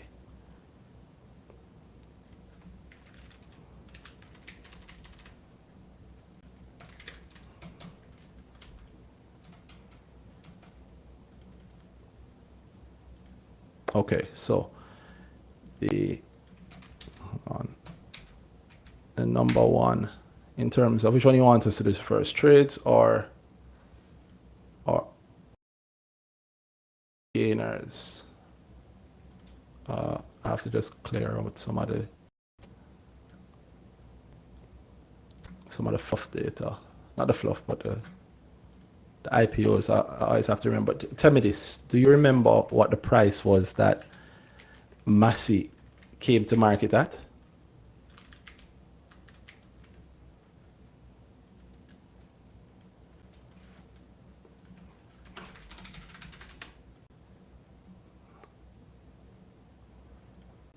It was what? 24. I think it's 24.6308 divided by 20. 24.63 and 8 cents divided by 20. So it's like a grand. 1,000. No, it can't be a grand. 24.63 is like 100. Yeah, 2,000. Yeah, 2,463. 2,463 and 08. 20. Yeah, that 20 to 1 split, man. Because remember, they wanted to come close to 100. No, I didn't have it in. It screws with the numbers if you have an IPO. So I just wanted to put back in what the IPO numbers were.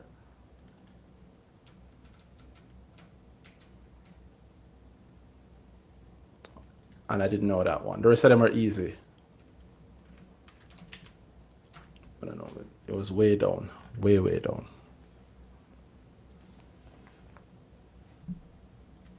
Because it has been at the level it's at for a good little while now.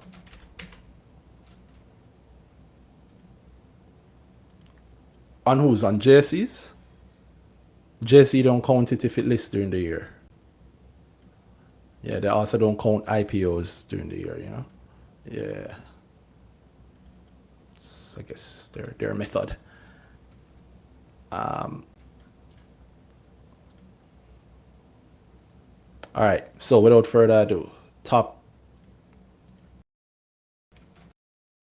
Which one you say you want first? Percentage gainers?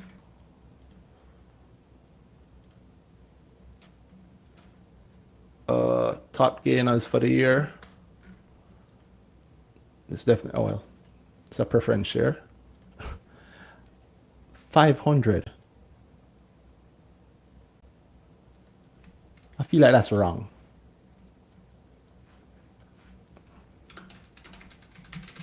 $500 flat. Feel almost too good to be true. Nah, 468. Wow. 468. And it started the year at 78 cents. Yeah, 500%. And this is profit. So it's really 600% growth. Wow. So it's I create Spur3, SSLVC, dollar. Sorry. To make it easier for people to read. Yeah.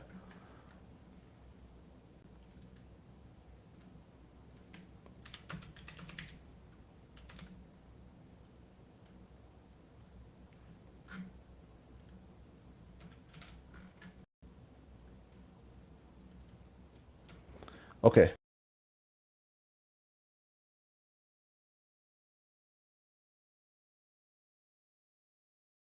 Dollar. SOS.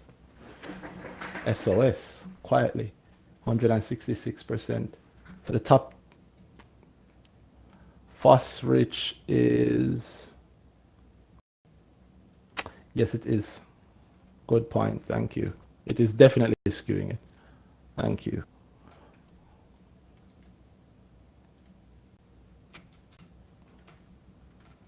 Because FOSRICH is. It's a good question. Hold on.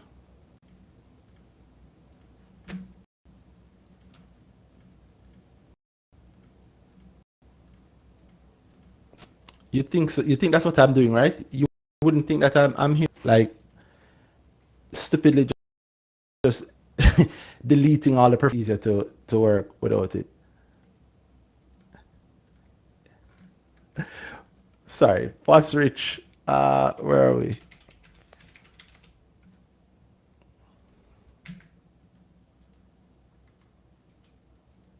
Started at 905.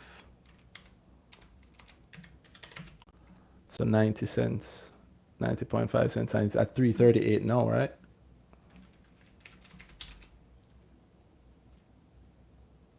Yeah, 338 now.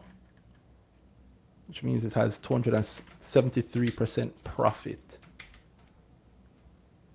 Damn.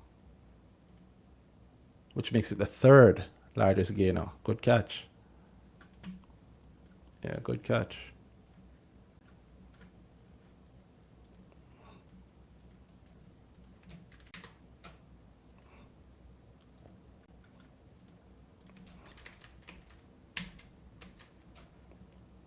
If it was below the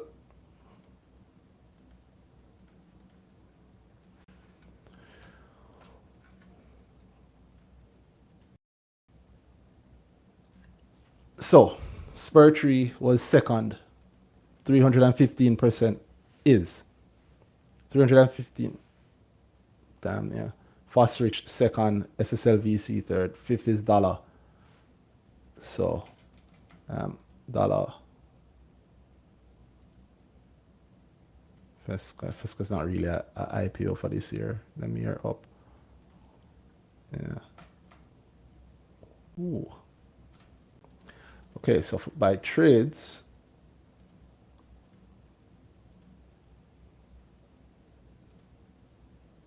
Fesco, damn, and still far away. Dollar is at fourth. Yeah.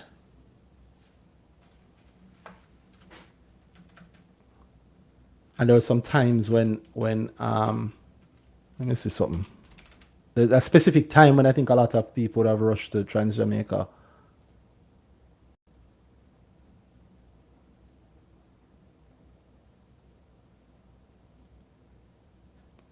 Yeah. Yeah.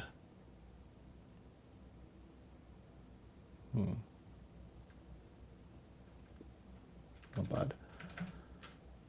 So yeah, Trans Jamaica dollar to do this in a month and a half is, whew. I mean, it has done a little over half of what Fesco has done in an entire in the same time in 6 months. Yeah, in 6 months, it has done it in a month and a half. It's a sentiment heavy stock, you know. You need a sentiment or something extremely good, and I think maybe something will come along for the sentiment to guide it. JMMB number 5, even though it's only 9% profit, right? Yeah, and it show you certain little things. The Wigton always carries a lot, just based on Wigton being Wigton, that carried a heavy amount of the public that it did know when dollar came back. When dollar came to the market, and you know that's that almost revitalized the whole. Oh, look at the stock market. I think the people who bought it to Wigton and haven't bought anything since Wigton might run a trade again, which huge numbers very, very quickly. Wow. FOSRICH here. I'll, when I get the time, maybe Sunday, I'll dig into these numbers deeper, because there's a whole lot more behind these numbers. JFP number 12 and Eddie Focal 13.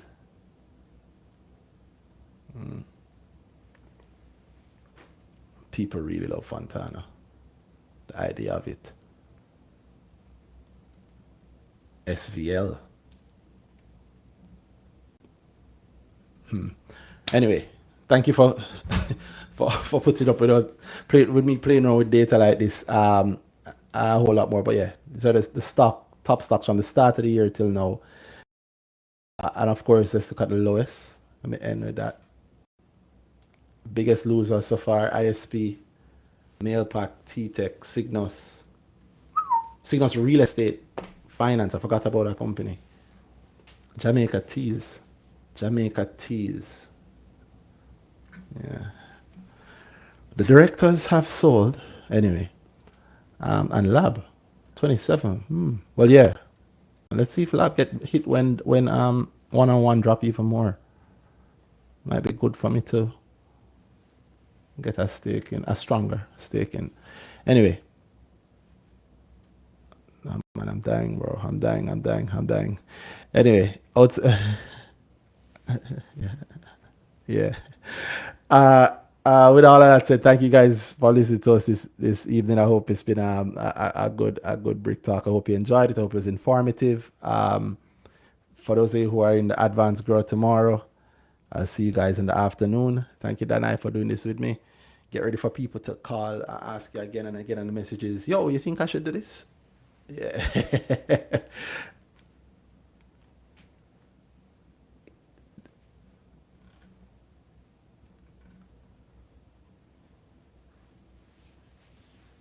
There we go. You hear that? Good customer service.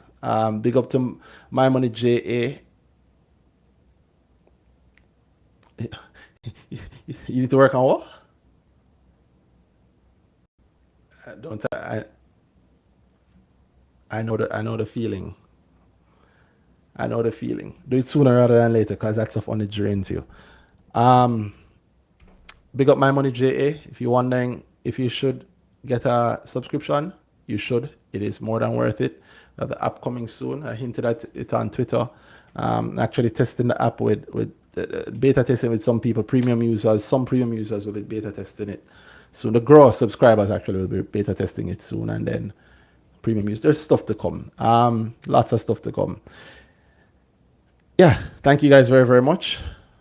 Enjoy. I hope the year has been good to you so far. We have 5 more months left. Let's make it profitable. Thank you and good night.